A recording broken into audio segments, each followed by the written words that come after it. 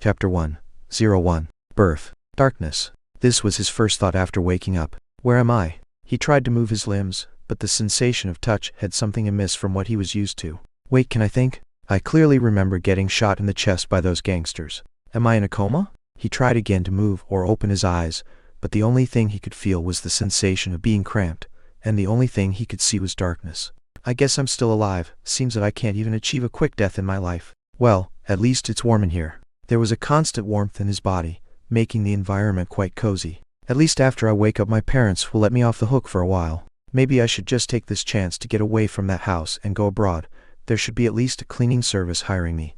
He thought of the possibility of exploiting that near-death experience as a mean to break free from the cage he called home. He considered how his parents would react once he said to them that he will drop the university to be a dishwasher. Dad will not make too much trouble for me, but Mom will surely go crazy. Nowadays the only thing I can do home without starting a fight is reading. Maybe I will lose that too.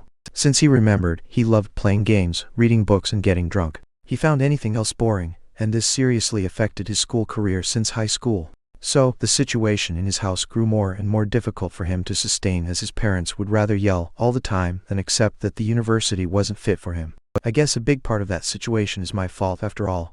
I've spent most of my life being drunk or isolated in some book. Not a good job as a son indeed. Thinking this, regret emerged in him. If he knew better at that time, he would have not used booze as a mean to vent, and maybe the situation in his family would have been more peaceful. Well, I can't change what has already happened, and I didn't really have many options to keep myself cool while pretending all the time. When he was 14 he figured out that something was not entirely right with him. He would see his friends going after girls or pretty clothing, emphasizing love and social status in a group of people. Yet he only felt curiosity towards sex without ever being able to really bind with someone. As for human society, he saw it as a bunch of rules created by humans in order to force them to live together. Aren't those rules created by men?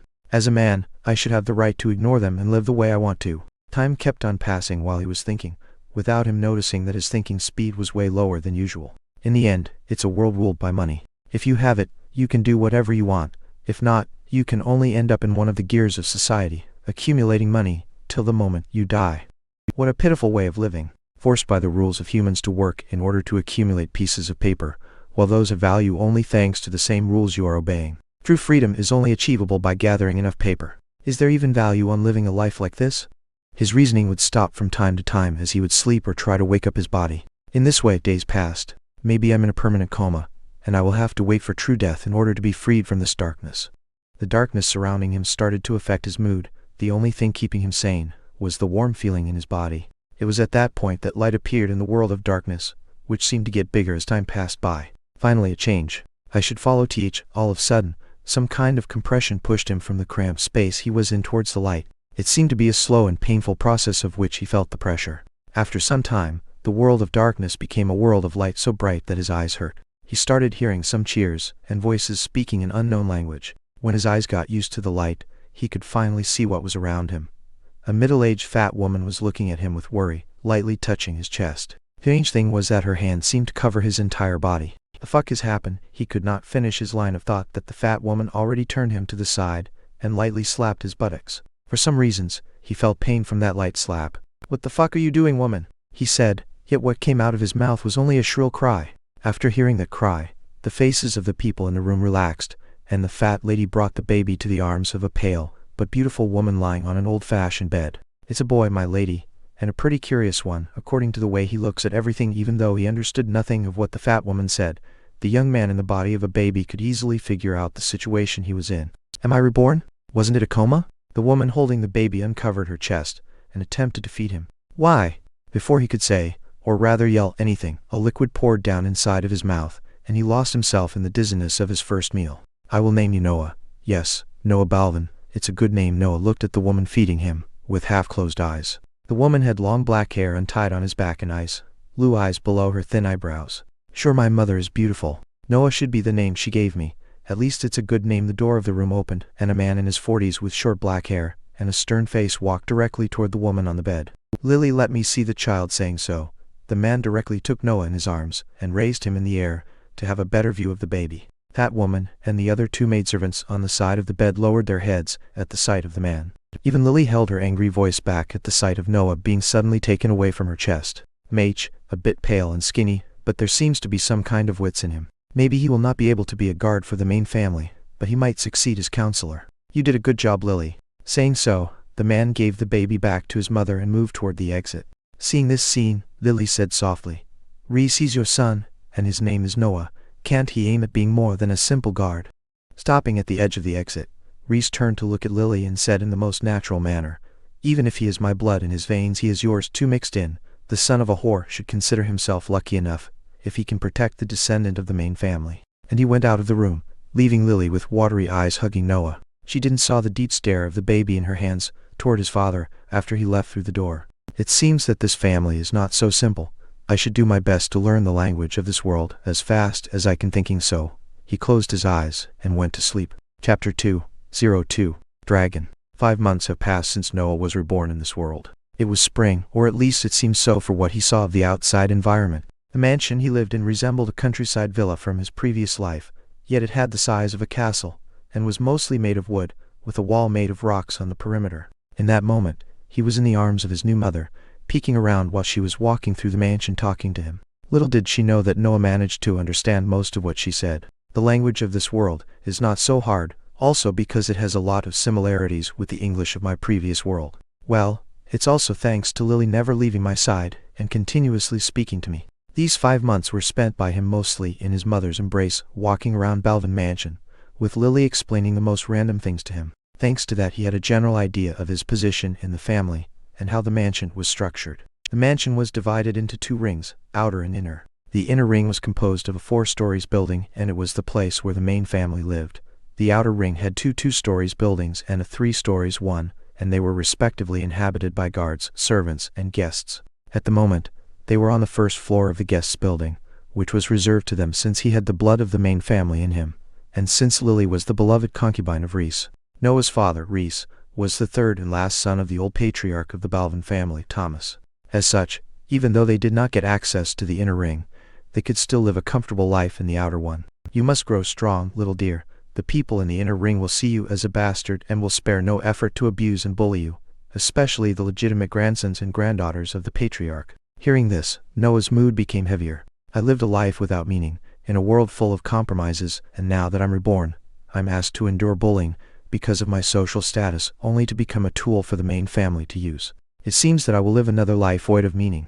Lily kept talking, but Noah's mind was away, trying to figure out the best course of action for this life. "If I stay here, I will probably have a lot of benefits. After all, the Balvan family seems quite wealthy. I just don't know enough of the outside environment of the mansion, so I can't be sure of the possibilities the outside world has to offer." Noah was already considering running away from the family. He appreciated the affection and the efforts of this new mother, but these feelings were far from the love he should have had for a parent. "I already had a family, and it didn't go so well. This time I don't have to go through various experiences to understand the kind of person I am, so I can always choose the things that suit me the most. If life in the inner circle is too hard for the sole reason of being a bastard, I won't mind abandoning the mansion. Plus, I have 25 years of experience in advance and the knowledge of a more advanced world. My possibilities should be plenty." From the clothing of the people, the structure of the buildings, and the state of the furniture, he could guess that this was a world without electricity, so way behind in the field of technology compared to his previous world. Yet, this might be also a disadvantage. My habits are those of the industrialized society and my thoughts are those of a guy from the 21st century. I don't know how the people here might react to some ideas. I must be careful. Sometimes thinking about his future, sometimes listening to his mother, the day passed and the night was approaching. Lily walked to a balcony in order to watch the stars appear on the dark sky. Noah used this chance to study the environment outside the mansion. Outside the defense wall, there were sheep grazing the fields. There was a large stone road that started from the main gate of the mansion and stretched in the distance, cutting the green fields into 2 halves. A field of what seemed corn was being cultivated on his right side, and a forest was barely visible on his left in the distance. It was a beautiful scenery, one Noah wasn't used to seeing, and now this was his new world. Then, he shifted his gaze to the sky, and he seemed to see the darkness enveloping the redness of the clouds due to the sunset. At the beginning it was like a small dot in the distance, becoming bigger and bigger as it was going in their direction. Only then he realized that something was wrong. The darkness wasn't caused by the nightfall but by the silhouette of something undulating through the clouds. It was fast, and it was getting closer and closer. At some point, a deafening roar ran through the peaceful countryside. It was coming from the figure in the sky. A black winged body dove from the clouds diagonally, speeding toward the flock of sheep outside the mansion wall. It was 7-8 meters long, and had big black scale wings. Actually, the scales were covering all of his body. It dove at such a high speed that Noah could not make out the time difference between its exit from the clouds and its nearing to the terrain where the flock was. Suddenly, the wall illuminated with purple, and runes appeared on its surface. It emitted a steady but loud hum, and the purple color of the wall spread toward the countryside in the direction of the flock. The beast seemed disturbed in its descent, and tried to halt itself midair, spreading its wings. But its speed was too high, and it inevitably fell on the ground where the purple halo was going, creating an immense pit. The moment the purple halo touched the dragon, smoke rose from the pit, and another roar, one of pain, sounded in the dusk. The dragon rose to the sky again as fast as possible and stared with venomous eyes at the mansion. Smoke kept flowing out of his belly like from an open wound. Apparently, the purple halo had injured the dragon. Filled with hatred, the dragon inhaled, and then spat out a tongue of red flames toward the mansion that took the form of a lance as it kept nearing the outer ring.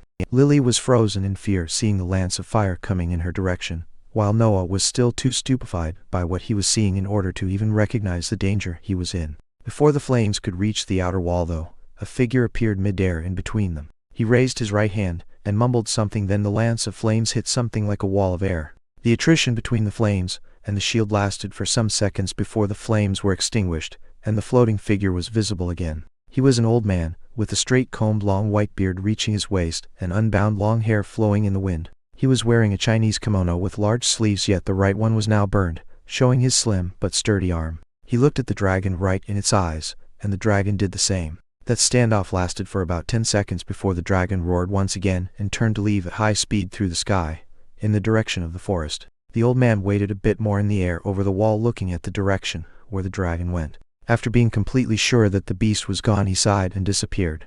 Lily was still frozen by fear, and did not notice that was holding the frail body of Noah too tightly. This pain was what made him return to reality, as he left a small groan to wake his mother from the reverie. Lily returned to reality too, softening the grip on Noah, and she was about to say something before being interrupted by an aged and deep voice. "So, this is my latest grandson, am I right?"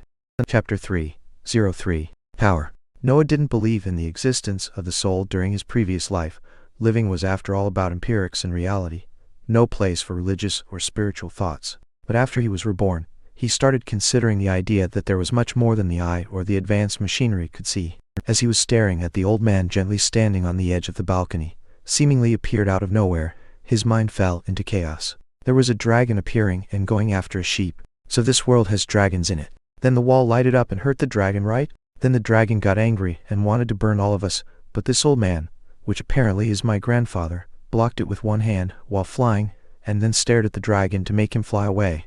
After a brief sum up the previous events in his mind, he only had one thought. Where the fuck did I end up? This guy can literally fly and fight dragons, and they want me to protect them? Is something wrong with their minds? Wait, if they want me to protect them, it means that I should be able to learn a thing or two.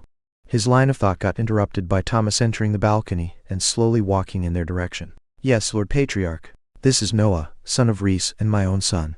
Lowering her head, Lily gently exposed Noah to Thomas in order for him to have a better look at the baby. Maybe Lily wanted to use this occasion to impose a tinge of love in Thomas for his grandson, so that he could protect him in the future. Or maybe she was just scared stiff at the sight of the old patriarch that she could do nothing else but to expose her son with trembling hands. Noah, in the meantime, was staring at the old man with fervent eyes. He didn't even notice the passion and curiosity that his stare was displaying. "People in this world can fly and fight with fucking dragons. Old man, look at how cute I am. Teach me how to fly." But only some sounds came out of his mouth.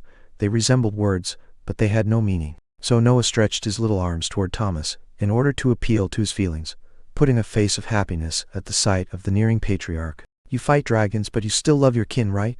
Needless to say, the whole dragon incident left a deep impression on him. After all, dragons were only legends in his world, and were represented as mighty and unbeatable. While their might was up to fantasies, in this world dragons could be fought, and you could win. Oh, looking at the baby happily stretching his arms toward him, Thomas could not help but show a trace of warmth on his serious face. Then he picked up Noah from his armpits and stared at him with a slight smile. "Ooh, he seems pretty interested in me.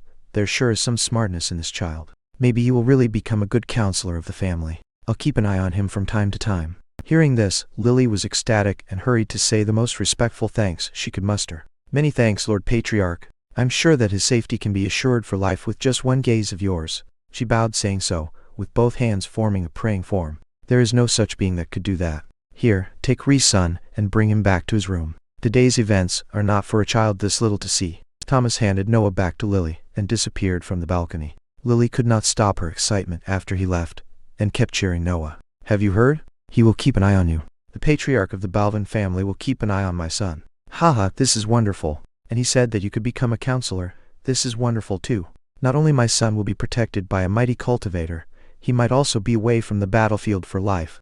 As a mother of a bastard son, Lily knew that the possibilities of Noah were not the brightest compared to the other descendants of the main family, so she was suddenly relieved when she heard some assurance from the patriarch. Carrying Noah back to their sleeping quarters in the center of the first floor, she did not notice that the baby in her arms was silent, and that his eyes were growing more and more determined. A counselor, my ass. What's the point in giving advice to people with such powers? Any problem can just be blasted out like the old man did with the lance of flame. Think that a power like this actually existed. I must get my hands on it. I might have to risk a bit though. It seems that the purity of the bloodline is kept in high regard inside the Balvan family, so showing some talent might attract unwanted attention from the main family descendants. Yet I need some information to really understand what's going on. From all the books he read, he could imagine that the fight for succession, or even the envy of someone with a higher status than him, might end up in blood. I already died once, and it was by accident. I don't want to be put in a political scheme and end up dead again, being powerless about it. And never felt determination ran through his little body, while Lily was preparing to put him in his cradle. A world where power is not given to men from the society they created. A power that seems to come from the inside of each individual. A power that belongs only to themselves. Lily called him a cultivator. I must find something about it. I must learn to walk and read as fast as I can so that I can have some form of independence, and at the same time show some early talent in the literature field. It might bring me to books that describe what a cultivator actually is and how to become one. From that day on he started eating more and more in order to grow stronger and get rid of the skinny physique he was born with. He started to actively try to walk, first in the cradle and then on the ground, worrying the maidservants or his mother every time he fell from his attempts to stand on his feet. Yet, this kind of pain was nothing. A bullet in the chest hurts way more, and so, only 8 months after his birth, Noah was standing upright on the ground, taking his first steps. This is so fucking slow. I need to train for this. I should start running from time to time in order to be more healthy and be more comfortable with my body. Even though he was disappointed with how slow he was growing up, Lily and the maidservants were stupefied. This baby has been trying to stand up for 3 months and now he did it. Most importantly, every time he fell he would not cry, but try to stand up again. If we didn't stop him every time, he could have gotten a big injury by now. The chatting maidservants were totally ignored by Lily, as a sense of pride enveloped her seeing her baby walking, at the age of 8 months. This must be the patriarch blessing. I knew something good was bound to happen since that day. Luckily or not, no achievement was pinned to the supernatural character that was Thomas Balvan. Surprises in the first floor of the guests' building were far from over though. After being sure of having a good balance, Noah took slow and careful steps in the direction of his mother. Slowly but surely, and with a bit of sustain given by the wall at his side, he arrived in front of his smiling mother. "Come to Mummy, little one. You did a wonderful job today. Mum is happy." Saying this, she half kneeled on the ground with spread arms, waiting for Noah to reach her embrace. Noah looked at her and smiled, then moved with spread arms toward her and yelled at the last moment before the embrace, "Mommy," and then he fell in his mother embrace, while Lily and the maidservant stared at him with wide eyes. This should be enough to get me an early education. Chapter 4:04 Breath of Heaven and Earth. Time kept passing, and rumors about an intellectual prodigy spread through the Balvan family. I heard he was able to talk fluently only 1.5 years after he was born. I heard that kid started running around every morning before breakfast only 3 months after he learned to stand up. You won't believe me, but I personally saw that kid going alone in the library of the guests' building trying to pull books out of the shelves. Believe me, I was doing the cleaning service there at that time, and I found him looking at the symbols on the book as if he could read. And he was only 2 at that time. That's impossible. His mother requests to get him a teacher got approved 2.5 years ago. Are you saying that he knew how to read before he even got a teacher? I'm only stating what I saw.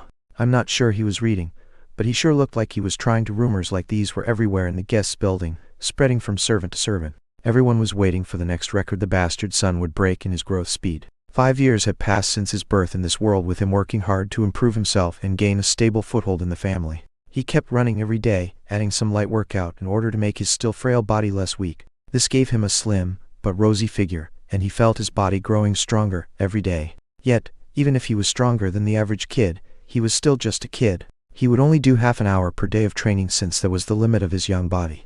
The rest of the day was spent eating large meals made of rice and meat, sleeping or reading. 2.5 years ago, he finally got his teacher, so he could stop sneaking out at night trying to decipher the strange symbols they called writing. His teacher name was Reincarnated. He was one of the scholars hired by the main family to instruct their descendant, and his position in the family was quite high for a guest. Noah's father, Reese, accompanied him to the outer ring personally, underlying how much the instruction process should be taken seriously and not as a game. Apparently, the scholar position was of a higher rank than his in Reese's eyes, since that was the first time Noah saw his father after his birth. Reincarnated was a man in his 60s, with gray hair tied in a ponytail, and a short black beard noticeably cured. He had an apathetic face, as if nothing was of his interest, and explained things in a slow but concise manner. Yet, even this lofty character had to change his disposition toward Noah when he found out that he learned how to read in less than 6 months of teaching. After that, he would finish every book the scholar imparted him in less and less time, and he even had time to rent books of his interest from the library on the ground floor. The servants were so used to him picking books that they would not even remind him to bring them back.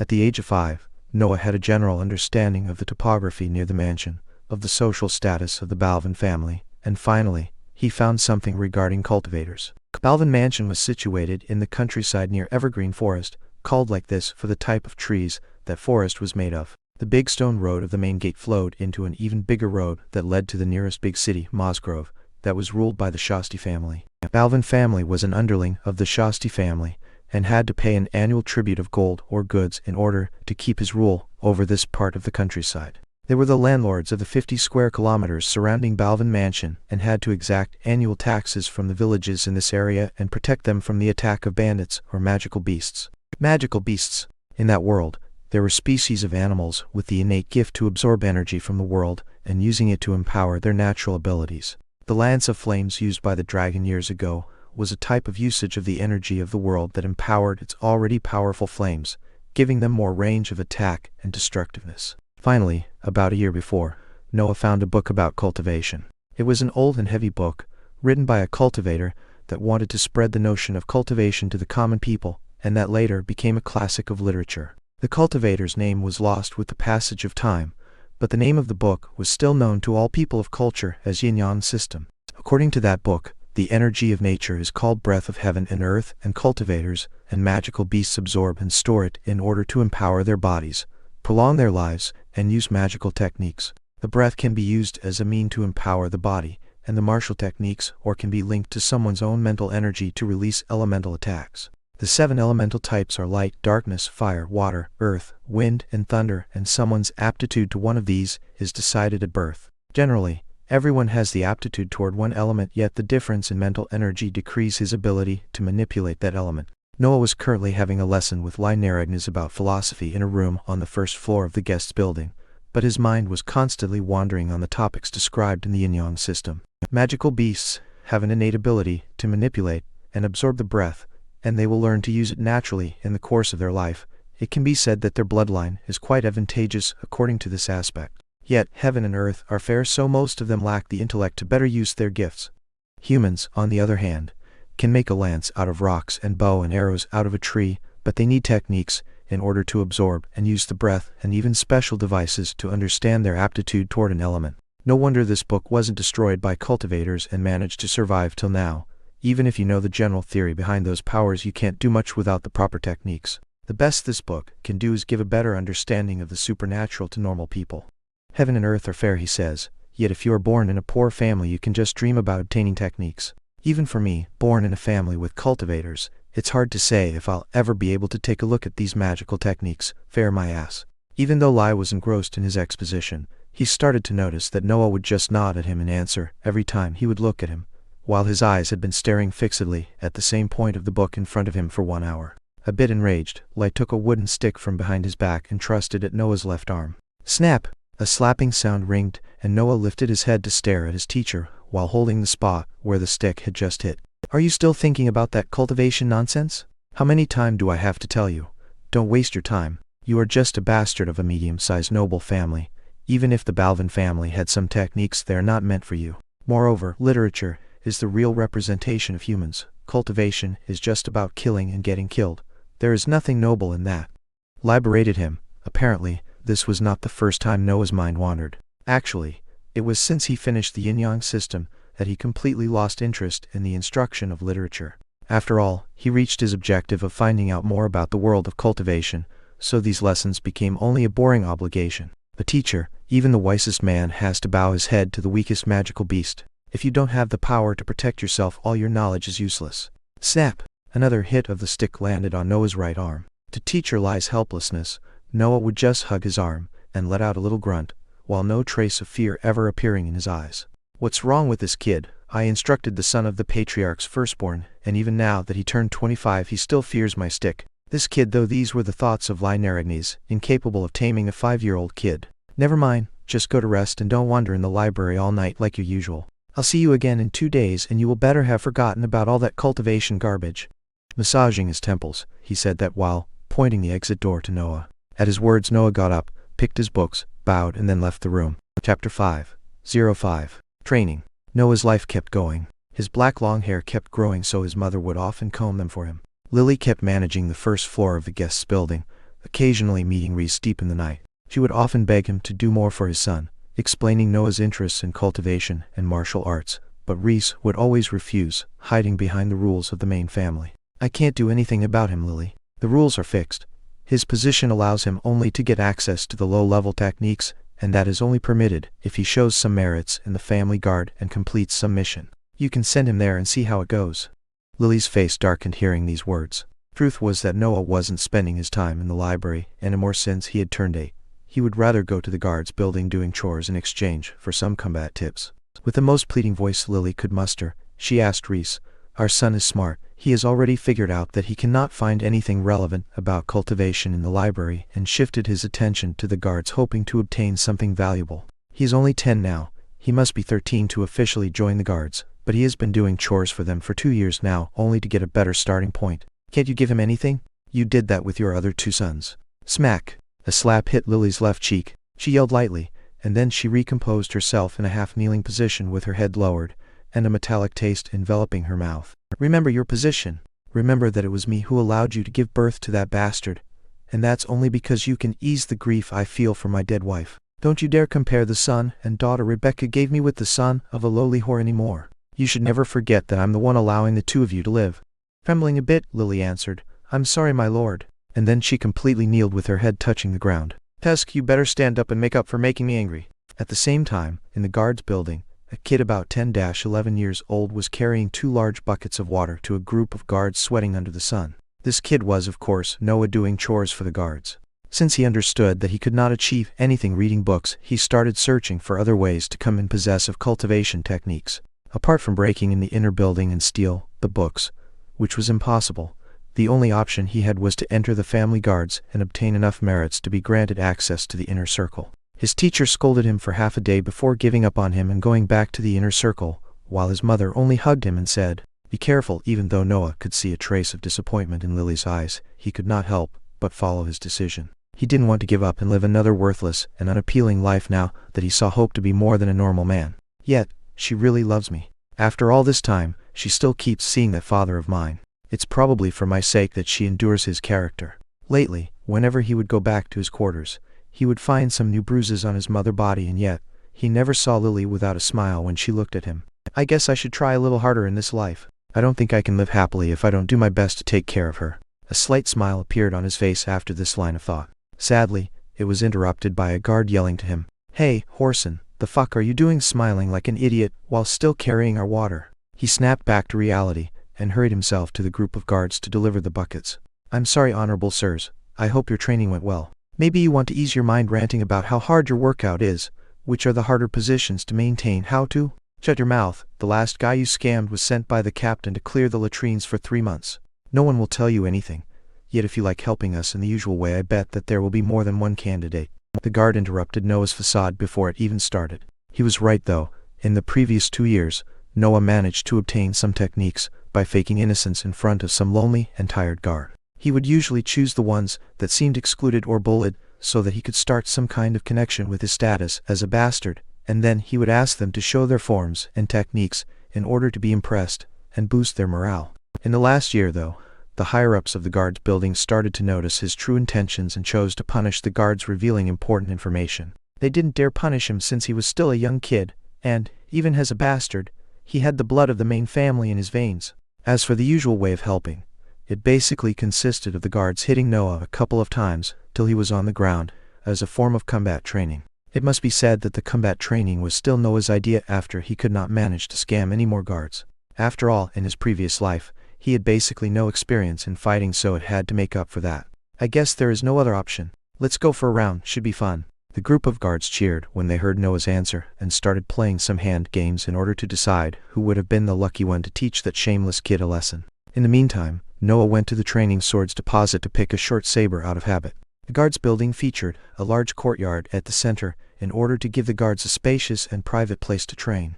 Noah only managed to get in thanks to his initial fake innocence and his diligence in doing their chores. The deposit was on the side of the yard, so after a couple of minutes, he came back to the group of guards with a steel blunt short saber. The guards were, by then, used to this kid able to wield with quite dexterity the saber with his left hand. Ha ha ha, kid, today is my turn.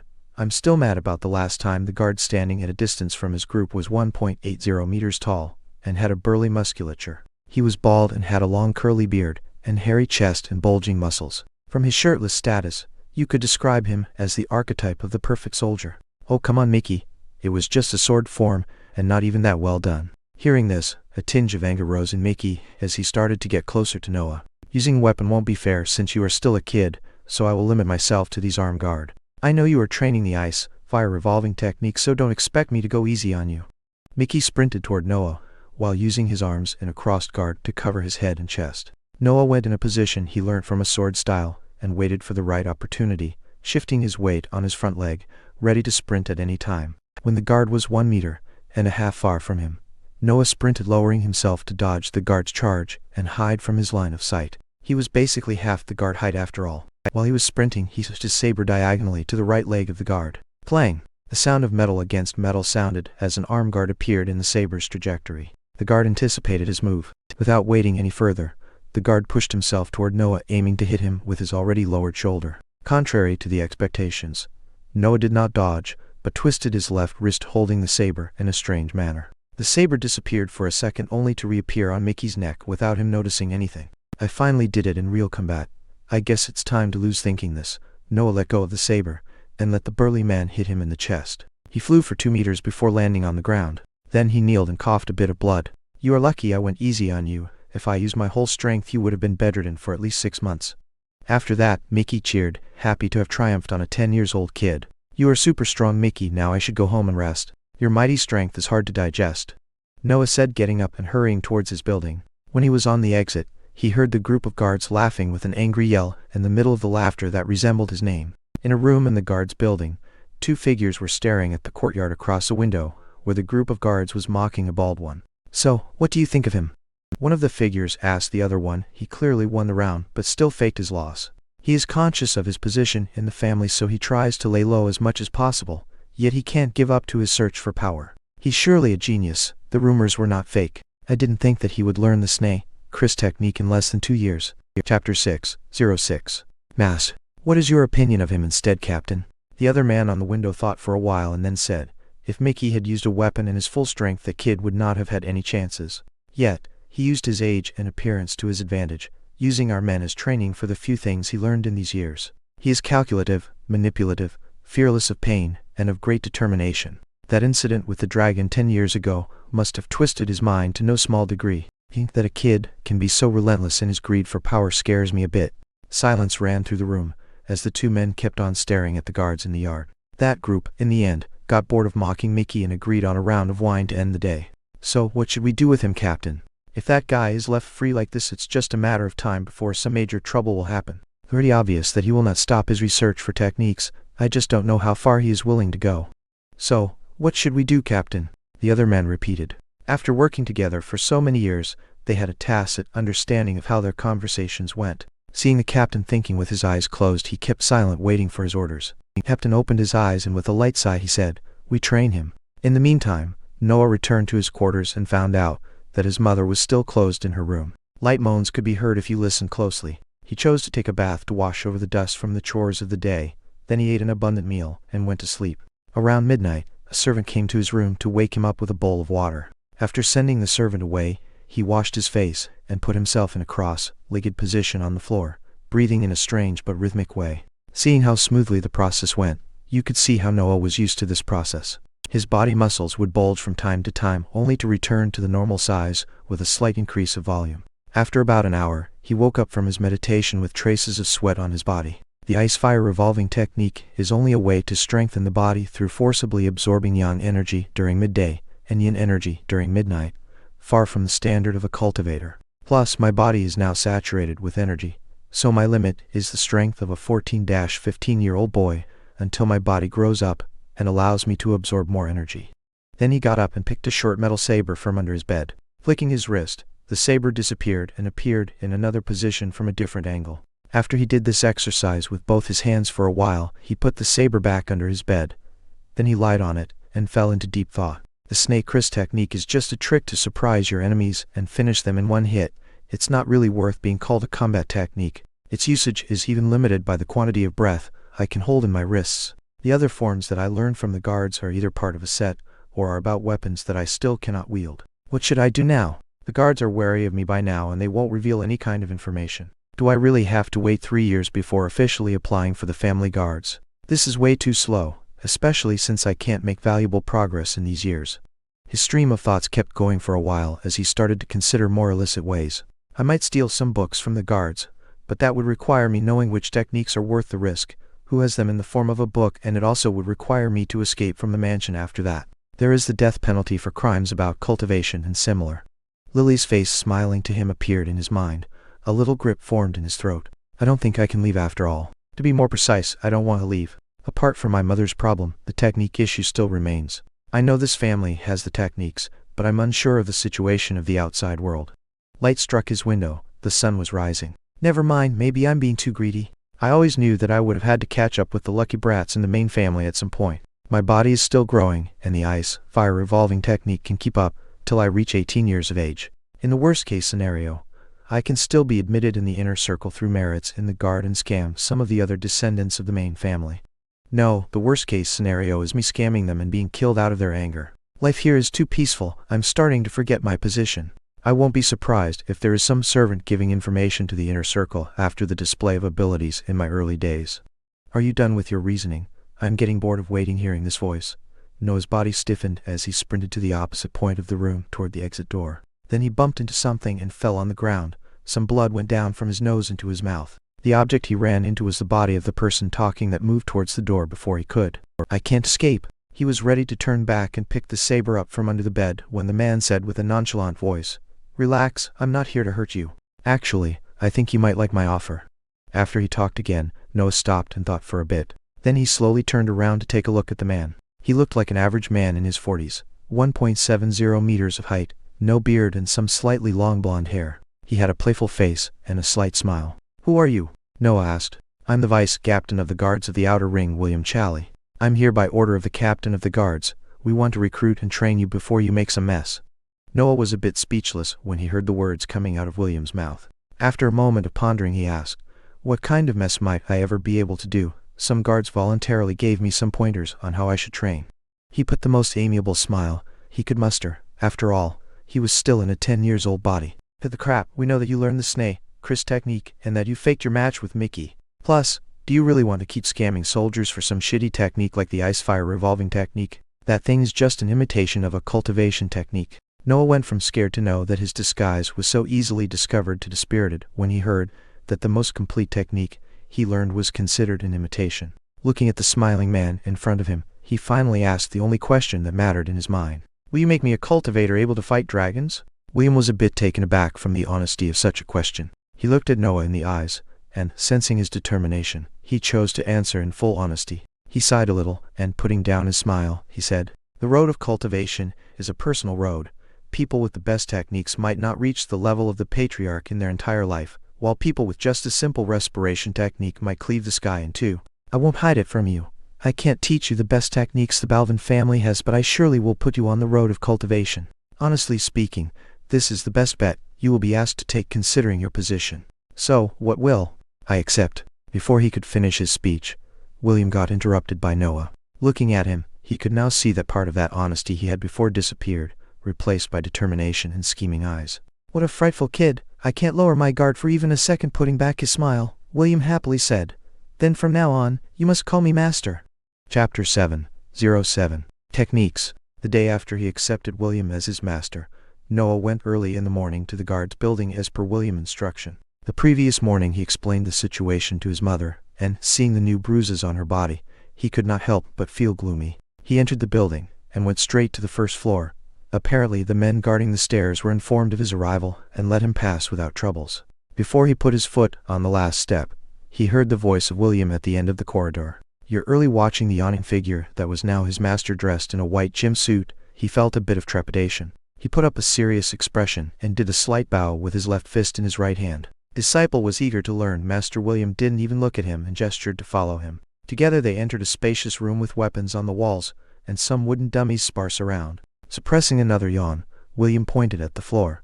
"Sit. I'm not really good at mornings, so I wish to explain everything just once. Then you can ask me questions." Noah almost immediately sat cross-legged on the floor, yearning clearly visible in his eyes. William sorted his thoughts for a little, and then started explaining with a serious face.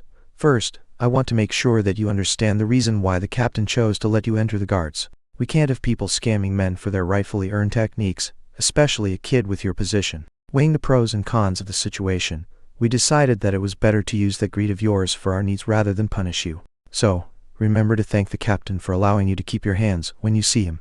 A drop of cold sweat ran through Noah's back. He finally realized how reckless he was. The facade of the kid can't work against powerful people. Maybe it's more right to say that they don't care that I'm a kid.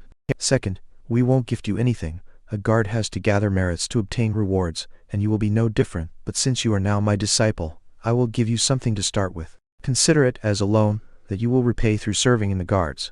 Do you understand me? You will have to spill blood for your family to obtain what you want. William looked at Noah's eyes with probing intention. His situation wasn't exactly a secret, so it was reasonable to question his will to protect the Balvan family. I know what he wants to say. He is afraid that since I'm a bastard, I might have accumulated hatred towards the Balvan, and used the guards as a mean to strengthen myself only to get revenge. He is not wrong, but he totally missed my reasons. Looking conflicted, and in thought, Noah lowered his head only to rise it with an even more determined face. Disciple understands. William stared at him, trying to decipher his face. If he is lying, he sure is good at it. Then he gave up on understanding the kid in front of him, and resumed his explanation. Then it's settled. You are now the youngest member the guards of the Balvan family ever had. Our duties consist mostly in solving issues with bandits and magical beasts in Balvan's territory, since it's the duty of the troops in the inner circle to personally protect the family members. I will explain more about missions later. Now pay attention. I'm starting with the part you almost lost your hands for. Needless to say, Noah's attention skyrocketed. You read the yin-yang system, so I can skip the part about the breath and elements.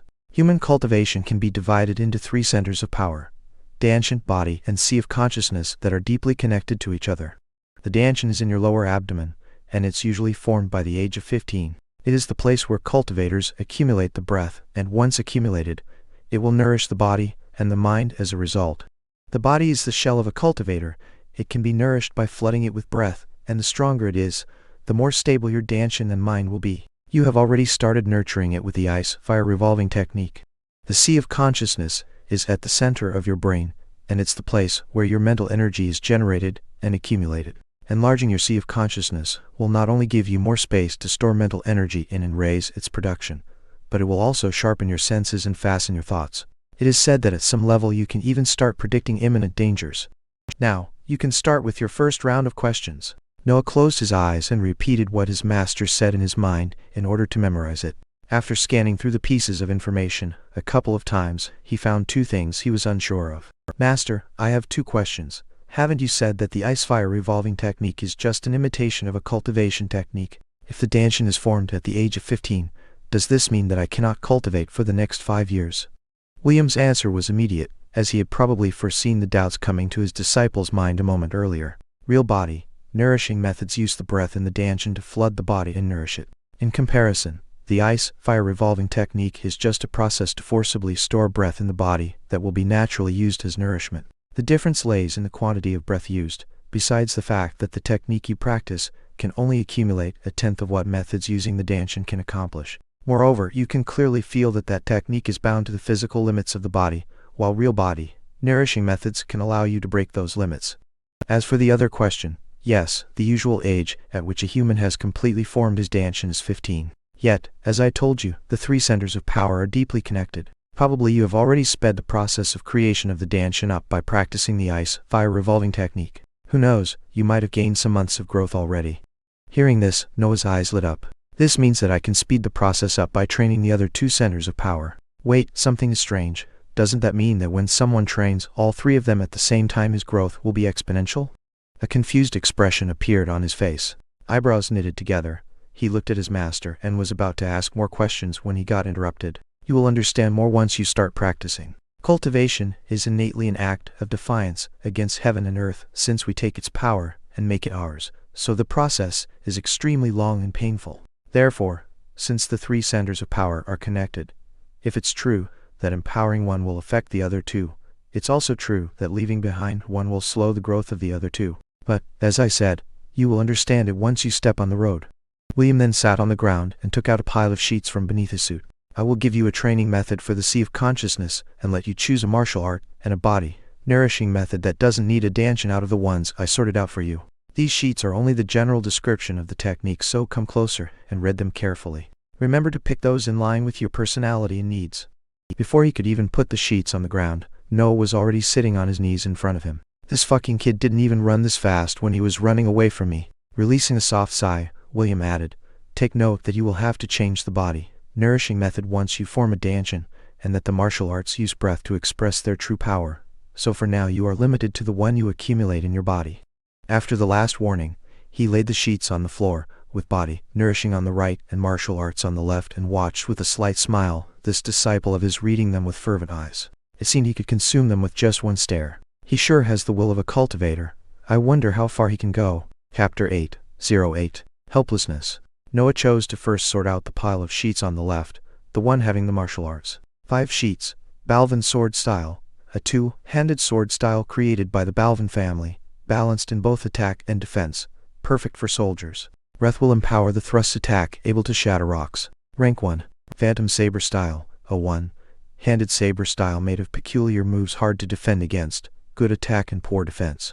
Breath can make any of the willing body parts disappear in order to catch your enemy unprepared. Rank 2, Flow of the Sword, a two-handed sword style focused on deflecting your opponent's attack and counter-attack at the right time, excellent defense.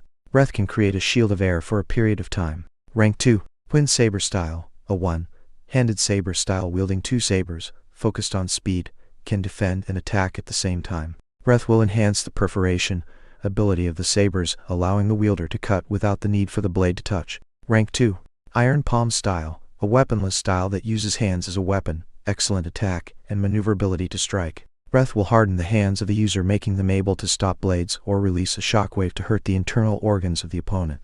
The hardening of the hands can be permanent with training. Rank 2. Noah fell deep in thought. Master, why is there a rank on the side of the arts? As if expecting the question, William seriously explained.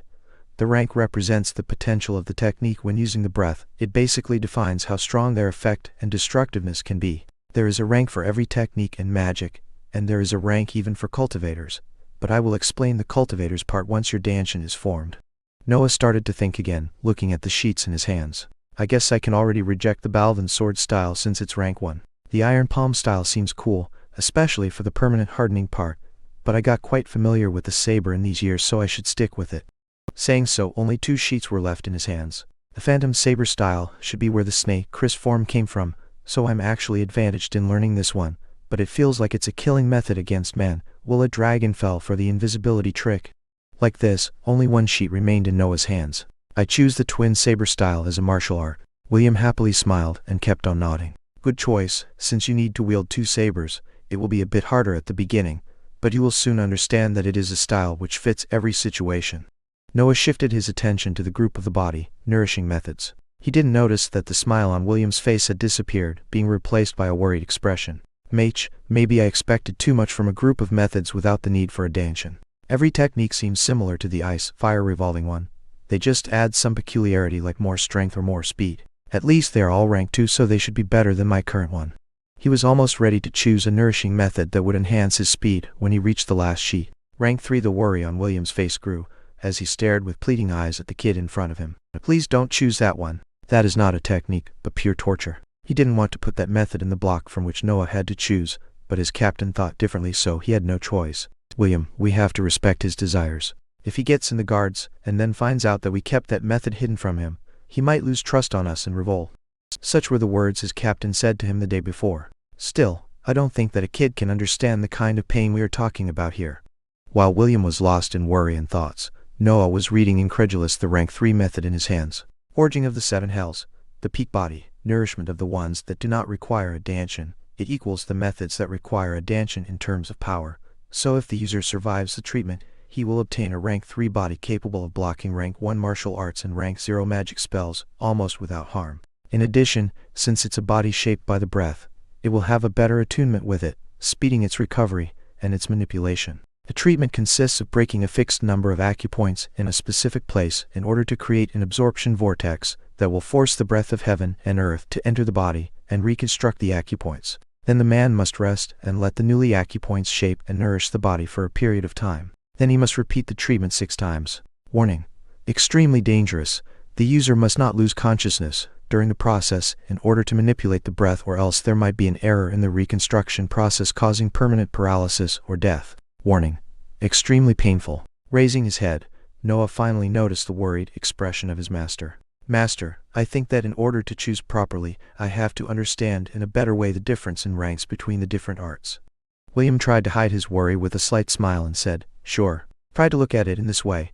The more variables you add into one attack, the more powerful it is. The weakest of all is the body, which consists only in a strengthening, like reinforcing a wall. Then comes the martial art, which is a mixture of body and breath. So of course, its power will be 1.5 higher than the simple body. In the end, there are magic spells, which use a specific element of the breath you accumulate in your dantian, mixed with mental energy to create spells, so they will be the most powerful and destructive. Generally speaking, a cultivator's highest rank is the body, while the level of his cultivation and mental energy is pretty similar. For now, just consider the dantian level as a form of fuel. The higher it is, the stronger its effects will be once used for martial arts and spells. Noah shifted his gaze back to the sheet in his hand. The advantages of this technique are pretty awesome. I just don't know if it's worth the risk. How much does it take for a man with a dantian to obtain a rank 3 body with the orthodox way? William hesitated a bit before answering, and then he simply chose to tell the truth. If from the beginning a man trains a method for a rank 3 body, without going through methods for rank 1 and 2, it will take between 5 and 15 years. What body level am I right now? How much will it take with the orthodox methods once I get a dantian, and while training a rank 2 method in the meantime? How much with this technique? A tempest of questions came out of Noah's mouth. If he had to risk his life, he wanted to make sure that the benefits were way higher than the dangers. Right now, your body is below half rank 1, since your body is still growing, and you trained in a method without the need of a dantian, the results will be lesser if compared with the benefits provided by the techniques of the same rank, which instead need a dantian. The same will go for the rank 2 methods below you. If you start training in one now, by the time you get your dantian, you will have a body of rank 1.5, so to say, and you will probably reach rank 3 in 5-9 years. If you use that torture instead, it might take you between 3 and 5 years to complete the process. Noah was a bit stupefied. The orthodox method didn't seem too slow at all. He was confident that with his rigid schedule, he would have achieved the rank 3 body in the shortest possible time, wasting about 4 to 5 additional years, but also avoiding such an extreme risk of his life. He was about to reject the idea of going through the 7 hells technique, when he looked at his master's eyes that seemed filled with shame. Then he thought of something and asked with a bitter smile, How hard is to get a proper rank 3 body, nourishing method? This time, shame ran through William for being found out. He lowered his head a bit to recover his composure, and then said with a soft voice, You must enter the inner circle in order to request it. Still smiling bitterly, Noah handed the sheet to his master. Then I choose the forging of 7 hells method. Chapter 9:09. C. Of consciousness. William's fear came true, and he could not help but feel sad.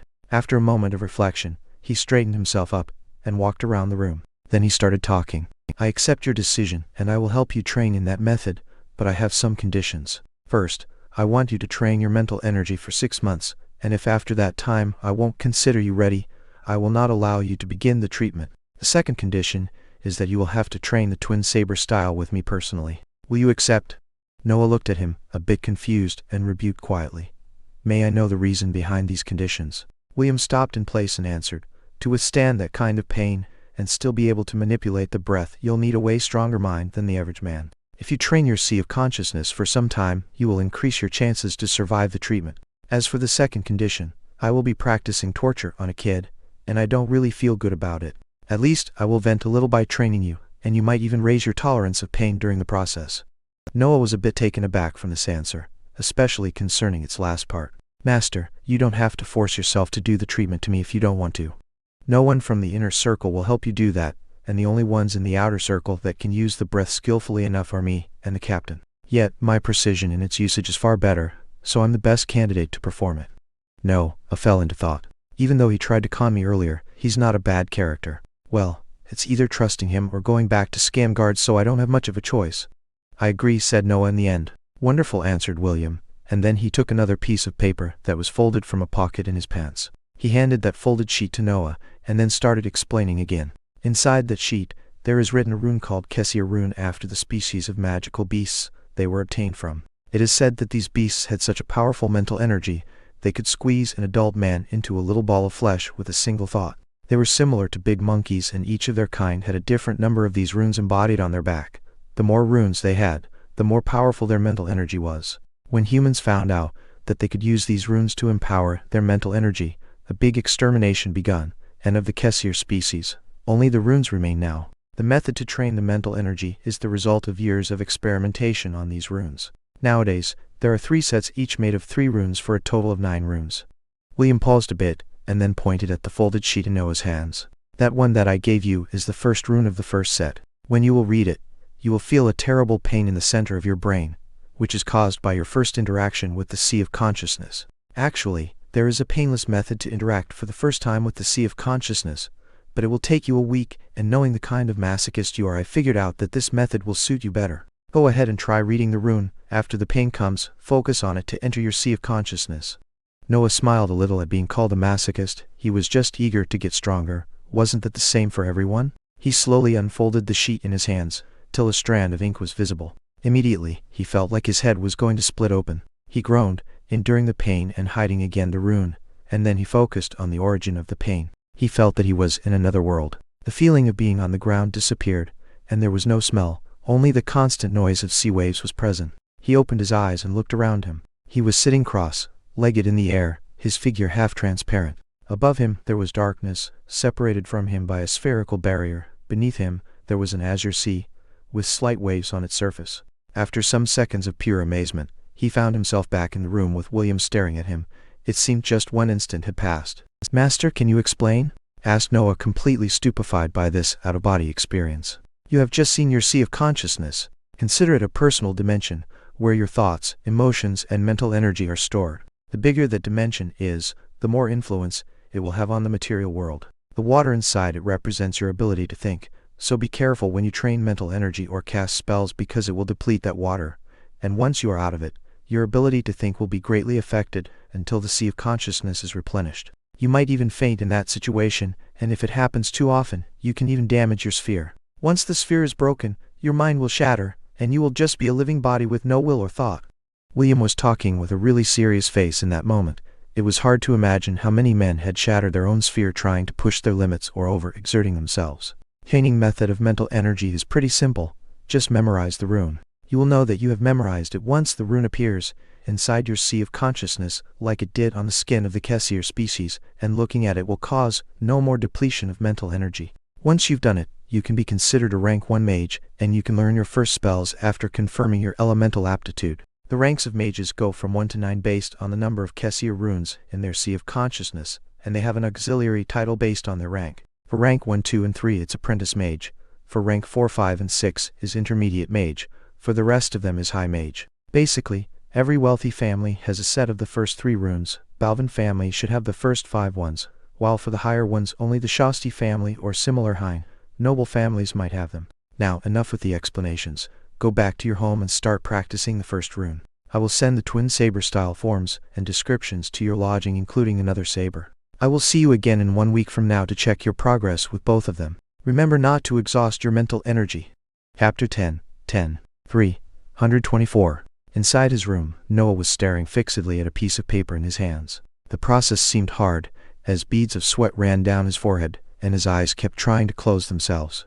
"This is fucking hard. Keep going, keep going." Fucking eyes stay open. Noah was completely focused on his task, and ignored everything around him. As time went on, his hands started to tremble, and his eyes become redder and bloodshot. Inside his sea of consciousness, waves kept surging from the center of the sphere, where Noah's half-transparent figure was standing with closed eyes.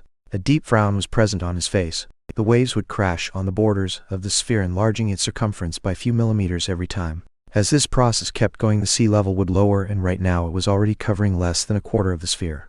Noah abruptly folded the sheet containing the rune, and let out a long breath while lying on the floor with speed arms. I feel that my head is about to explode. My sight seems confused, and even thinking makes the pain increase. Terrifying, this kind of training is terrifying. And I feel so sleepy too. Some knocks sounded from the door of his room. Noah cursed a bit in his mind, only to feel again an increase of pain that made him curse again. He stood up while supporting himself first to the floor, and then to the walls, and went to open the door. The figure of Lily appeared on the other side of the exit, carrying 2 old books and a case with a radiant face. Some guards took these to the building. They said that the vice captain sent the... She interrupted herself, seeing the state her son was in. He looked incredibly tired. His face was ashen, and his eyes were half closed and completely red. She noticed how he was using the door as a support to keep himself standing. She hurriedly jumped on him, and put her shoulder below his armpit as support. She then moved to the direction of the bed, yelling, "What happened to you? Is that William right? Or it's the guards? I'm gonna talk to the captain right now. I'm gonna..." Before she could finish her venting, Noah sat on the edge of the bed and raised a hand to stop her from yelling any more than that. His head ached like hell, but he forced himself to talk because he felt the need to explain something to his mother. "Mom, don't worry. It's just a special training that will make me able to do magic one day. I exaggerated a bit because it was my first time doing it, but I will feel better after I get some sleep.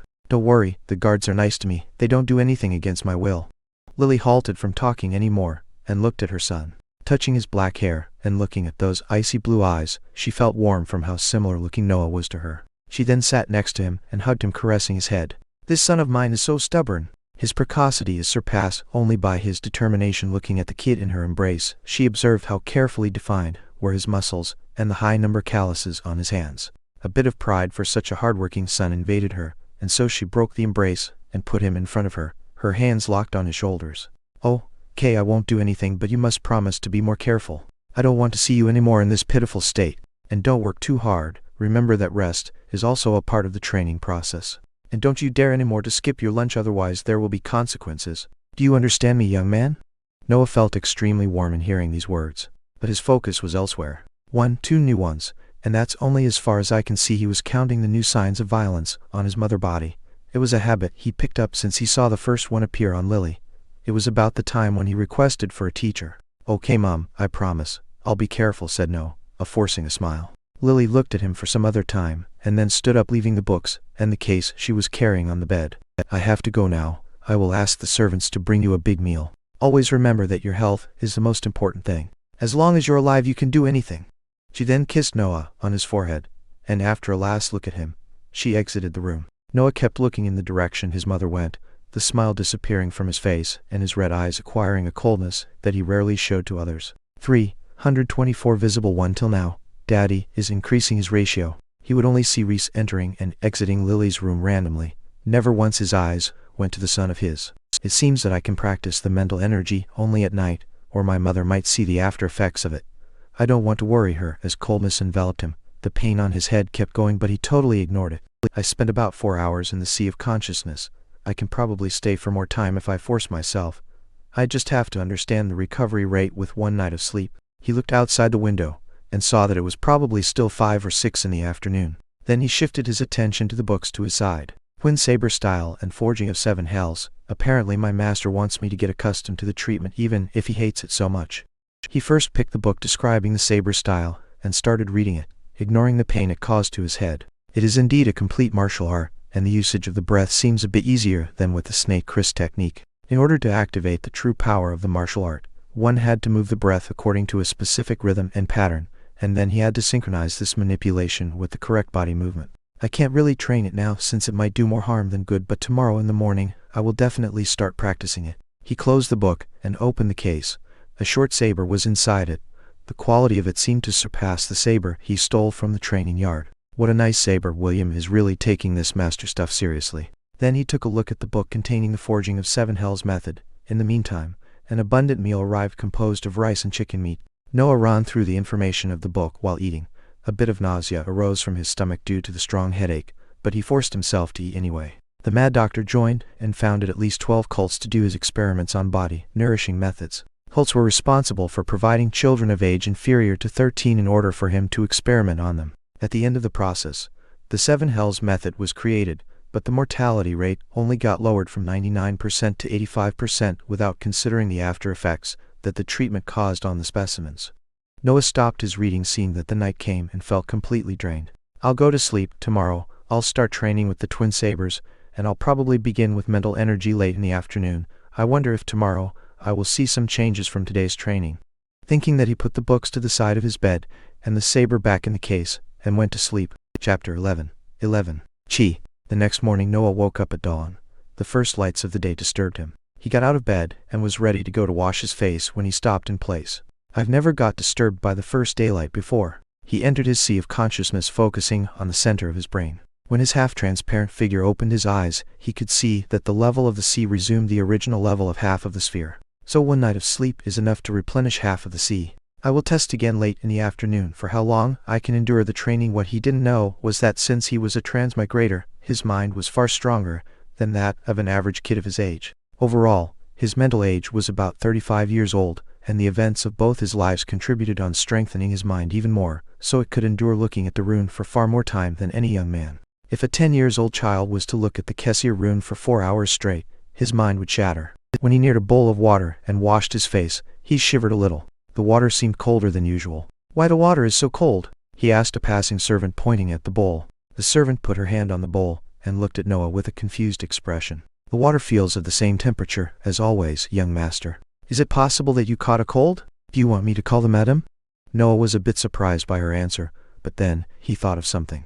Is it possible that my perception of sensations got stronger with only one session of training? That shouldn't be so fast, right? No, it's fine, keep going with your work. He dismissed the maidservant and went to eat breakfast. I will ask master when I see him. Now, I should focus on the twin saber style.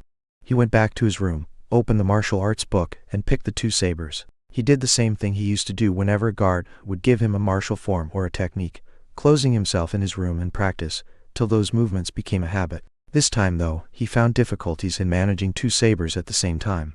I guess it's really harder getting used to it, as master said. I can only practice more until I can use these moves in an actual fight. Like this, his day passed by. Noah went out of his room only to get his lunch, and spent the dinner reading the forging of 7 hells closed in his room. When he felt that he digested, it was already night. He closed his book and took out the Kessier rune from his clothing. As his most important asset, he would always keep it with him. He stared at the rune sitting on his bed, and kept going until the level of the water inside his sea of consciousness was below 1/5 of the sphere. Then he folded the sheet. Some riches ran through him, but he suppressed them with closed eyes until they were gone. Only then, he looked outside the window to understand how much time he spent training. About 4 hours again, even by reaching my absolute limit. It seems that practicing all day has its toll on the mind, otherwise, I'm confident I could have held for about 5 hours.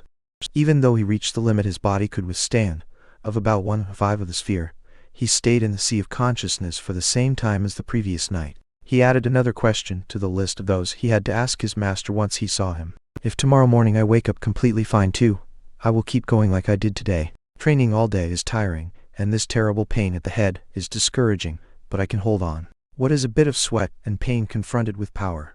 Reaffirming his determination, he lied in bed completely exhausted both in body and mind, and slept soundly. In the morning, Noah woke up again at dawn, as soon as he noticed the light on his window. Checking that everything went smoothly in his sea of consciousness, and that apart from some soreness from his limbs he had completely recovered, he chose to repeat the same actions of the previous day. He would train from morning till mid-afternoon in the twin saber style, read the forging of 7 hells while eating dinner and digesting it, and practice with the Kessier rune during the night, till his body was on the verge of throwing up. Like this, the day of his meeting with William arrived. In the same spacious room from a week ago, Noah was sitting on his knees looking at his master standing in front of him. He was waiting for William to finish his yawn before asking him to clarify some of his doubts. "Master, ever since I began training my mental energy, I can notice the light of the morning at the window during my sleep. Plus, everything seems colder or warmer than what it used to be, and I'm pretty sure I can hear some servants whispering in other rooms if I concentrate enough." Noah never slacked off in these days, and the changes in his perception grew every day more evident. William was a bit surprised when he first heard that, but then remembered how stubborn his disciple was when it came to training. He thought that he should impose more limits on his training habits before Noah hurt himself due to exhaustion. It seems that you practiced really hard on the Kessia rune. I remember that when I first started practicing my mental energy, at the age of 15, I could not keep going on for more than 2 hours before collapsing. I remember the captain called me a rare genius. Haha, don't worry, as you grow up your mind barrier will solidify and become sturdier, allowing you to train for more time. Noah was left speechless, staring at his master with wide eyes. William put a proud expression of thought. Yes, that's right, your master is a genius. Are you comparing yourself with me right now, right? A slight smirk was on his face as he thought that he finally obtained some respect from the kid. Wait. Is he saying that he collapsed only after 2 hours? A rare genius him? What is the double of a rare genius? Maybe because my mind has already undergone another life it can be considered as a fully formed mind, so I can train for the same period of time of grown-up men while being still 10 years old. Isn't the same as saying that, as long as I don't slack off, no one of my same age will ever reach me? Noah's mouth became a little dry, and then he gulped. Trying to shift the focus of the conversation away from the hours of training, he questioned William about another one of his doubts. How much did you take, master, to memorize the first rune? William's smile grew and said with a proud smile, about 6 years, but I could have done it in 5 if it wasn't for the captain always sending me in missions. So, if I keep going like this, I might actually become a rank 1 mage in 3 years. Maybe the process will be slower due to my still not formed Danshin, yet it's extremely good. Noah already wanted to drop this talk with his master and go back in his room to train. He was eager to understand what it felt like to cast magic spells. William dropped his prideful pose and looked at him smiling. Have you trained in the twin saber style too, right? Yes, master, answered Noah. That remembered the main reason he came here today. Do you want to show it to me? Yes, please. Master, don't go easy on me. Noah stood up and picked 2 training sabers from the wall behind him. Don't worry, I won't, said William, putting his left hand behind his back and raising his right one to his chest, the side of the hand pointing at Noah. Immediately, the atmosphere in the room changed. Chapter 12. Smile. The atmosphere became heavier. Noah felt a little like suffocating. He looked at the stern expression on his master's face and gulped, then released a long breath and got in a charging position with both his sabers pointing ahead. He is strong, way stronger than any guard I've faced, and they are stronger than me already. William was unmoving. He didn't even seem to breathe. He stared fixedly at Noah's figure waiting for his move. He won't underestimate me like Mickey. Noah's eyes became full of resolution. So I can only charge ahead and see how it goes. Once decided, Noah didn't waste any more time. He charged ahead. In a moment he was in front of William aiming for a horizontal double cut. A loud thud resounded in his mind. Reckless. What's the point of wielding 2 sabers, if then you use both of them to attack against an opponent of which you know nothing? Noah found himself on the ground, his left shoulder hurting. I didn't even saw his attack again, ordered William. Noah stood up pointing with his right arm and went back into an attacking position. Then he charged ahead again, but made a feint before entering William's range of attack and twisted to his left swing with his right saber. The left one was held still to cover his head. Thud. A feint can only work if your ability to perform it surpasses your opponent's ability to see through it. Again this time it was his right leg to hurt. Noah slightly sensed something after he made the feint, but it was too fast for him to react, and so he ended up again on the ground. Like this the day went on. Thud. If you use a jump attack on someone faster than you, you are just cutting off your road of retreat. Thud. Whenever you try to use your height to your advantage, your opponent will do the same with his peculiarity. Thud. Aiming for my blind spot was smart, but I'm a cultivator. I don't have blind spots because I can sense you clearly with my mental energy. Thud. I'm almost moved from your perseverance, but even throwing your saber won't work. Thud. You sure are stubborn, but that won't get you anywhere until you understand the lesson of today. Thud. This time William didn't speak. He just looked at the kid full of bruises in front of him. He was pointing with trembling hands and legs at the floor with his sabers, his breath ragged, and his whole body full of sweat, yet his eyes were still staring at William with fervor. And, what would be today's lesson about? Asked Noah, confused. Tell me, my disciple, what can you do against an opponent faster than you, stronger than you, and that you can't outsmart? Noah lowered his eyes and thought for a long time, then he answered with a questioning tone, Nothing. William half smiled, sighing softly. Quite, but not totally right. The only thing you can do is giving up. You must understand that sometimes you simply can't win, even if you put your everything on the line, no matter how unjust it can be.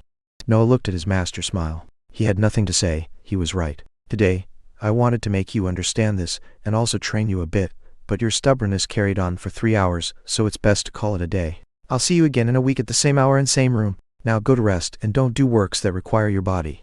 And then William left. The atmosphere relaxed and Noah could not hold on the sabers anymore and fell on the floor. He coughed a couple of times and then went in a cross-legged position. Foo, he strongly exhaled with his eyes closed, and then tried to resume a normal rhythm of respiration. A smile appeared on his tired face. He is incredibly strong. From start to finish I never saw his movements, and only sensed them a little. This mental energy stuff is incredible. A cultivator is incredible. I wonder if he would be able to stop a bullet from my previous world. Haha, I love this. The more I see a cultivator, the more I want to become one. So much strength in just one man. A hand to stop 2 swords, a hand to stop a dragon. I want to train more. I want to get stronger. I want to forge my life with my own power. Who cares if I die again? This is the first time I felt so alive in 2 lives. Then, the image of Lily appeared in his head, and his smile became more complicated. I guess I should first solve her situation, otherwise I won't be at peace. The smile disappeared, and he opened his eyes. Resolution was everywhere in his expression. Either way, I need strength to do both things, so my course of action can only be more training. He stood up with difficulty and carried himself back on his room. He ate a large meal and studied both the manuals till after dinner. Then he carried on looking at the Kessia rune. The next morning, he woke up with his body hurting all over the place, but he didn't care. He stuck with his schedule with even more passion. Steadily, but surely, he was becoming stronger. The next week he arrived even earlier at the appointment with William. This time he actually had to wait for his master to come. When he entered the room, he looked at the disciple looking at him with expectations, and could not help but to shake his head. And here, I thought that he learned something last time. He yawned shortly, and then took a wooden stick from the wall behind him. Today we will exchange defense and attack, and I will point out every mistake you make by hitting you with this. He pointed at the wooden stick in his hands. Come on, start attacking me. Noah hurriedly stood up and took 2 training sabers. Then he directly charged at William with his sabers crossed in front of him. Thud, the tip of the stick hit his head as he fell back in guard. Your body must be more crouched to use that type of charge, so to protect your whole upper body. Again. Noah tried again with the same charge, but following his master advice this time. Thud, the stick struck the point where the sabers crossed and pushed them back on Noah's chest. Put some strength in those arms. How can your weapons protect you if you let them hit your body? And so, Noah charged again. Thud, the stick hit the same spot as before, but this time Noah held on, and deflected the stick, entering in William's guard. But when he was about to strike, he heard a voice coming from behind him. That wasn't bad. Now, try with a different form. The William in front of Noah had disappeared, and reappeared behind him. Noah looked at the smiling figure behind him, and shook his head to suppress any thought of cursing him. This way the morning passed, with William perfecting Noah's technique. Today was good, see you next week. Noah was in a pitiful state, but this time managed to make a bow before his master exited the room. He was really grateful for the time William invested in him, and today he really did some great progress. He could not wait for 7 days to pass. Chapter 13. Small success. Life went on peacefully in the outer ring of Balvan mansion. The only peculiar thing was a little kid going to the guards building every week. At first, he would always come out of the building full of bruises, but as time went by, the wounds on his body diminished, and a faint pressure was created around him. That day, that same little kid was seen early in the morning again, as he marched towards that guard's building. It's been 2 lessons since I last got hit. I wonder if in today's sparring master will raise his level again. Since his second lesson, William had kept on engraving the forms of the martial arts on Noah's mind. After 3 months of conditioning, his techniques were nearly perfect in their execution, so his master chose to raise the level of the training. They started to spar freely, as William would hold himself back only to raise his level when Noah managed to consistently hit him. By that time, though, the condition was fulfilled twice already by Noah, but his master would still not raise his level. Entering the usual room, Noah was surprised to find his master sitting cross-legged on the floor waiting for him. No traces of his usual sleepiness was present, as he was staring at a fixed point of the room with vacant eyes, probably in deep thought. Master, you're early. William's eyes regained its focus as he stood up and looked at his disciple with a complex expression. Can you use the breath in your style? Noah was taken aback by this question. Since the breath in his body was limited, his master always forbid him to release it during their spar or his personal training. Noah's schedule was always so full that he could not find the time during his day to refill it with the ice-fire revolving technique. His master knew this, so he chose to forbid its usage and let it focus on nourishing the kid's body. As such, Noah only manipulated it during his training, without ever releasing it. Today, though, things seemed different. I think I can. Even if I have never used it in an actual fight, I should get the hang of it in a couple of tries. Why is that? William did a light smile as a bit of warmth leaked from in his expression. During these months he began to understand his disciple better. He would always smile and speak seemingly without thinking too much, but he knew how things really were. Noah was ruthless. He treated his body and mind like a piece of metal going through forging. If the body would not bend, he would hammer it till it did, no matter how much pain he would suffer in the process. If his mind was weak, he would heat it till its effects would reverberate to the body, causing a constant nauseous feeling lingering on him. He knew how much Noah trained, and how determined he was in his search for power, so William could not help but give birth to some kind of affection, and even respect for him. This kid says that he might do it in a couple of tries. Does he know how much does it usually take to do it? What a pity. If his position was different, he could have taken things slowly and have a bright future. With his talent and perseverance, it's just a matter of time before he even surpasses me. Yet, the guys in the inner circle will never allow someone from outside the family to become too strong, especially someone that might have reasons to get revenge on them. Complicated expression on William's face became more evident as he exhaled a sigh. Do you know how much time has passed since our first meeting? Noah thought for a little, and then realization dawned upon him. He was so engrossed in his training that he forgot about the passage of time, but when his master asked the question he understood. That's right, almost 6 months have passed, and your progress with mental energy have long surpassed the standard I had set for you. Next week we will begin the treatment, so the breath in your body is not that useful anymore. It's better to start with the real martial art so to have some advantages if you manage to survive next week. Noah's expression became serious. The time has indeed come. The life I was living was too perfect to continue. I almost forgot that all my training will be useless if I don't push my body to the next level. Thinking this, he went to the usual wall to pick 2 sabers as he stared at his master with resolution. No reasons to waste time then, right, master? The slight smile on Noah's face was a blow delivered to William's mind. Doesn't he really care about death? He shook his head to repress the thought, and took the usual wooden stick, and pointed it at Noah. Then come at me like we always do, but this time try to make some breath attacks in the spar. You should be able to do 3 or 4 of them before the breath in your arms depletes. Hearing these words, Noah waited no more. He swiftly charged at William with his body crouched so low it seemed he would fall on the floor in a time. When his master entered his range of attack, he thrust both his sabers in a diagonal uppercut, infusing breath according to the art's instruction. Yet, his timing was a bit off, and the result was only a simple double uppercut that William blocked, easily positioning his stick horizontally. Almost again, Noah rushed again, this time in a cross, same position, but the result was the same as before. Concentrate. You can do your forms almost perfectly, and I know you can move your breath according to the instructions. You only need to synchronize them. William knew that the process of synchronization wasn't so easy as he said, but wanted to increase the pressure on his disciple. The only thought in his mind was how to increase the chances of the survivability of his disciple. He wanted to increase his handling of the breath even if just a little before the treatment. This time, Noah didn't immediately rush to attack him, but closed his eyes to sharpen his mind. His only thought became the rhythm of the twin saber style. When he opened his eyes, he was ready for the last attack. He slowly exhaled, and then charged at William with a horizontal. William mentally nodded and received his attack. A piece of wood fell on the ground. It was half of the stick in William's hands. William stared astonished at the saber laid on his throat. That's a perfect execution. I aimed for him to slightly dent the stick. Never would I imagine that he could cut right through it with some blunt weapons. Noah realized the situation he was in and hastily retracted his sabers. Some sweat was on his face and back. Apparently using a martial art synchronized with breath was way more tiring than what appeared. I'm sorry, master. I didn't realize I could actually cut through it. Luckily I stopped myself at the last moment.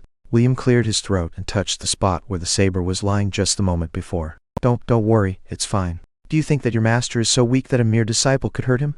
I have a rank 3 body. Do you think that a martial art of rank 2 powered with your poor breath can actually? He had to interrupt himself seeing Noah pointing at his throat. A drop of blood was slowly falling from there. You wretched disciple, don't be so smug about it. Noah could not help but laugh a little when he saw his master lose his cool, but then William calmed himself and looked seriously at Noah. Noah understood that it was the time for his last instructions before next week, so he listened attentively. Next week don't climb the stairs for this floor but wait at the bottom of them. I will meet you there. I will perform the treatment in another place. After all, the screams of a kid are not the happiest sounds to hear. Noah gulped when he heard the word screams, but then focused again. He had already decided to put his life on the line. If you survive, you will probably spend a week bedridden in order for your body to get used to its new acupoints, so remember to inform your mother about it. The day before the treatment don't practice anything, and I'm talking seriously here. The only thing you are allowed to do is rest and read the tome about the forging of 7 hells. Your condition must be at the peak when you undergo the process. William looked again at Noah, smiling this time. Now go sharpen your mind even more if you can. Next week it's life or death. Chapter 14. Lie. When he went back to his room, Noah felt tired. Even if the meeting of today was short, and only half of the morning passed, The depletion of breath from his body caused tiredness to envelop him. To think that with just that little breath that I have I can make a blunt weapon cut. I wonder how much more powerful the twin saber style can be with an actual danshin. It's understandable why cultivators give so much importance to the danshin. If it can accumulate a higher quantity and quality of breath, every technique the user uses will be exponentially more powerful. The difference will be really too big. Sitting on his bed, he engraved the sensation of the execution of his last attack. That sharpness of mine must be my normal state from now on. No, it must be my starting point. I can't rely only on the sheer quantity of my mental energy. I must also refine it in an orderly way in order to speed up my thoughts and my learning process. One of his biggest secrets was that his mental energy was progressing at an astonishing rate. In these 6 months since he started training it, he raised of half an hour the time he could stay in a training session. The effects of this increase were evident as he would learn faster every lesson his master imparted him, and his ability in manipulating the breath became more precise and smooth. Inside his sea of consciousness, at the center of the sphere, there was a slight disturbance in the space above the sea. It seemed that something was about to appear, but could still not consolidate itself. During this week, I must focus completely on the forging of 7 hells, and on increasing my mental energy. Training in the twin saber style will be used as a rest when I need to take a break. I can't lose any more time. Deciding himself on the new schedule for this week, he immediately got to work, and used all his attention to read and memorize the body nourishing method. At night he practiced hard on the Kessia rune. In the morning he spent some time in meditation, trying to maintain the sharpened state his mind experienced with his master. Then he would practice the forms on the twin saber style for about 2 hours. The rest of the day was dedicated to the memorization of the nourishing method, and the night was used to increase his mental energy. Like this, days went by till the day before the appointment with William. As per instructions, Noah didn't practice the martial art, nor train with the Kessia rune, but spent the day reading the 7 hells tome and focusing his mind to sharpen it. During lunchtime, he went to see his mother. Noah knocked at his mother's door lightly, saying with a firm voice, "Mum, it's me. I got something to talk to you." After some moments, the door opened and Lily's figure appeared with a radiant smile and said happily, "It's so rare for you to look for me. I believe that if it wasn't for your need to eat, you would spend all your time training." Noah instinctively looked at her body before focusing again his eyes on her face, smiling lightly. 4 more since the last time I saw her. His father was growing more violent as time passed, and Noah had the sensation that it was linked with his success in entering the guards. "It is actually about training. I will go on a special training with my master tomorrow, and he said that it will take a week or so for it to be completed. So I'm not coming back here starting tomorrow." Lily instantly got worried and wanted to ask more about this training, but then realized that her son had somewhat changed. His eyes were more focused, his presence was more imposing. He seemed like a rock standing in a river, constantly resisting the flow of water. She knew her son. She knew that he had decided to take part in this training, and that nothing will make him change his mind. So she limited herself to touch his cheek and ruffle his hair a bit. "Promise me that you won't do anything reckless or dangerous." "Don't worry, Mom, my master will be with me all the time, and he is really strong, so there is no real danger that can affect me." "I don't care. Promise it to me anyway." His mother's plea was resolute and unmovable. "Okay, Mom, I promise.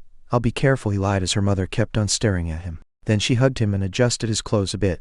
"Then you are free to go, but remember to not force yourself too hard. The work of a mother is to take care of his children while they are still young after all." Back in his room, Noah was inside his sea of consciousness. He was not training. He was simply focusing all of his mental energy on the treatment of tomorrow, reviewing the various steps, and setting his mind for the task. When he thought that it was enough, he left his mental sphere and lied in bed. "Now that I lied to her, I really can't allow myself to die." And then he went to sleep. The next day he went to the appointed place, where his master was already waiting for him with a stern face. He lightly nodded, seeing the focus and determination in Noah's eyes.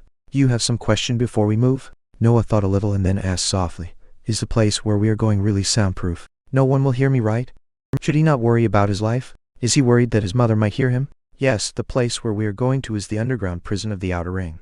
We are used to keep and torture prisoners there, and no one ever noticed. Even some of our men don't know where the place is, so you can rest assured." Noah nodded, erasing the last doubt from his mind. "Then I'm ready."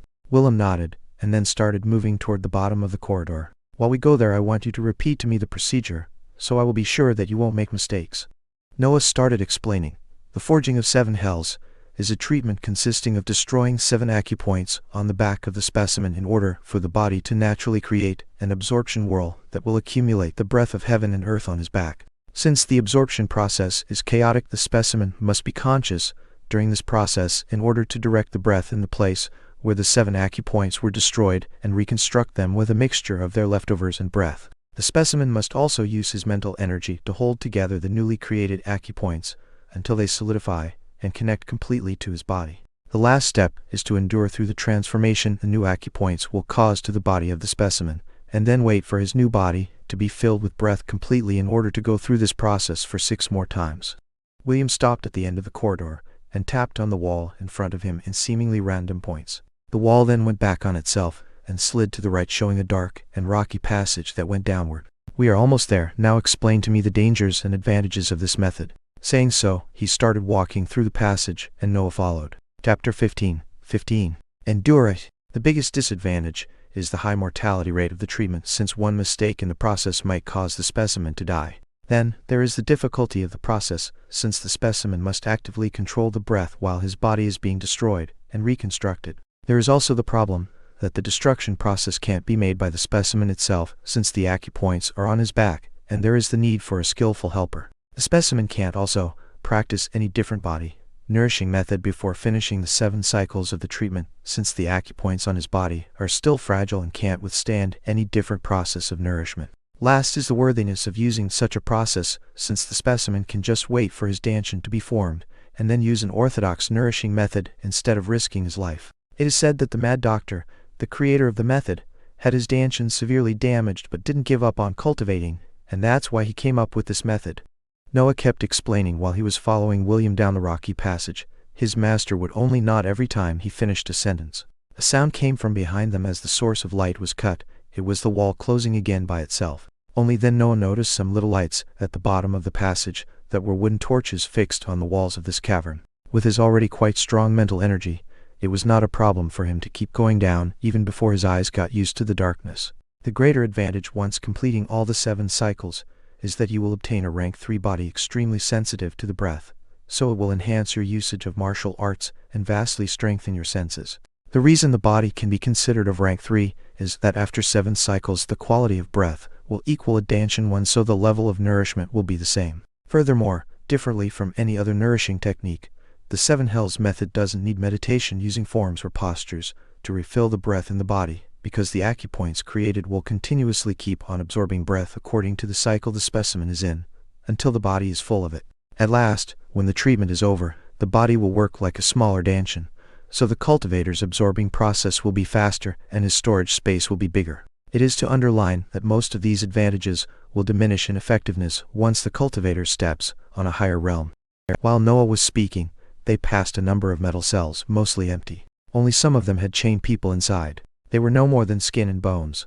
After some time they turned right and passed through a metal door, entering a room full of torture tools. William pointed at a rusty metal table with metal handcuffs on both its sides. "Take off the upper part of your clothes and lie down with your belly pointing the ground. I will tie you to the table and give you some piece of cloth to bite. Then we will begin." As Noah was about to take off his clothes, William put a hand to his shoulder and asked hesitantly, "From now on there is no turning back. This is your last chance to stop yourself from doing something you might regret." Noah smiled a little, seeing how concerned William was, and honestly answered, "There has never been a way back for me, master. Not since this bastard, son of a whore, had the stupid dream of becoming strong." Then he undressed, and with his half-naked body, he lied down on the metal table with spread arms and legs, and his back pointing at the ceiling. William felt a bit of pity. Heaven and earth were fair to everyone, giving them talent and methods to become strong, yet humans were greedy and monopolized the methods in order to obtain even more power. If it's power you seek, you must serve under those that can teach you how to obtain it. I wonder what would have I done if I were in this kid's situation. Observing this 10-and-a-half-year-old kid lying on the table used to torture prisoners, William steeled his resolve and got near to him. First, he chained both his arms and legs to the handcuffs, and then he took a piece of cloth from inside his sleeve and put it in Noah's mouth. "I'm going to begin. I will destroy the 7 acupoints in the order described by the mad doctor, then you will be on your own. Good luck." William put his hand on Noah's back and concentrated. He scanned the body, searching for the precise position of the acupoints, and once he found them, he gathered 7 slivers of breath from his dantian and inserted them on the boy's back. "I'm gonna start." Noah tightened his grip on the chains, ready for the wave of pain. Crack! The first sliver of breath detonated, destroying 1 acupoint with it. An indescribable pain ran through Noah as he let out a scream through the piece of cloth in his mouth. He felt his back shattering as he convulsed as to try to run away from the pain inside him. William remained impassible since he knew that he could not lose his focus on the other 6 slivers of his breath. Now, 2 more, he yelled. Crack crack, 2 more slivers detonated, destroying the corresponding acupoints. This time Noah felt as someone was using a hammer to keep on smashing his already broken back. Even while he was screaming and convulsing, Noah repeated the same simple sentence in his mind. Endure it, endure it, endure it. His entire focus was on staying conscious. During this process, his extraordinary progress with mental energy showed its fruits. But William could not wait for him to get accustomed to the pain. 3 more. Crack crack crack. Noah stopped trying to control his body. Or to say it better, he could not control his body anymore. If it wasn't for William holding him down on the table, he would have probably torn his own hands and feet out from the shackles. Traces of blood appeared on the cloth inside Noah's mouth as he kept on screaming without an end. He entered a frenzied state where he could not understand if he was thinking of something or yelling it. Yet, the sentence in his mind was still the same. Endure it. Last one. Crack. This time, the pain didn't increase, but a familiar feeling dawned on him. Is this death? So it's a race between the death of the body and the reconstruction of it. Bring it on. The world was being created, and William kept on holding down Noah's body in order to let him focus on the reconstruction. Through all the pain and the feeling of his body dying, Noah finally felt the presence of the breath on his back. It was being accumulated at high speed and was lingering over him. Now, ignoring all other sensations, he solely focused on the breath, drawing it towards the 7 places where his acupoints once were. The breath entered the now empty spaces and accumulated until they were full. After the spaces were full, Noah used the remaining breath over him to close off the space around the new acupoints, waiting for them to form. Little by little, the breath mixed with some bone shards started to solidify and to link themselves to his skeletal and circulatory systems. Another wave of pain assaulted Noah as the newly acupoints forcefully fixed themselves on the already existing parts of his body, but he was ready for it. He kept holding on with his life slowly sliding away, going toward a darkness that he knew too well. Then, the first acupoint ended its solidification process and completely fixed itself within Noah's body. A wave of strength ran through him as the acupoint started working. Then, it was time for the second one, and then the third, till all the 7 new acupoints started working properly inside Noah's body. He held on the barriers he created to isolate the process for fear of something going wrong, but feeling the darkness getting further and further away, he started to relax and slowly released his concentration. With this new life invading his body, drowsiness took control of him as he fought to stay awake, but at that point, William held his head and said with a whisper, "It's okay, you did it. You can rest now." Noah's last mental resistance fell hearing these words, and he collapsed unconscious on the spot. Chapter 16. Advancement. When Noah woke up, he found himself in an unknown room lying in a bed. His mind was foggy, and he tried to turn his head to have a better look around him. Immediately, a wave of pain came from both his back and head, resulting in a grunt from the young man. "You better not move. Only 2 days have passed and your body still needs to recover. Your mind too is exhausted, so you better not think of using this time forced in bed to train." William's voice sounded from the side of the bed. He was holding a book as he casually browsed through its pages. "Did the treatment succeeded?" Noah asked with a low voice. "You really don't have anything else in your mind, do you?"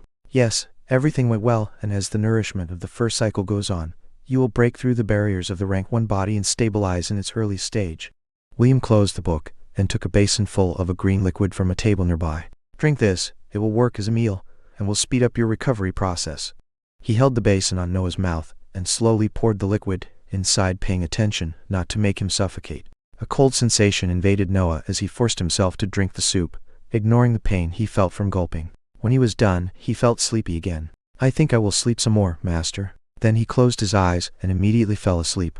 William shook his head, but a smile was ever present on his face. "The treatment was actually worse than I thought, but he handled it well. Such determination and such mental energy. I feel blessed having such a disciple." William sat down on the chair on the side of the bed and picked again the book he was reading. He wasn't going to leave his disciple's side until he was fully recovered. It was only 3 days later that Noah was finally able to stand up from the bed on his own, though with a bit of effort. William was still on his side and could not help but feel amazed. In only 5 days of rest, you can already stand up. The advantages of the 7 Hells method sure are amazing. Even your mental energy completely recovered yesterday. I believe that in another day, you might be almost at your full strength. Noah was trying to feel the changes in his body while he was standing. He clearly felt the absorption force on his back that was constantly providing breath to his body, speeding its recovery process. "It is indeed wonderful, master. I think that after my body is fully recovered and the breath focuses on nourishing it, my strength will rise exponentially." William shook his head noticing how since he became this kid's master, shaking his head had become a habit. For now, just focus on your recovery, and on getting used to your new strength. From next week onward, we are going to spar using the breath every session, since its replenishment won't affect any more your free time. Since he said that, Noah became excited and focused wholeheartedly on resting. The following day, Noah went back to his lodging, and was overwhelmed by questions by his worried mother. After managing to hide the dangerous parts, and eating more than he ever had in his life, Lily let him free to go back to his room, satisfied of the time she spent with her son. Noah's life went back to his previous rhythm, with the only difference being his weekly sessions of training with his master being more heated. They would spar all morning, and Noah's usage of the breath synchronized with the twin saber style grew in ability with every session, with his master addressing his fast improvement to the forging of 7 hells method. Yet, his biggest progress was still his mental energy. Right now he could train with the Kessir rune for 5 hours straight. Apparently, his mind got stronger after holding on against the pain of the treatment. It seems that the experiences one goes through in life can strengthen the stability of the sphere in the sea of consciousness. The stabler one mind is, the more it can endure its exposition to the rune. Noah realized this after another night of training in the mental energy. 2 months had passed since that day in the torture room, and he felt that his body had reached some kind of limit. Yet his 7 acupoints kept on absorbing breath, so he tossed the idea of undergoing the second treatment away. His head hurt, like every night after he stared at the rune for many hours, but that pain could not make him flinch anymore. After surviving that day, I'm afraid my concept of pain got a little twisted. He smiled lightly and then went to sleep. Early in the morning, when the sun had yet to rise, he abruptly woke up feeling some uneasiness in his body. He stared at himself and noticed that his pores were secreting some black substance that had a nauseous smell. Not knowing what to do, and thinking that it was an after effect of the 7 hells method, he hastily jumped outside the window in his room and ran toward the guard's building. Falling from the first floor only caused him a little discomfort as he activated the breath in his body to reinforce his lower body. He ran way faster than he ever did in his life, but he was too worried to notice it. When he arrived at the first floor of the building, he hastily called for his master. "Master, help! There seems to be a problem with my body." William was a cultivator of the age of 41. He cultivated for more than 20 years. A person like himself would notice when someone ran near his room, but would usually ignore it since he loved to sleep. Today, though, he was forced to wake up listening to the call for help of his disciple. He hastily left his room and looked in the direction of the voice. Noah was covered from head to toe of some black liquid that had a terrible smell. From his expression, you could see how worried he was. William, seeing him in that state, smiled at first but then got a bit angry at himself. "Shit, I totally forgot to explain it to him. If I told him earlier, I could have kept on sleeping. Well, how could I know that it would have been so soon?" He yawned and then rubbed his still sleepy eyes. Seeing the relaxed attitude of his master, Noah calmed himself a little and waited patiently for an explanation. "So what's the problem?" said William, a bit irritated. Noah was surprised. "Isn't it obvious?" he thought. I woke up in the night with this dirt coming out of my body. Could you please explain what is happening to me, dear master?" William put a surprised expression and acted like he didn't notice anything until Noah mentioned it. "Oh, that. Well, your body advanced to rank 1. Chapter 17. Magical beasts. Noah was first surprised then happy. Only now did he inspect his body. His 7 acupoints were absorbing breath at full speed, and the limit he felt last night disappeared. His body felt light but was sturdy and full of strength. He also seemed to have a better perception of the breath inside his body, as it felt a little empty. "Now that I think about it, I've never run so fast in my life, and my sight seems to have improved. Logically speaking, my other senses should have had an improvement too." He kept staring at his dirty body with curious eyes. He had to stop cause his master scolded him. "What are you doing still here? Go take a bath, you stink." William pointed at a door at the start of the corridor while holding his nose with the other hand. Noah happily bowed and went hurriedly through that door. Inside the room, there was a large basin that Noah supposed was used as a bathtub, and some buckets full of water. He washed himself carefully, and then took a white kimono from a pile in the corner of the room. When he went out, his master was waiting for him in the corridor. He was dressed in a tight dark green gym suit with a sword sheath on his back. "Since you woke me up, you will have to come with me. I have to retrieve some special herbs for a mission. The only problem is that a group of 4 ride wolves has recently made the place where the herb is found their lair. Those magical beasts are just rank 1, and even of the lower level, so you should be able to easily take them down, even if their number is around 15. I could do it by myself, but it's about time you have an actual fight, and you can even familiarize with your new body since you are at it. Go to your room to pick your sabers and meet me at the main gate of the defense wall." Noah was instantly excited, and almost forgot to make a bow when he was about to leave. He happily ran back to his building to pick the 2 sabers hidden in his room, and since he had no sheath for them, he just tied them to his waist with pieces of a blanket. A fight to the death. This is totally different from a simple sparring with master. And this body is amazing. I did nothing but run today, yet I'm still not sweating. Even the breath stored in my body is increasing. Right now, I should be able to attack with it at least 7 times just using the one in my arms. The advantages of a rank 1 body were already this evident with just some hours of nourishment. I wonder how much time has to pass before I can go through the second cycle. The sudden increase of power made Noah totally disregard the pain and dangers of the treatment, leaving inside him only an endless eagerness to become stronger. When he arrived at the main gate of the Balvan mansion, he found Willem waiting for him with a sleepy face. Apart from his previous outfit, he had a leather bag in his hand. Looking at the shabby way Noah tied his sabers, he could not help but shake his head. "Did you forget to steal a shelter from the guards last time?" Mocking him a bit, he threw the leather bag at the feet of his disciple. Noah looked inside the bag, and was surprised to see 2 short sheaths inside it, with a leather belt that could hold them. He really thought of that too. He could not help but smile when he saw how caring his master was of him. He hastily replaced his gear with the one in the bag. When he was done, he bowed deeply to his master, trying to express all his gratitude to him. William nodded at his figure right now, that even though it was that of a kid, resembled a bit more the one of a warrior. No master would like a shabby disciple. After all, his appearance would reflect on the image of his master. "Follow me, we are gonna run to the wolf's lair immediately and take care of them." Noah was a bit surprised. "Are we not taking horses?" Horses were the main form of travel in the seemingly medieval world, and a stable was situated right before the main gate in order to provide its services more rapidly. "You are a cultivator now, even if a weak one. Your body broke through rank 1, and even if it's not as fast as a horse, it can still run pretty fast. Plus you seem to forget that we are going to fight against magical beasts. A normal horse can only run away at their sight. Come on, I will explain things more in detail as we run." William exited the gate and started running with Noah trying to follow him hurriedly. This was the first time in his life that Noah left the mansion, and he could not help but look around with curiosity and the green fields surrounding him, at some mountain in the distance, and at evergreen forest. William saw his behavior and did a snort internally, raising his speed to force Noah to focus on following him. "You are gonna fight for the first time, and instead of being agitated you waste your time looking around. I guess he really is a kid."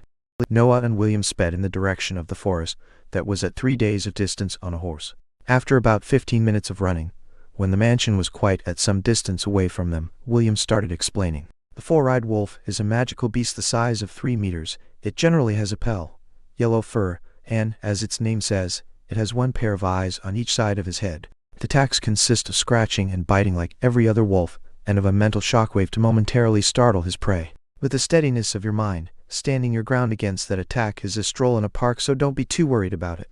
Noah lowered his head a bit to cover his complicated expression. The reason was that no matter what level of mental energy his master thought he had, he would always have way more of it. "I know I can trust him, but there is really no way to explain the transmigration thing to him. I'll just let him think of me as hardworking, and with a high proficiency in it."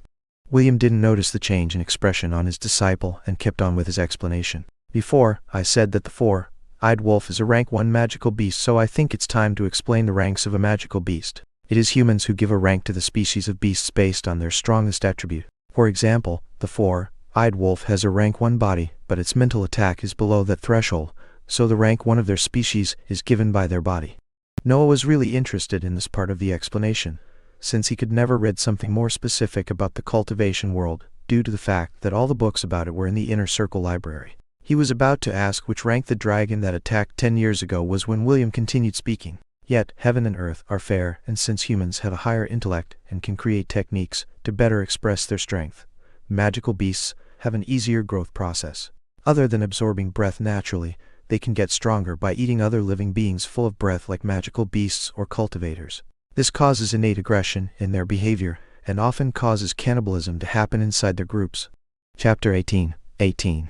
Slaughter. "And what happens if they get strong enough to break through the limits of a rank?" asked Noah. They were now running for 30 minutes, and traces of sweat appeared on Noah's face, yet his master seemed completely fine and continued to explain. "They evolve, or to put it simply, they hibernate themselves for a period of time, and when they wake up they will have a boost in all their natural abilities.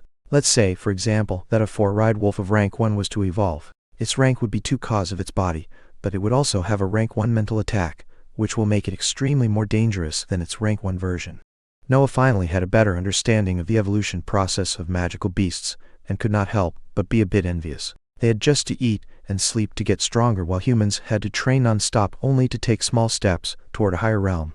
This time, William took notice of his disciple's expression and smiled a little. I know what you are thinking, but don't worry.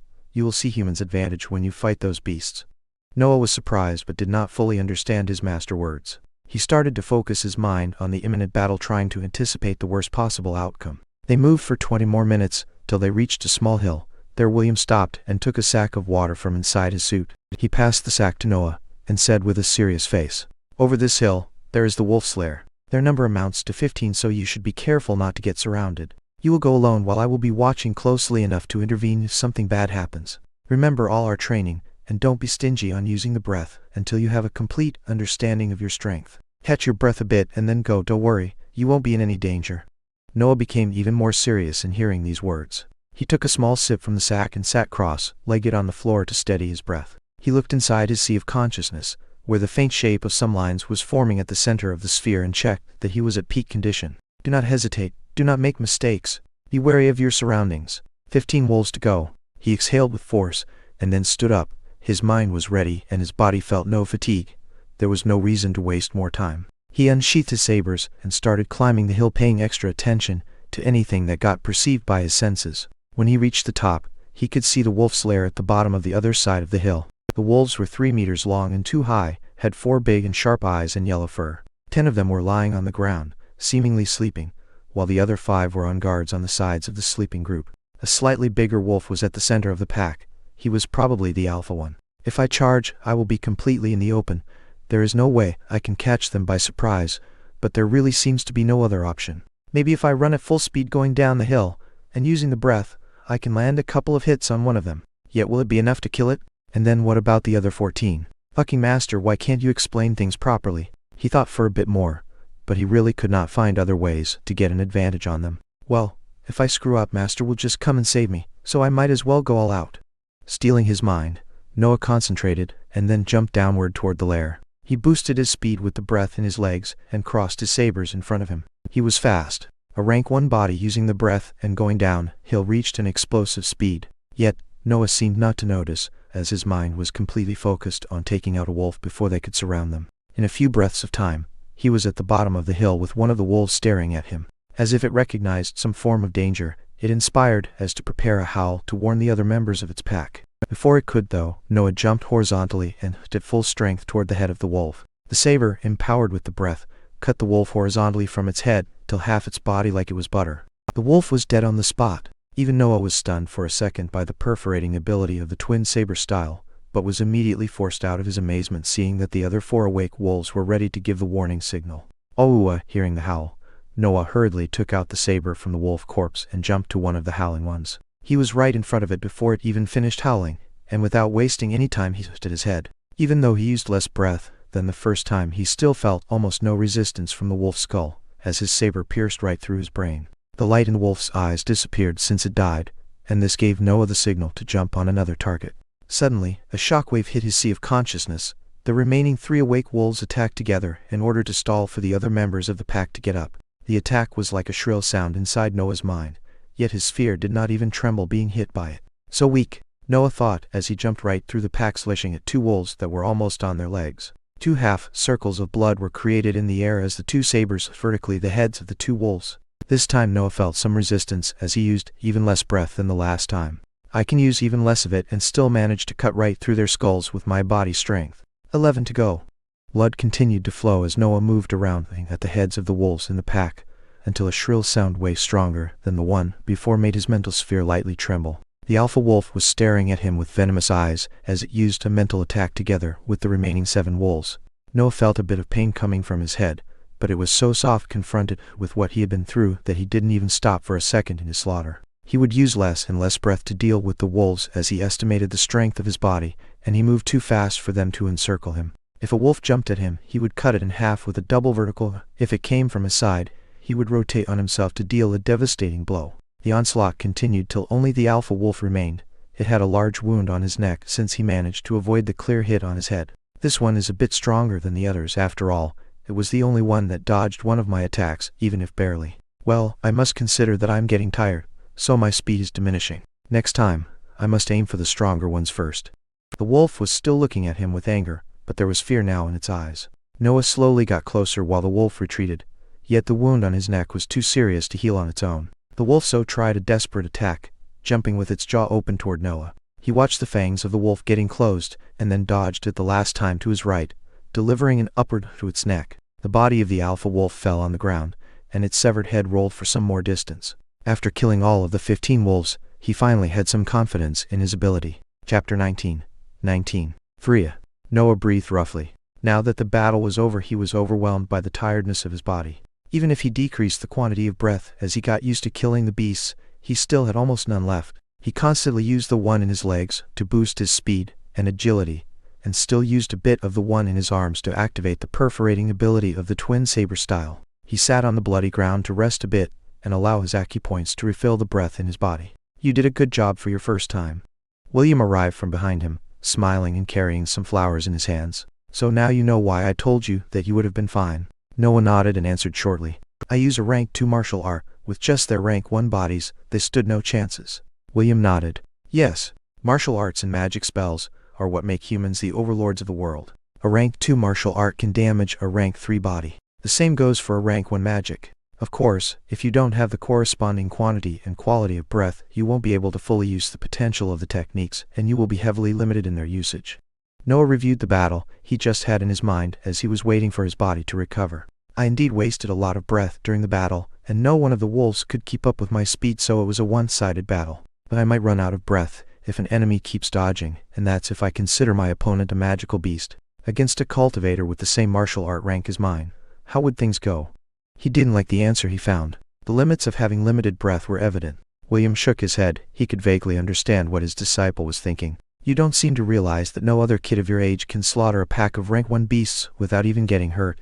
Right, I almost forgot that I'm not even 11. He really did forget his age in this world for a moment. His morale was lifted a bit. The duo waited for 10 minutes before Noah stood up and nodded to his master, signaling that they could go back. When they could see the main gate of Balvan Mansion, William got closer to Noah and spoke with a low voice.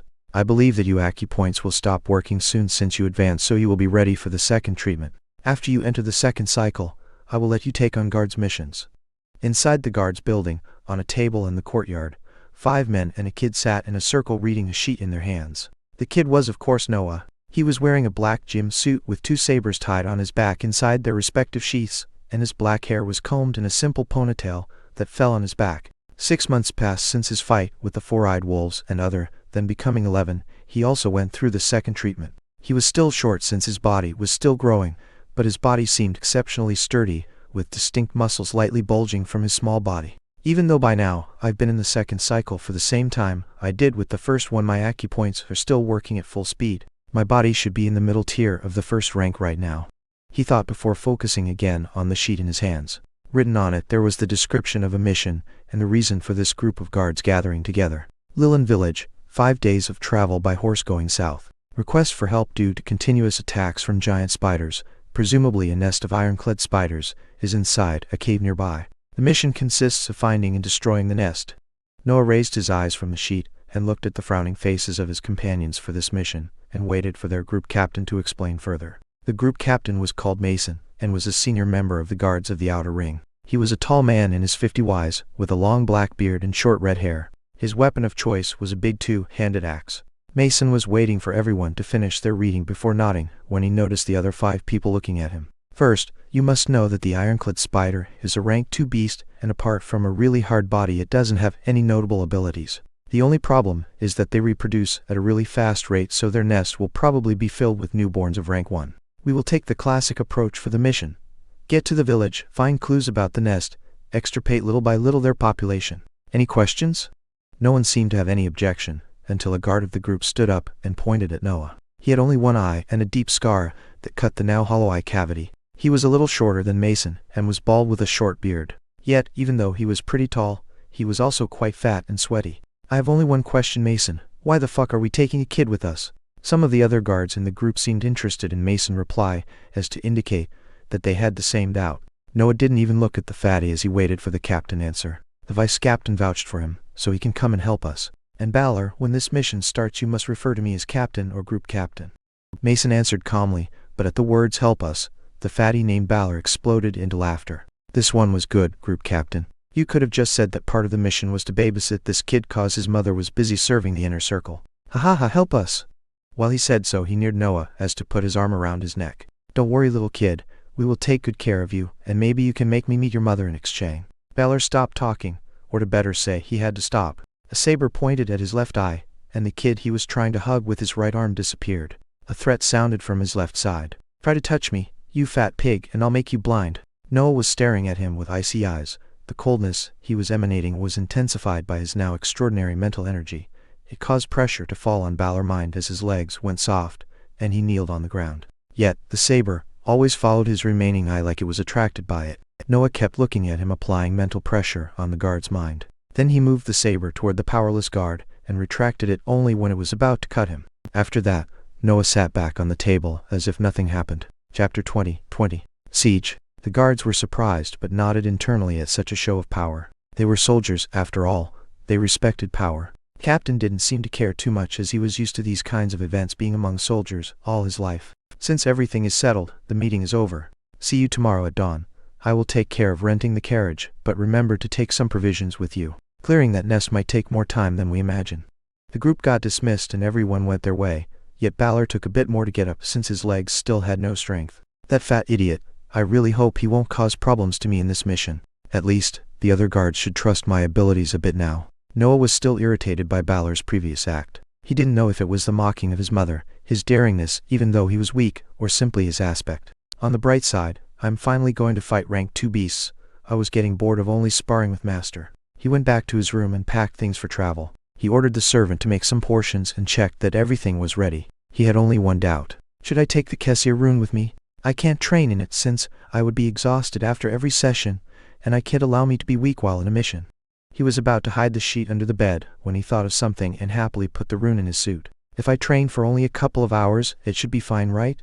If his master was to listen to him saying something like that, he would probably beat him up. 2 hours were nothing for Noah, as the second treatment made his mind even firmer. The next day he was the first to arrive at the courtyard. As the other members of the group arrived, they would nod at Noah and wait for everyone to gather. The only exception was Balor, who did not even try to hide his resentment and hate for Noah. Noah didn't care enough to pay attention to him, and when the last man arrived, they moved together toward the main gate to pick their carriage. When they were on the road, Mason, from inside the carriage, cleared his throat to get everyone's attention.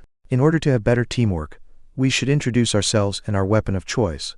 The guards of the outer ring were a group of soldiers that amounted to a bit more than 100 people, so it was safe to say that they knew each other at least superficially. Is he doing this for me? He wants to get on William's good side? As Noah thought, Mason was trying to do a favor to him because of his relationship with the vice captain. I'm Mason, one of the eldest in the group of the outer ring. I use a big axe. The other guards didn't seem to hate the idea and answered shortly. Luke, bow and knife. Robert Longsword, you can call me Rob. Eddie Longsword. Balor only snorted, but 2 heavy hammers were placed to his side as a self-explanatory answer. Noah, sabers. Silence fell inside the carriage, which was particularly awkward. Robert took out some dice from his backpack, smiling radiantly.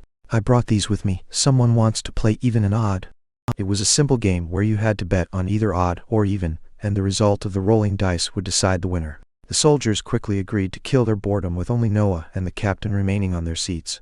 Like this, the 6 days of travel passed, since a carriage was slower than a horse, setting a campfire every night and playing games during the day. Noah would manage to sneak up some hours of training in the rune when everyone was asleep, but never forced himself over the 2 hours limit since that would affect too much his condition, and he wanted to be ready for any danger. On the evening of their 6th day of travel, the shape of a village appeared in their sight. There was smoke coming from it, and the light of torches was creating a red halo in the darkness. Something is wrong, said Mason. Get out of the carriage, we run there and check the situation as soon as possible. The group of 6 got out and ran at full speed toward the village. Noah was the fastest, even though he didn't have the most powerful body of the group. He was smaller and had a lighter weapon, so he sped like a bull, leaving the other soldiers behind. Finally, a battle. He really got bored in these 6 days, since he could not train or spar with anyone. The village was getting closer in his eyes as screams and vague orders were becoming more clear to Noah's ears. When he was about to enter the perimeter of the village, he unsheathed his sabers ready to fight. Inside Lilan village, the scene was terrible. Big spiders with dark gray bodies were freely killing the powerless commoners and carrying their corpses away. The men of the village were trying to set up a line of defense to allow the women and the children to escape, but they weren't more than a meat shield that could only stop the spiders tied for some moments. Blood flowed continuously on the ground, as the villagers were stabbed to death by the sturdy legs of the spiders, and then carried away on their back. The brown ground was transformed in dark mud by the battle. An ironclad spider managed to pass the human wall and reached for a screaming woman holding a child in her hug, trying to block the imminent blow with her body. Tree-eye! The sound of metal sliding against metal sounded as the woman mustered her courage to look at the scene behind her. A little kid, not older than 12, was staring at the spider corpse at his feet. A deep cut ran for half its head, and green blood flowed from it. The spider body was 1.5 meters long, and its head made only 30 centimeters of it. She was about to ask if it was him who saved her and her son, but stopped seeing the frowning expression on the youth's face. I didn't use that much breath, but the results were way less than I anticipated. A rank 2 body sure is amazing. If I didn't go through the second treatment, I'm afraid I could be able to kill only 6 or 7 of them before having to rest. The ironclad spiders had an incredibly tough body, as their name suggested. Their defenses were top tier in the range of the rank 2 magical beasts. The other soldiers caught up with Noah, and were surprised to see that he got rid of 1 spider in that short amount of time. An 11-year-old kid that was able to take down a rank 2 beast wasn't exactly a daily sight. Chapter 21. Selfless spiders. What do we do, Captain? Mason came back to reality and watched his surroundings. The spiders seemed satisfied with their reaps and slowly retreated, carrying around 40 corpses on their backs.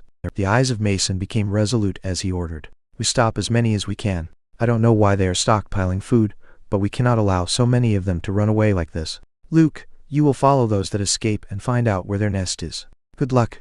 He waited no more, and went in pursuit of the beasts. The others followed behind him. The group focused the spiders busy with the transport since they could not counterattack, and in their poor intelligence, they did not set any defensive formation around them. Noah used his speed to appear in front of them, and deal a clean lunge to their heads, which was his best method to spare breath against their tough exoskeleton, and still finish them in one blow. Meanwhile, he used his mental energy to pay attention to the guards' fighting method.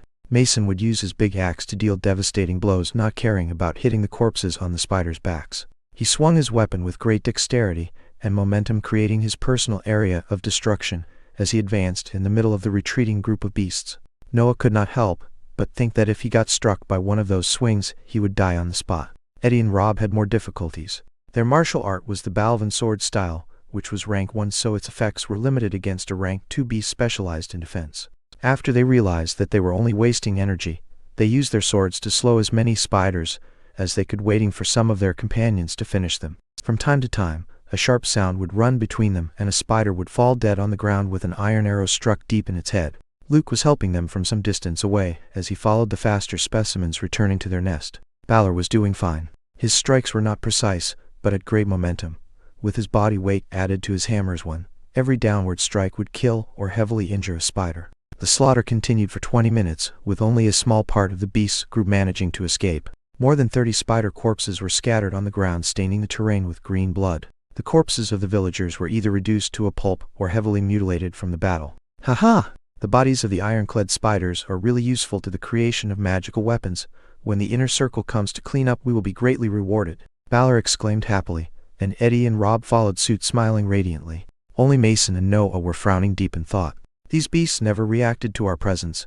They were only concerned on retreating with the dead villagers. Something doesn't feel right. He looked in the direction of Mason and saw that he was probably thinking about the same thing. He raised his eyes from the ground and looked at Noah, shaking his head. Neither him, with his experience, found an answer to the strange behavior of the spiders. We will know more once Luke comes back. Let's rest at the village for now. Maybe the villagers' stories can enlighten us. Noah nodded while the other 3 men looked confused by the captain's words, but chose to follow his orders anyway. They needed food and rest after this battle, and the mission was far from finished. Back at the village, Mason asked questions around, but in the end, he found nothing useful. He exposed what he had learned to the other 4, while they were eating some soup made of the leftovers inside the village. The attack started around a week ago.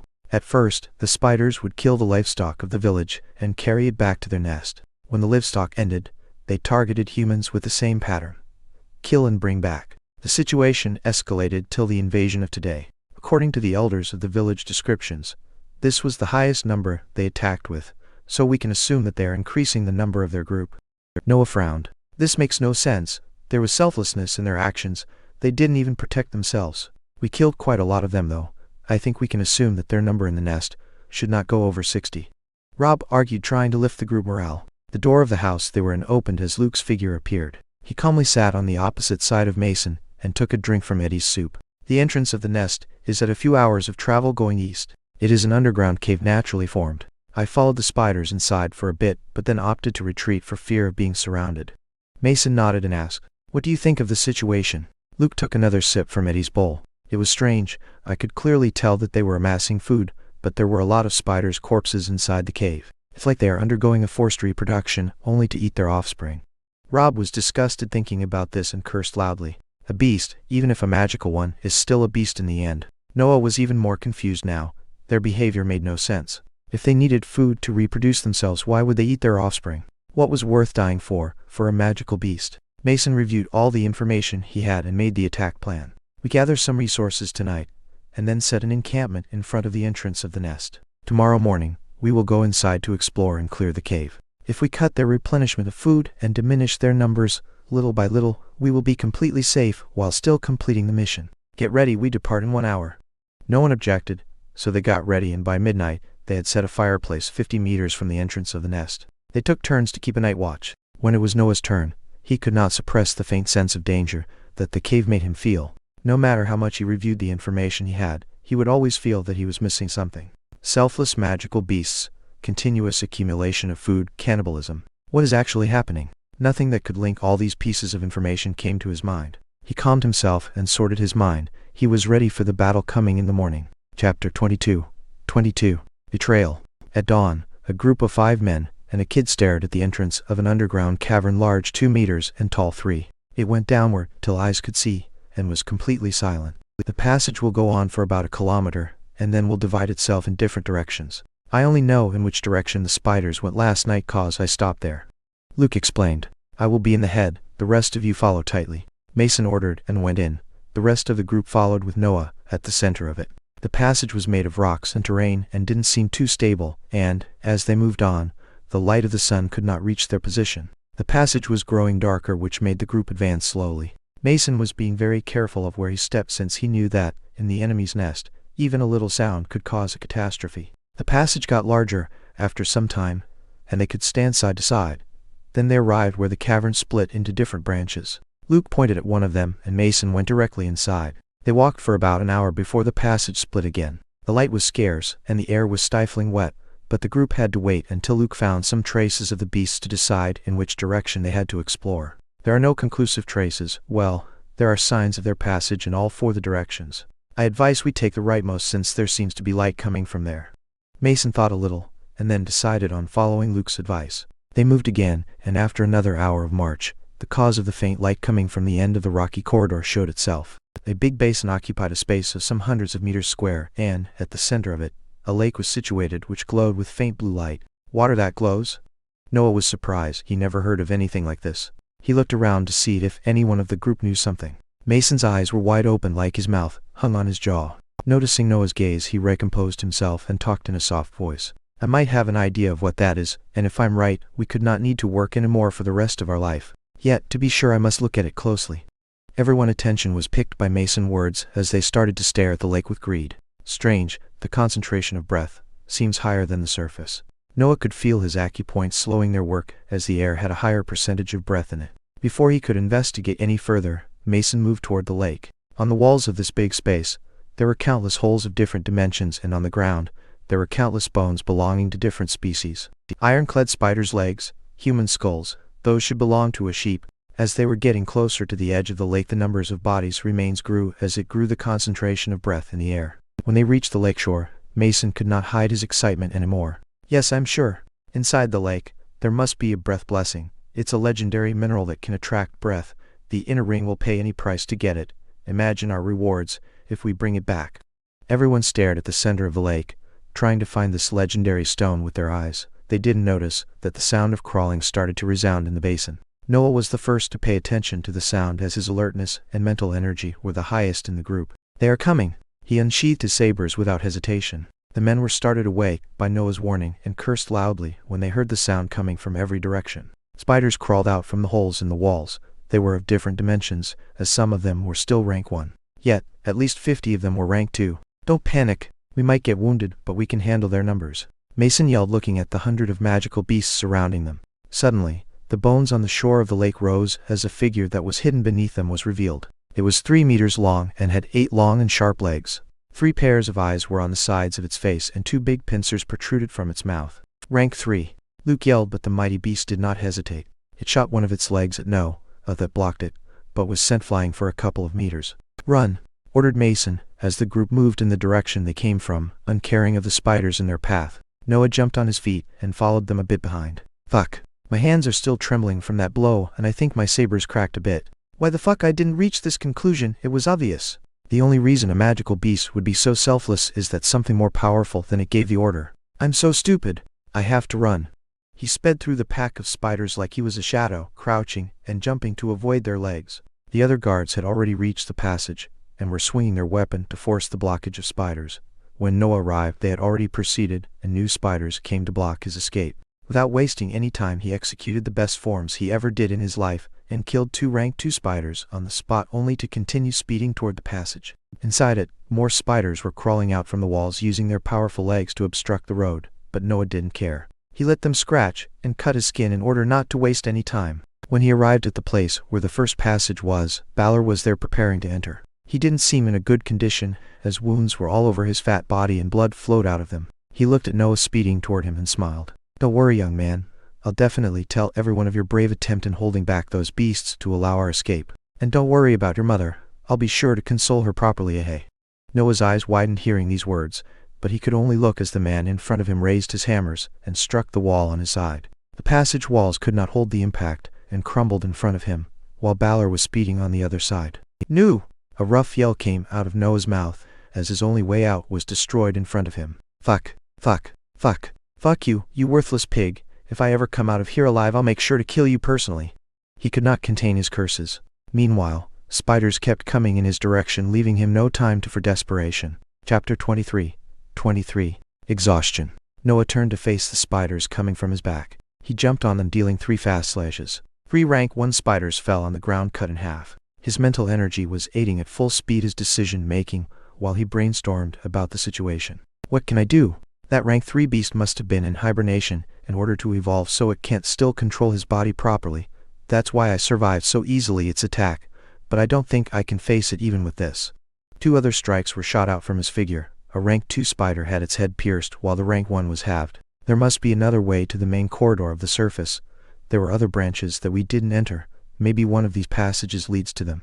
Once finding that his theory was possible, he didn't waste any time and ran into the leftmost corridor. Hordes of spiders kept going for him, but he would just kill them with the least amount of breath needed. He was too focused. In this time of life and death, his mind steeled like never before. Even though he went through the treatment twice already, that only required to endure the pain. This time had to find a way out, kill everything that threatened him, and still conserve energy in case the rank 3 appeared. This pressure made his sea of consciousness as a whole focused only on survival. The passage had many branches, but most of them had a blue light at the bottom of it that Noah linked to the lake, which is to say the rank 3. That's why he never took them. Sometimes a branch that went upward appeared. Noah would take them and find himself back in some places he already passed. Once he even found a corridor that led back directly to where he came from. The cave was like an underground maze, and since there seemed to be no patterns in its passages, he could only test all of them from the ones that felt safer to the ones with the blue light at the bottom. At no point during his exploration spiders stopped from appearing. Even though most of them were newborns of rank 1, they still required a little bit of breath to be dealt with because their defense was high. Noah was helpless about the situation, and even with his acupoints working at full speed in an environment with a higher concentration of breath, the one inside his body kept on diminishing. He found himself again standing where Balor destroyed the passage. "I mostly explored every ramification in the other passages. Only one left. If this one ends up as a dead end too, I'll be forced to follow the blue light." He went inside the road on the left of the rightmost one. The passage was large. It could fit 3 grown-up men. Seeing the blue light getting closer, Noah was almost ready to turn back, but then he saw a cavity entrance to his left that went upward, and in his opposite direction. Noah was overjoyed. That must be the one. It's the only road till now that goes straight in that direction. He sped right to the entrance, but found strange that no spiders appeared since he entered this corridor. Did I kill too many of them? Impossible. I mostly kill rank 1 spiders and only about 10 rank 2. I have a bad feeling. As if answering his premonition, the wall to his right collapsed and a huge figure came out. Noah didn't even wait for the figure to be fully visible as he hurriedly turned back to escape.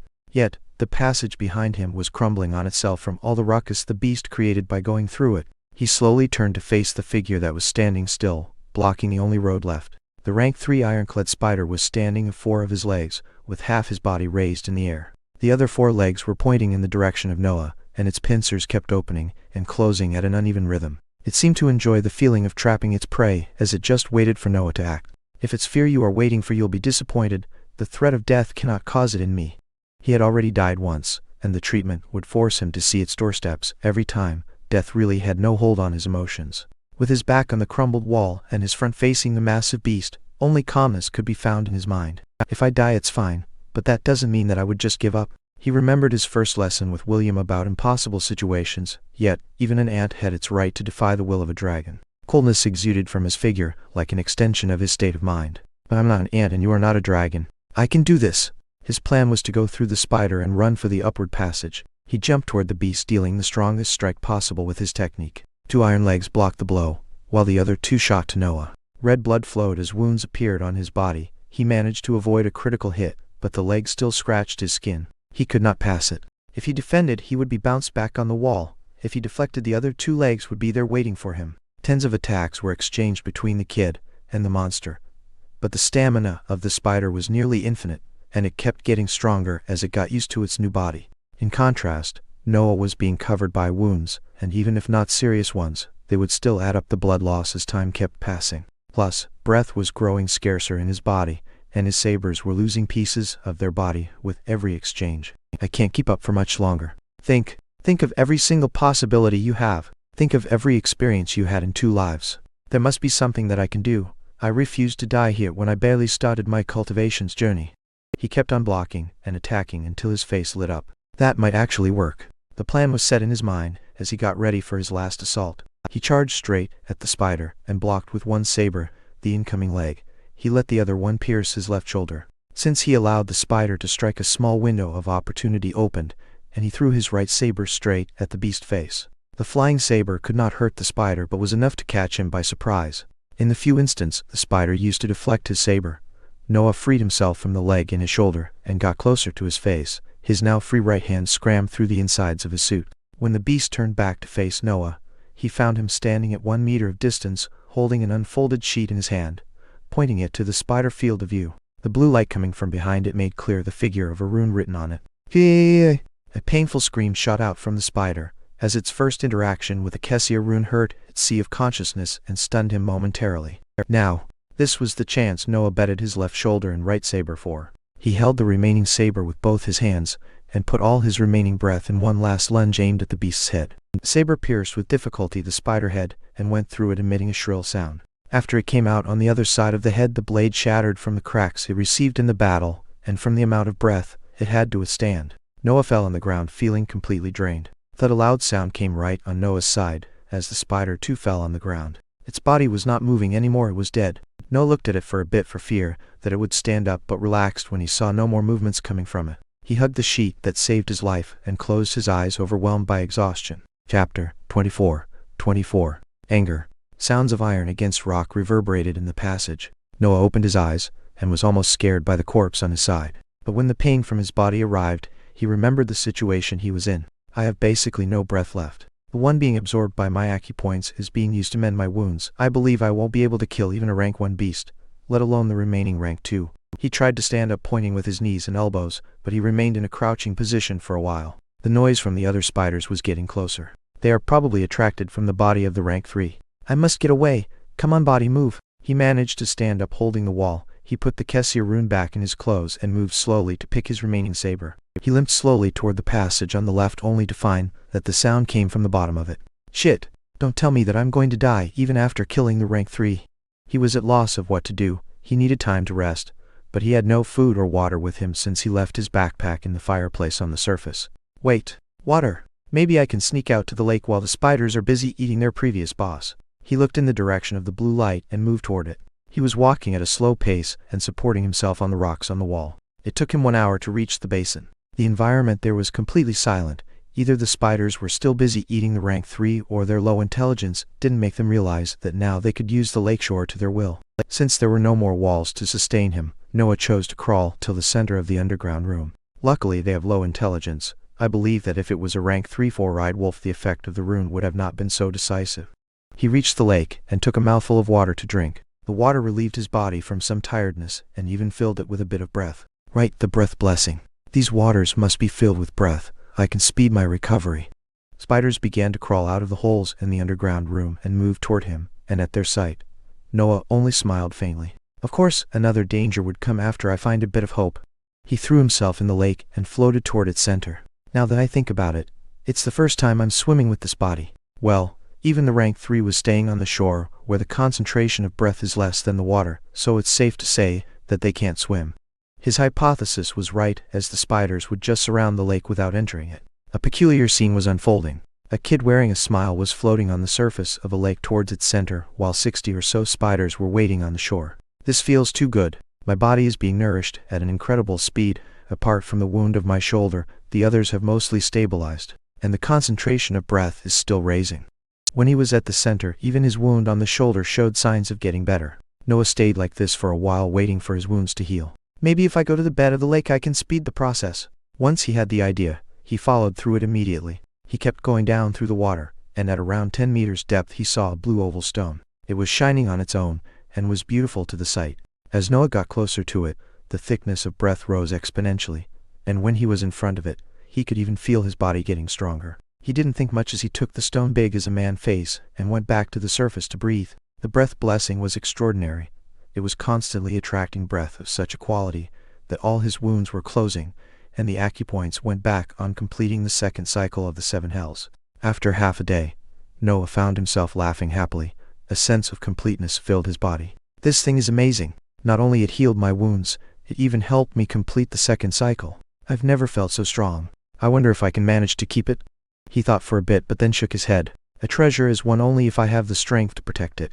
If I'm weak it's just a calamity. Better to just give it to the inner circle and take some rewards. His acupoints had stopped working since the cycle was complete and his wounds were healed. There was no point in being here anymore. He tied the stone to his clothes and looked at the spiders still waiting on the shore. Well, let's see what my body can do now. Going back to the time the guards escaped, 4 men were staring at the entrance of the cave. Then a 5th figure came out, revealing itself as Balor. The group was mostly fine. They only had some light injury that needed some mending. When Balor came out, he found the other 4 men staring at him with disgust and repulsion. Mason didn't even waste time talking. He arrived next to him and punched hard his face. Balor fell on the ground confused. Captain, what are you doing? Mason could not control his anger as he kicked the fat man on the ground. What am I doing? What have you done is the question. We all heard Noah cursing you. Apart from being a disgusting man holding grudges with a kid, do you know what mess you've put all of us in? Balor took the insults but still felt wrong. Wasn't just the bastard kid of a whore. But Mason didn't care of his confusion and kept kicking in anger. When I said that the vice captain vouched for him, it wasn't the whole truth. That kid was the only disciple of the smiling blade William Chally. Do you know what he will do to us when he arrives?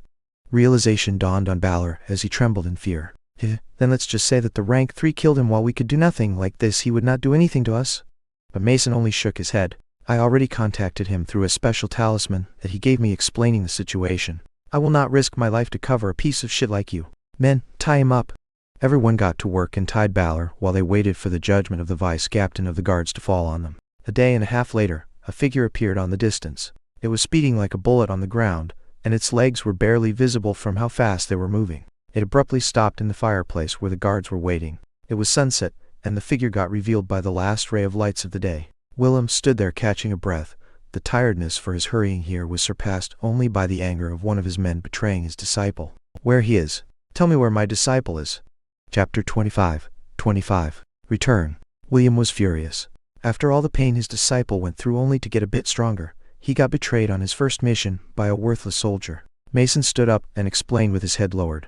Vice Captain, we last saw him a day and a half ago when he got hit by the rank 3 beast. The last thing we heard was him cursing Balor. He pointed at the man tied on the ground. William focused on the man on the ground.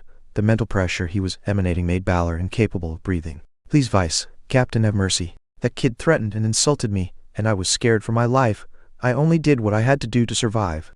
Lies came out of Balor's mouth as William was getting closed. He took the tied hands of the trembling soldier and held them in his hands. Then he spoke with a cold voice. If my disciple threatens you, you lower your head and ask for mercy.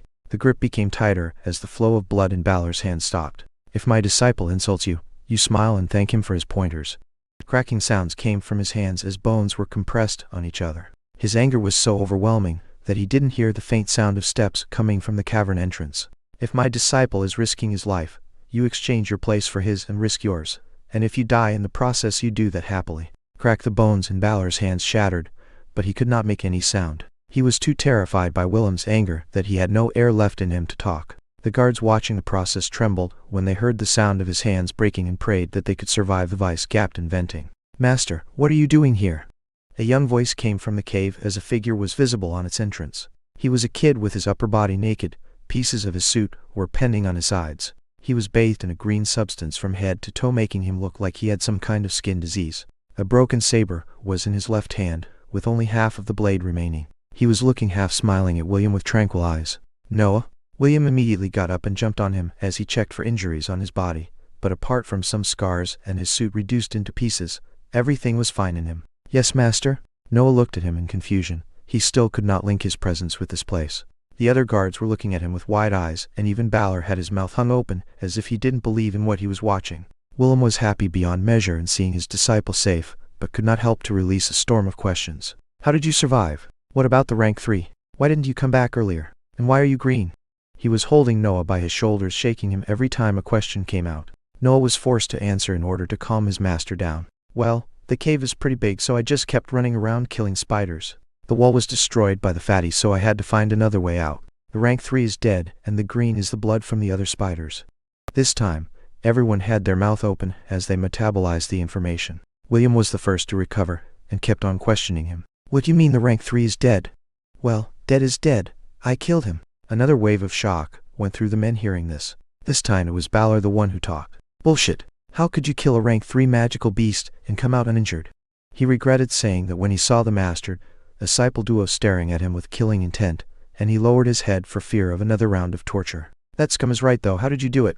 Noah took out a folded sheet from his waist and showed it to his master. I showed it to Kessie Arun and took the chance when he was confused to strike a fatal attack. I believe it still was in its process to adapt to the evolved body. That's why I could hurt it. Willem felt a bit of irritation going through him. He smiled at Noah and said with a calm voice, And why would you have the rune with you in the mission? Noah answered with honesty like it was the most normal thing in the world. Well, it was a travel of 6 days and I wanted to train in the breaks. A light punch arrived at the top of his head. You are impossible. Do you really think of nothing but training? I guess it's fine since it saved your life. Still, how are you uninjured?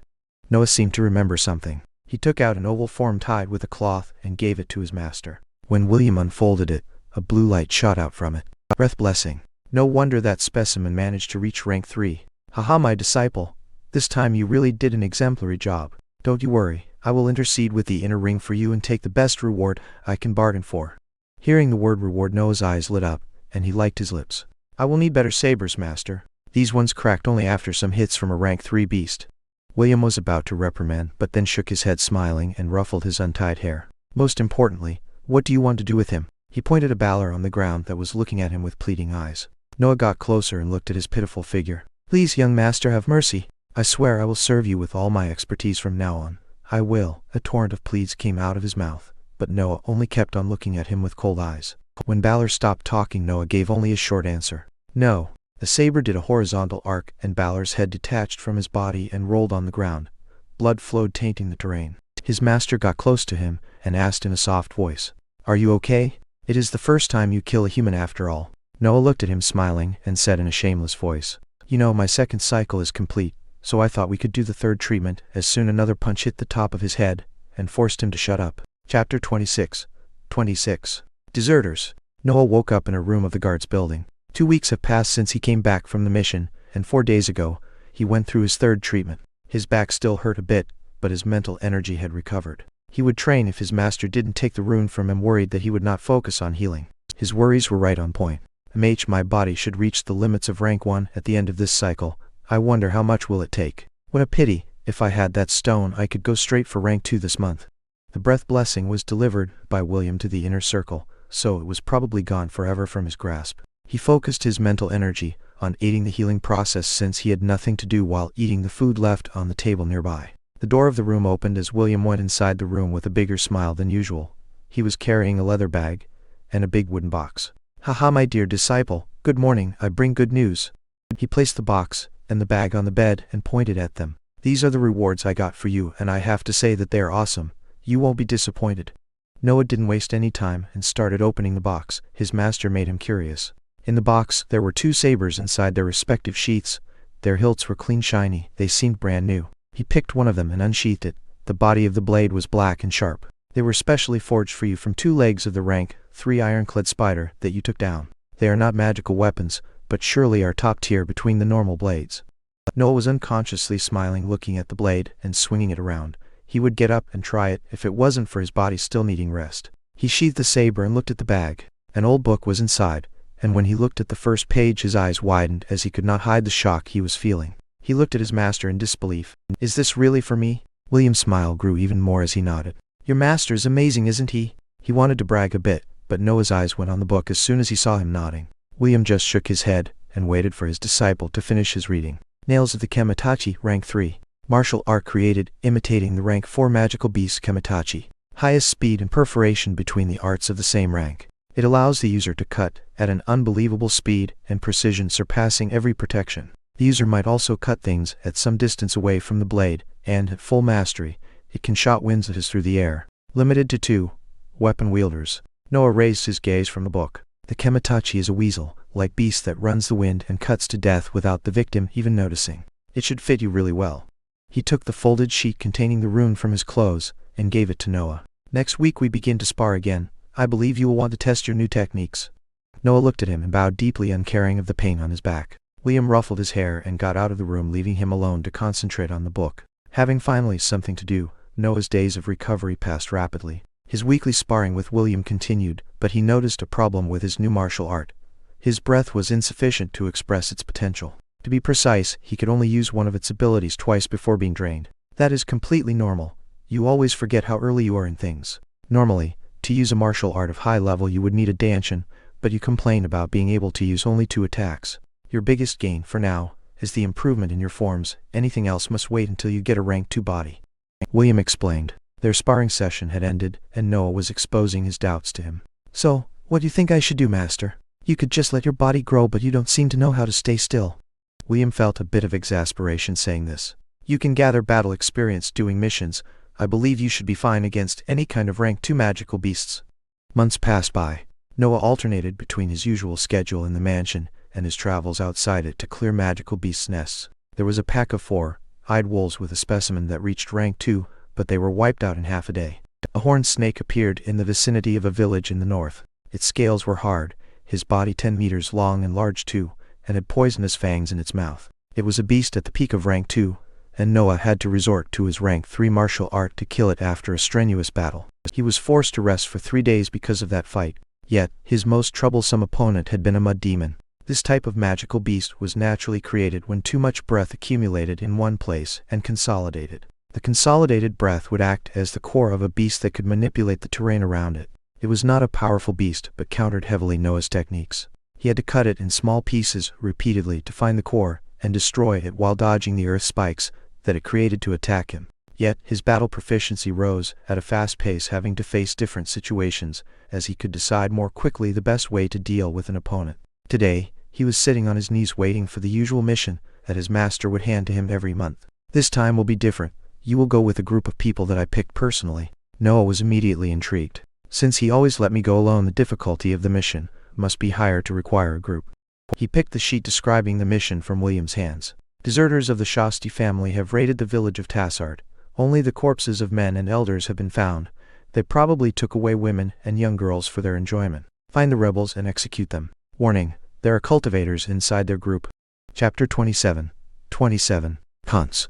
As you know, the Shasti family rules over us, and since the rebels are in Balvan Mansion's zone of influence, they ordered us to take care of them. Noah listened to the explanation, but had a doubt in his mind. "Master, can I fight a cultivator?" His ability to fight with beasts of higher rank than him was mainly due to the fact that they were, in the end, just beasts. A powerful body and some peculiar ability could be matched by powerful techniques and perfect execution of them. But what would happen against someone who had a dantian and practiced techniques as powerful as his? Generally speaking, no. If he matches your abilities, he will just overwhelm you by the sheer quantity of his breath. You might catch him by surprise using your rank 3 martial art, but then you will be mostly drained. And if he has a rank 3 martial art too, well, just run. Noah felt depressed listening to this. He was hardworking and talented, mostly due to his powerful mind, but others were too. And if he had to clash with them, the difference in time spent cultivating would be decisive. So why are you giving me this mission? If he really could not do anything about the situation, there was no point in going toward danger. He liked to fight, but he was no idiot. Your role would be only of support. You will take care of the non-cultivator, and of those with a rank 1 martial art between them, leaving the real fight to the others of your group. William was about to dismiss him when he thought of something. You can trust them this time, I made sure of that. He showed a complex expression while he said that. Apparently the events with Balor were still lingering in his mind. Noah smiled and reassured his master. Don't worry, master. As he left the room, his smile disappeared, transforming in a cold expression. No way. I'm gonna trust anyone, except Lily and master. I should hide my strength from the time being. The nails of the Kamatachi must be my hidden ace in the sleeve. When Balor betrayed him, it made him remember the cruelty of men, which he had forgotten living as a kid for so much time. He went back to his room and practiced again in all of the forms of the rank 3 art. Only then he calmed himself. His weakness was making him feel restless. The more he knew about this world, the more he understood how dangerous it was. By clearing nests, he got an idea of how populous were the magical beasts in this world, and yet humans still were at the top of the food chain. That meant that their power was unimaginable. While I'm just 2 steps away from the bottom of human power, I can surpass only commoners and dumb soldiers. In his mind, a soldier with a rank 1 technique became a dumb soldier. His irritation reflected itself on his night training in the rune as he almost collapsed after forcing himself to watch it for 7 hours straight. After more than 1 year and a half of training non-stop, the faint shape of the rune was visible in his sea of consciousness. He was sure it would not take much before he became a rank 1 mage. I guess I should start creating excuses for my rapid progress in mental energy. I wonder what face will master make if I reach the apprentice mage status before I turn 13. He smiled, imagining at his master's astonished face. But then the wave of pain from his head arrived, so he went to sleep to rest his mind. The next morning he found his master in the courtyard with 3 men and a woman around him. They were waiting for him. Noah, they will be your companions for the mission. So it's him? It was a tall muscular man between them who talked. He had no beard and short dark hair with a greatsword almost as big as him on his back. He stared at Noah with focus, applying pressure with his mind. Is he testing me? His mental energy was heavy and was pressuring Noah's sphere, but was far from enough to make him stand back. Noah took the chance to harden his sphere since it was the first time he felt a constant pressure from the outside of it, and closed his eyes to concentrate on it. The man mistook his behavior as his attempt to resist the pressure and felt challenged, so a stalemate was created. Noah would focus on strengthening the walls of his mind, while the guard would raise the mental pressure to win the imaginary contest he thought he was in. After 10 minutes, blood came out of the guard's nose, and he was struggling to keep the pressure. The woman, seeing the blood, gave a strong slap to the back of his head, stopping his concentration and dispelling the pressure. Ethan, stop, the kid is using you. The man named Ethan was about to complain when he got hit, but then, the words of the woman made him look carefully at Noah. He still had his eyes closed, and a slight smile was on his face. When Noah opened his eyes, he showed a disappointed expression, but then, he noticed that everyone was looking at him. I swear he almost did it. I bet that if you let him try for 1 more hour he will definitely do it. A punch arrived at the top of his head as William moved behind him, placing his hands on his shoulders. This shameless kid is my disciple, Noah. Always pay attention when you deal with him, because he will say and do anything to learn more about your powers. Noah raised his head to look at the master behind him and complained. Come on, master, it's not fair if you break my cover so soon. Don't listen to him, I'm a pure and innocent. Another punch hit him. Ethan was incredulous. The woman was surprised, while the other 2 men were almost suffocating from holding back their laughter. They never saw someone threat the vice captain like this, and from the look of it, William actually gave up on fixing his disciple behavior. Haha, kid, you're the best. I am Sanford, but you can call me Sandy. We won't get bored in this mission, right, Sandy? Haha. My name is Mark. Young man, we will get along. The 2 laughing men could not hold themselves anymore as they greeted Noah. The woman massaged her temples while exhaling. Don't listen to those 2 idiots. I'm Susan, the captain for this mission, and their nanny. The other guy is called Ethan. He is stupidly competitive. Now, let's get somewhere private to decide how to complete the mission. Chapter 28. Scroll. Sandy and Mark had both brown hair and a short red beard. They were of medium stature and were apparently brothers from 2 different mothers and the same father. They were quite young, as their age didn't reach the 40s. Susan was a woman nearing her 50s, with blonde hair and an imponent frame, and with her right ear missing. Ethan was the youngest of the group, around his 30s, and he was the tallest between them. They were in a room inside the guards' building, sitting around a circular table with cups of hot tea on the side of each of them. Susan was explaining the information she knew about the mission. We know the group is formed by a former mercenary group that was going to be absorbed by the soldiers of the Shasti family. Some of them, unhappy with the status of a stable soldier, rebelled and became robbers. You all read the report about Tassard village. I don't believe they could have cleared all their traces while kidnapping so many women. Of course, our best option is to start investigating from there. Everyone nodded. What about their number and capabilities? And what do we do if they use the hostages? It was Noah speaking. He wanted to make sure that he was ready for anything in his first battle with cultivators, even if he didn't have to participate. We have some description of the strongest of them, and their group should amount to 20 people in total. As for the hostages, we save them if we can, we cut through them if they are used as shields. Noah nodded. He was happy with her answer. In this world, the weak are to blame while the strong are to revere. I won't endanger myself to save other people I don't care about.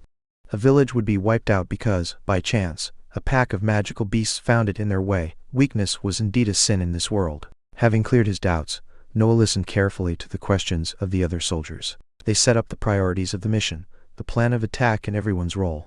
Noah had to clear anyone trying to get closer to the other four, leaving the cultivators to fight themselves with no one interfering.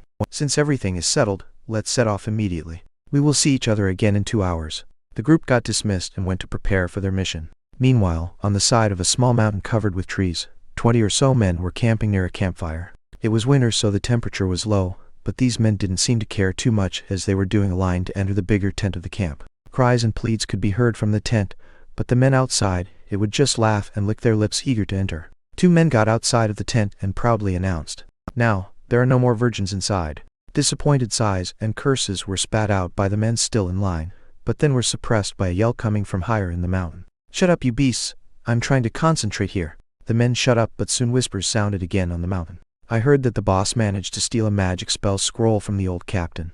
He's still in the process of learning it. He doesn't want any distraction. He let us raid the village just to make us happy and stop complaining. What a pity, though. He had been a mage for such a long time, and the only way he got a magic spell was with the rebellion. You chose to rebel too, remember? Well, we are mercenaries. We follow golden women." The deserters talked for some more time, and then went back to enjoy the contents of the tent. 4 days later, a carriage appeared in the outskirts of Tassard village, or what remained of it. The houses were burned to the ground, and not a living being could be seen inside it. A group of 3 men, a woman, and a kid got out of the carriage. They were, of course, Noah and his group. "Oh man, you are too boring. You did nothing but meditate and practice during the trip. Aren't you in the age when you want to talk about women?"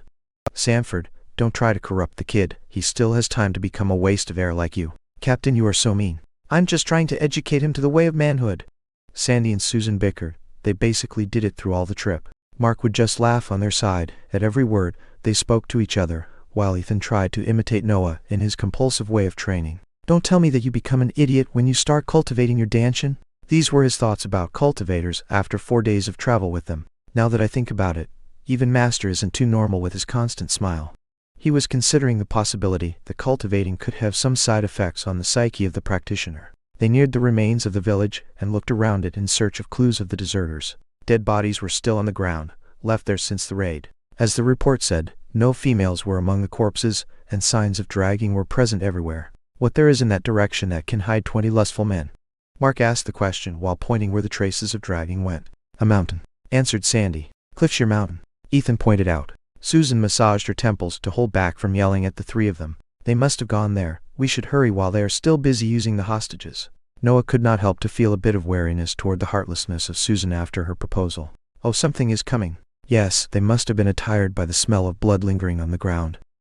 It was the first time that Noah wasn't the first to notice something approaching. "Are they already mages?" Looking at Sandy and Mark staring in the distance, he followed their line of sight, focusing on a dark dot few hundreds of meters in the distance. The dot became 2 dots and then 4. Then the silhouettes of 6 thunderwolves were made clear. "Kid, you take care of them, have fun." Sandy patted Noah's shoulder, and sat on the ground, like he was waiting for a show to being displayed. Chapter 29. Flame Snake. The thunderwolves were all ranked 2. Generally speaking, wolves types of magical beasts had all the ability to coordinate their attacks together. This particular one could send bolts of lightning from its mouth or coordinate with the pack to create a massive thunder that could destroy everything in its path. If it was shot from 6 rank 2, its power could match the top tier of their rank. Mark sat next to Sandy, and they started betting on Noah's performance. Even Ethan this time didn't show his usual competitive side, and just sat on the ground looking annoyed. A fight with those magical beasts was not worth his interest. Susan remained standing but just kept looking for more clues around the ruins of the village. These guys. Noah felt a bit irritated. Each one of them should be able to wipe those wolves in one hit, yet they chose to let me do it. Basically, I'm here to clean the trash. The wolves kept getting closer, and their tails were accumulating electricity to release into an attack. You know, I really hate being tested, said Noah to the group, while unsheathing his sabers and jumping towards the wolves. His attention was on the tails of the wolves, since it was from them that you could understand when the lightning bolt would arrive. During the period of clearing nests, William gave him a slim bestiary to memorize. It had general information about magical beasts below rank 3, with some advice on how to dodge their most powerful attacks. In the case of the thunder wolves, it was when their mouth opened to release the electricity accumulated in their tails. There was no such thing as the perfect attack in this world. Everything must have a weakness. In the thunderbolt case, it was the long preparation required and its poor maneuverability. In Noah's style, it was a limited area of effect. A bolt shot from one of the wolves' mouths in Noah's direction. He hastily moved diagonally to avoid it, and then resumed in his original direction. The bolt passed near him and hit the ground. A 1-meter large hole was formed with smoke coming out of it. The special ability of a rank 2 magical beast was not to be underestimated. Another bolt shot out, but Noah avoided it, sliding below it at high speed. Then he jumped to end up in the middle of the pack. From the sight on a normal human, Noah only stopped in place for a few instants between the 2 wolves on his sides before moving toward the other 4. Even the 2 beasts got a little confused by his behavior and tilted their heads to follow the kid entering their group. That moment, a red line appeared on the 2 wolves' necks, followed by an eruption of bright red blood. 2 beasts' heads fell on the ground, accompanied by their now headless bodies. Oh, that is indeed the speed of the Kemetachi style. When William told me that he gave a rank 3 martial art to a kid, I almost was sent to the prison for mocking him. I wonder how much power of the technique he can express. Sandy commented from his position on the ground, while the other 2 men nodded in approval. Even though Noah's attack was fast, it could not fool the eyes of cultivators on their level. Only Ethan seemed to frown a bit. He clearly saw one of the attacks, but completely missed the other one. Meanwhile, Noah was still in the wolves' pack. This time the beasts were preparing a coordinated attack, since the death of 2 of their companions made them realize the danger they were in. But it was too late. If they used immediately their most powerful attack while Noah was getting closer, they could have had a chance. But now that he was among them, their fate was written. Noah seemed to casually stroll between the magical beasts, but every time he passed one of them, their head would be severed and fall on the ground. In less than a minute, the pack was no more. Only headless corpses were around him. My forms are on a completely different level. If previously they were on the level of a middle-tier rank 2 magical beast, or even lower, now they are definitely on the upper tier. It's just a pity that I still can't cross the boundaries of the rank 3 because my body is still weak. Like usual, he would analyze the battle and his techniques to fix any mistake he found in it, and to evaluate his power level. The events with the ironclad spider were really too fortunate. I don't think I could have killed him if he hadn't just evolved. Noah was still standing in thought when Susan came back to the group sitting on the ground. The village has nothing worth left in it, and since the kid finished clearing up the beasts, we should get going. What do you think? Can he block the weak deserters while we fight? Sandy stood up while answering. The non-cultivators are of no concern for him.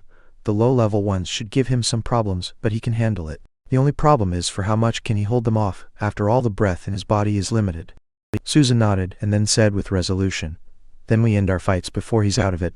I don't want to be killed because some weak scum disturbed me." "Agreed, Captain. And when we have completed the mission, we can all go to the brothel in Mossgrove City to celebrate."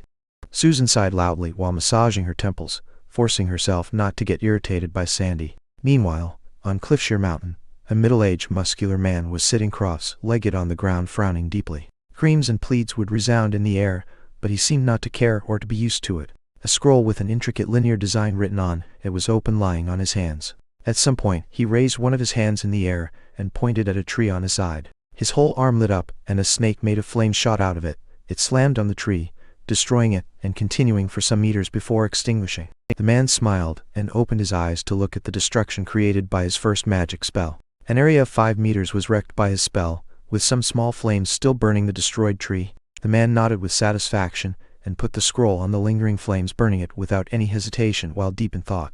I finally managed to learn a flame snake magic. The rebellion was totally worth it. Chapter 30. Battle. The group of the Balvan family arrived at the base of Cliffshire Mountain. They jumped off the carriage and stared silently at the trees filling it. Everyone was in a serious mood since the battle was imminent. The usual exchange of jokes and scoldings was absent. Only concentration could be seen in their eyes. Even if they could arrive sooner if they ran all the way here, they prioritized their physical condition. So they rested during the night in the remains of the village, and took the carriage before dawn. It was still some hours before midday, but, even though the sun was high in the sky, the field of view in the mountain's path was limited by the numerous trees on it. Mark was the first to break the silence. They will obviously have sentries around their camp, if they are still here. Everyone nodded. The terrain is not in our favor, but we should have better scouts. Once we find them we can prepare a plan of attack. Susan said. Sandy put his arm around Mark's neck and proudly announced, the best the outer ring has to offer. Noah finally understood why they were able to spot the thunder wolves before him. So that's why. I wonder if they are just good scouts, or if their mental energy is so high that they can take on that role easily. He was continuously trying to figure out the real strength of his companions, but they rarely showed any clues about their powers. With the exception of Ethan, he didn't even know what kind of weapon they used. You two go ahead and point the way, we will follow. After Susan's order, they entered the mountain forest following Mark and Sandy. They would often go in two different ways before regrouping and point a direction on the ones following them. Few hours passed by, with no one in the group speaking a word during their exploration. Then Sandy and Mark went toward them, signaling to be silent. They crouched on the ground and spoke with a soft voice. We found the encampment a few minutes in that direction. Should be them, since there were screams of women coming from there. The common soldiers are tired and sleepy. I believe that they did nothing but those women these days. You are lucky, Noah. Since it was his job to take care of the non-cultivators, this was good news for him. Apparently, no one cared about the fates of the hostages at this point. What about cultivators? Asked Susan. There is the one in the highest place of the encampment that must be the stronger of them. We could not find more about him for fear of being discovered. There are 5 of them worthy of our concern after him. The others are just weaklings for the kid. Sandy and Mark would explain things by dividing the explanation between the two of them. Noah was almost certain that cultivating would cause some brain damage by now. He thought that he had to ask his master about this matter once he came back. How do we proceed? He asked, and everyone's gaze went on Susan since she was the captain of the mission. I will jump straight in the middle of them and face the strongest guy. While they are busy following me, Mark, Sandy, and Ethan will ambush the cultivators trying to lower their number while Noah will storm between the weaklings. Once the situation stabilizes, we go hunt for the remaining ones. Remember your roles. She is actually planning to be the bait? Noah was doubtful but still decided to follow with the plan after all. If Susan wanted to take the danger on her, so be it.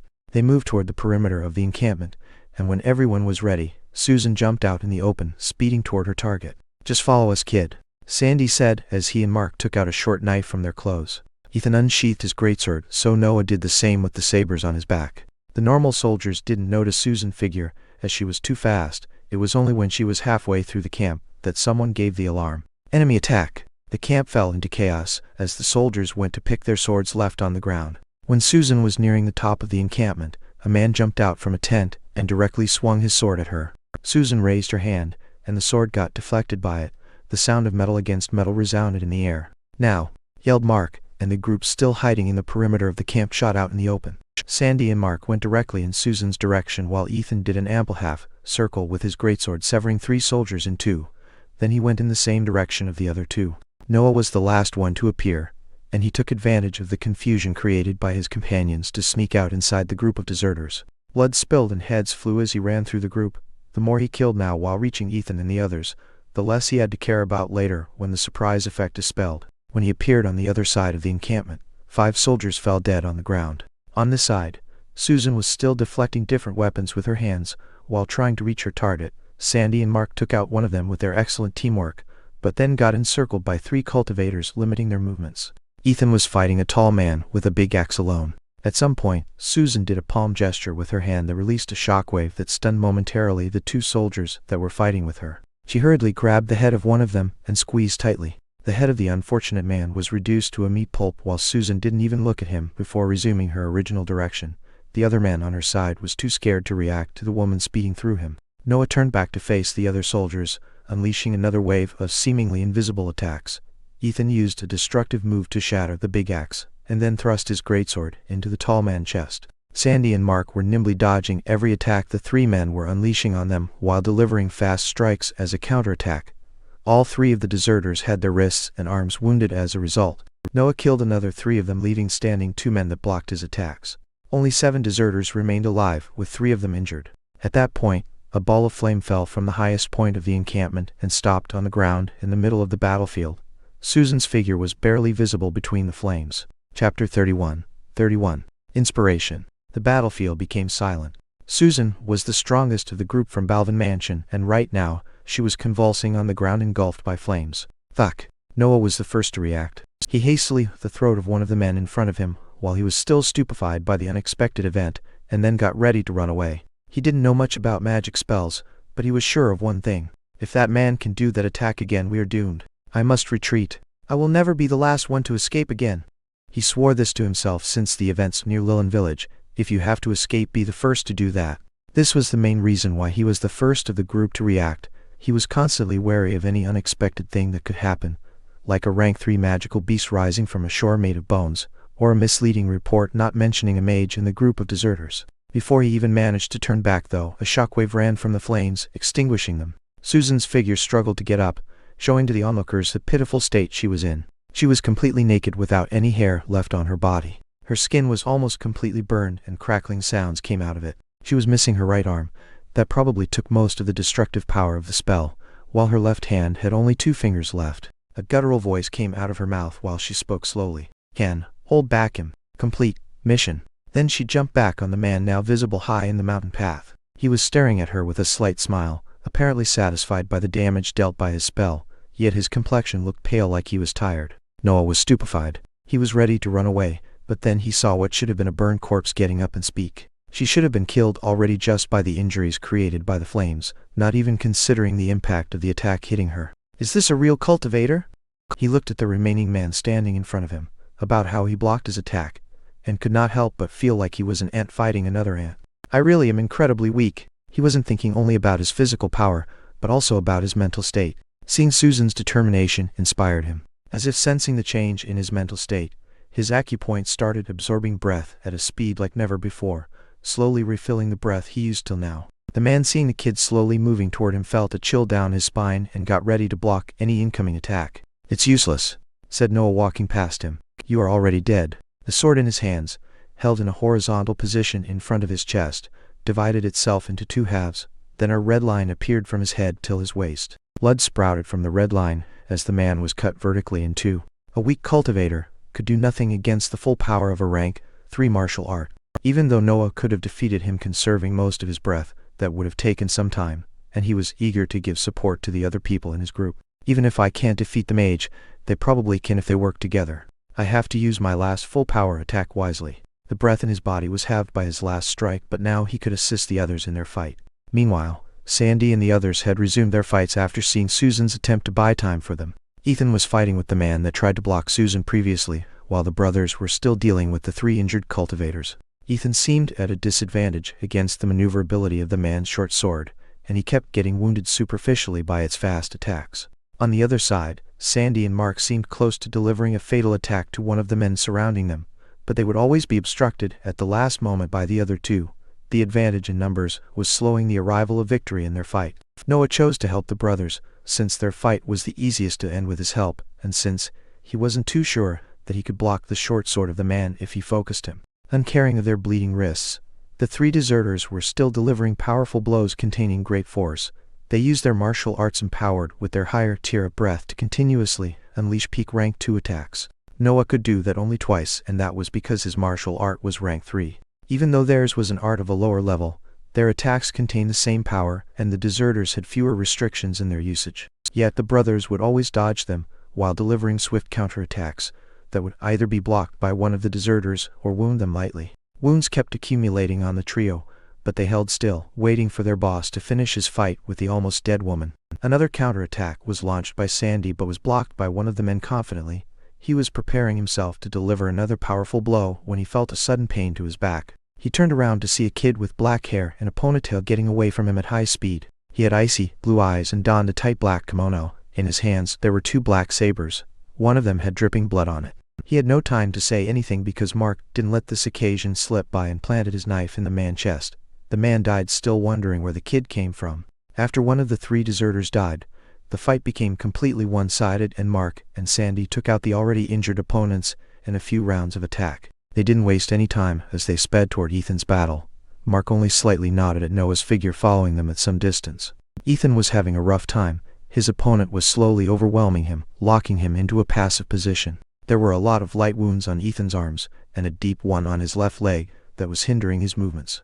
The brothers arrived at full speed, stopping the man from inflicting another heavy wound on Ethan, and then, together with him, unleashed a series of attacks on the encircled deserter. Seeing that the situation wasn't looking good, the man chose to escape, getting purposely injured to escape the encirclement, and then running at full speed toward the forest. But then, a black saber appeared in front of him. Chapter 32.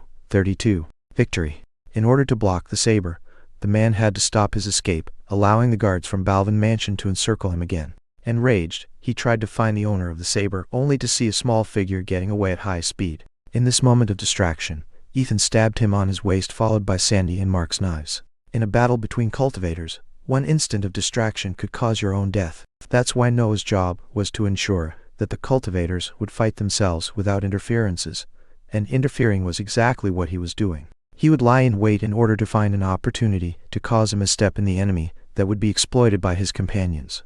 Boom! An explosion resounded from high in the mountain path. A serpent made of flames was coiling around the deserter's boss' right arm.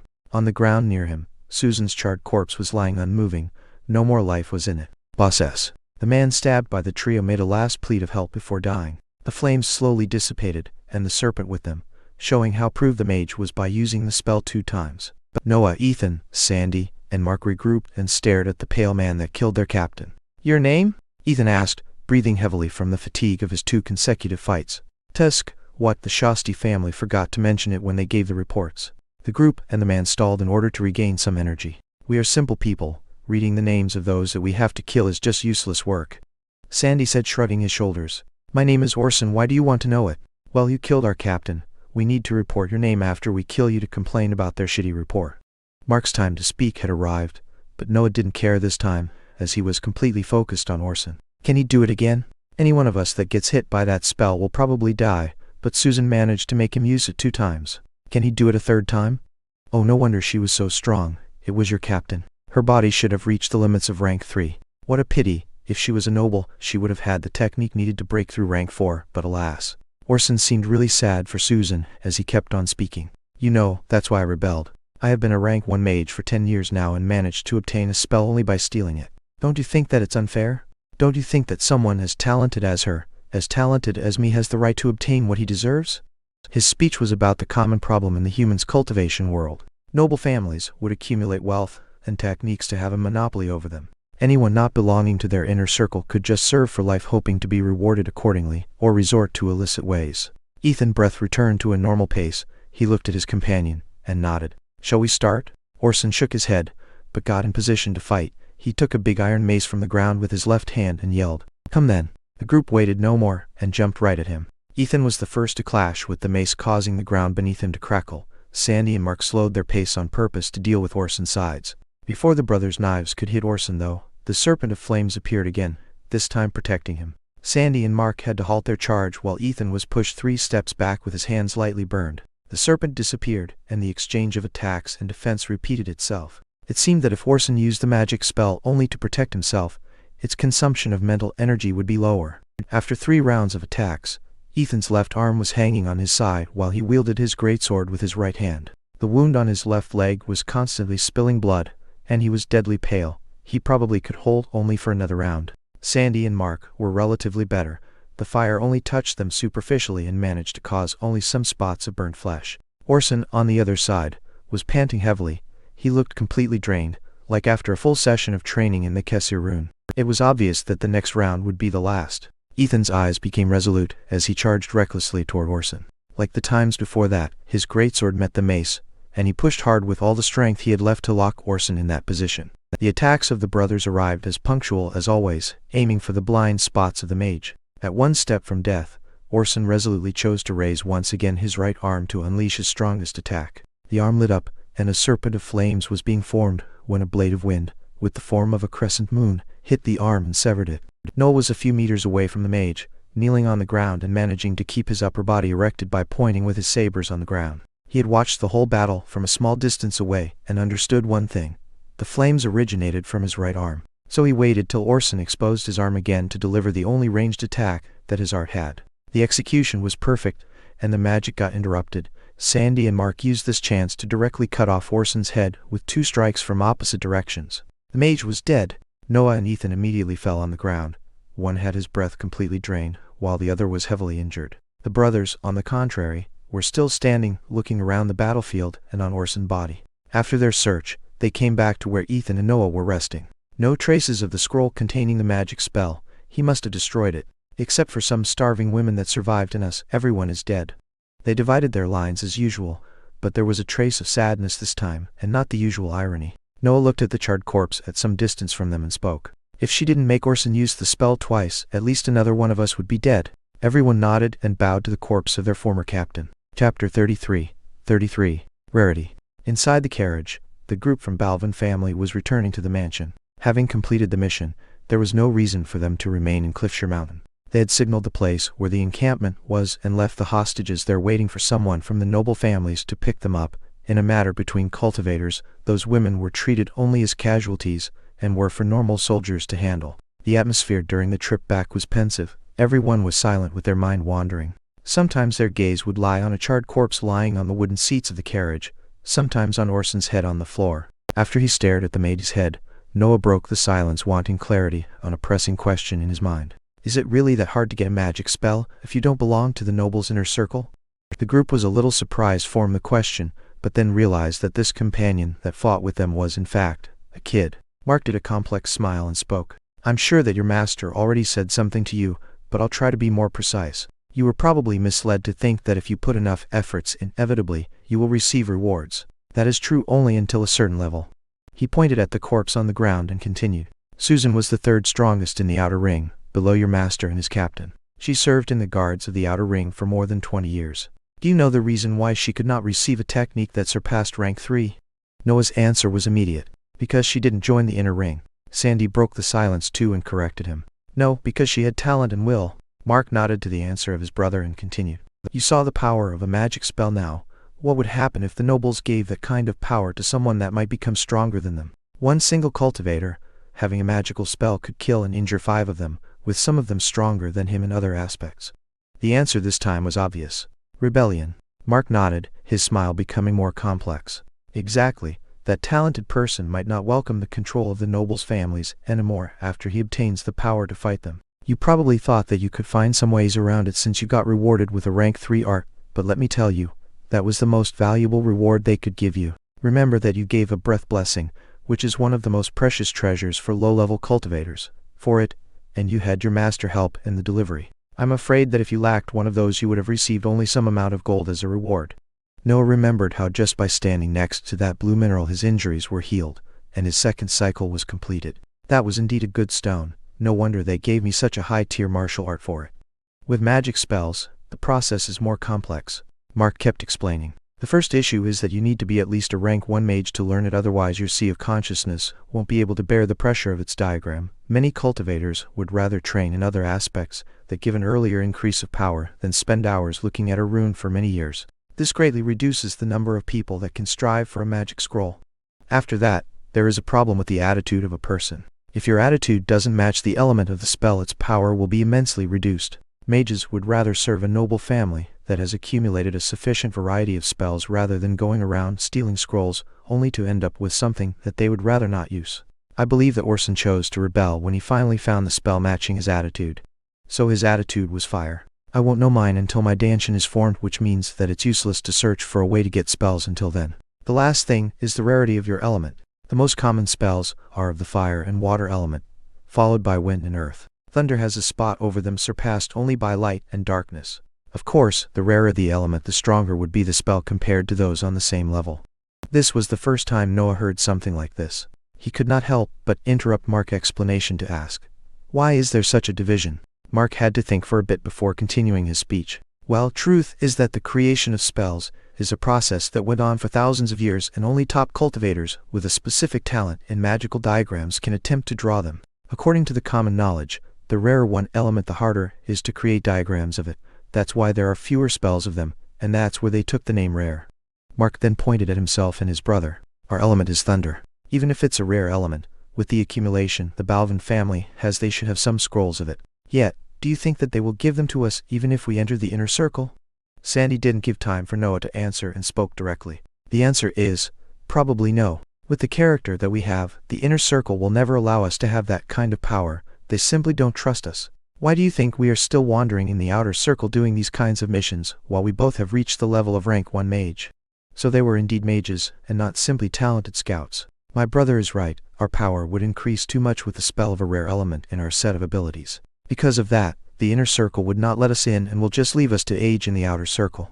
Noah was confused. Then why do you still serve the Balvan family? Mark's smile showed only helplessness at this point. Because it is the only place where we can receive something for our cultivation, and in the bigger families there is only more competition for rewards at our level. The only option would be the academy in the royal city, but alas. He winked at Noah. They only enroll people below 18 years old. Chapter 34. Problem. Since Noah found a way inside the cultivation world, he completely disregarded any other type of knowledge. Not that he had time to study anyway with his rigid schedule. He only had a basic understanding of the political power system of this country and of the environment near his family's mansion. The subdivision of power was similar to the feudal system from his previous world. Small-sized noble families would pay taxes to the medium-sized ones in order to keep their territory. Like this till the large-sized noble families that answered only to the royal family. Any large-sized noble family would be in control of a city, like the Shasti family with Mossgrove City, and would run it according to the orders of the royal dynasty. Yet, Noah's mind was mostly oblivious to any names concerning these topics. He focused so much in cultivation that he only barely remembered that this nation was called Utra. So there is an alternative. I would have known more if the cultivation topic wasn't so hidden to the public. I need to have 1 or 2 backup plans for when I leave the family. If there was one thing Noah was sure of, it would have been his departure from the Balvan family in the future. He knew that his possibilities were limited in that environment due to his status as a bastard, so he had no plan to stay. He would rather be a fugitive like whoreson than spend his whole life serving nobles, hoping one day to be rewarded. Unfortunately, I'm still weak. I should wait for my Danshan to form and for my attitude to be determined before thinking of running away. I would also need a general plan on how to become stronger without the noble support, and there is the situation about my mother too. There were no immediate solutions to his problems, so he just chose that he would think about them when he had a clearer understanding of things. Life kept going as usual in the outer circle. With the exception of the ceremony for Susan's funeral, Noah did nothing but training and clearing magical beasts packs. It was a few days after he became 12 that a big event happened. His acupoints had completely stopped absorbing breath. His 3rd cycle was completed. In the next cycle, he will obtain a rank 2 body. Right now, Noah was in the torture room below the guards building. He was screaming in pain tied to a metal table. Willem was next to him, yelling the number of the acupoints he was going to destroy. All of the 7 acupoints are destroyed. The whirl is forming focus.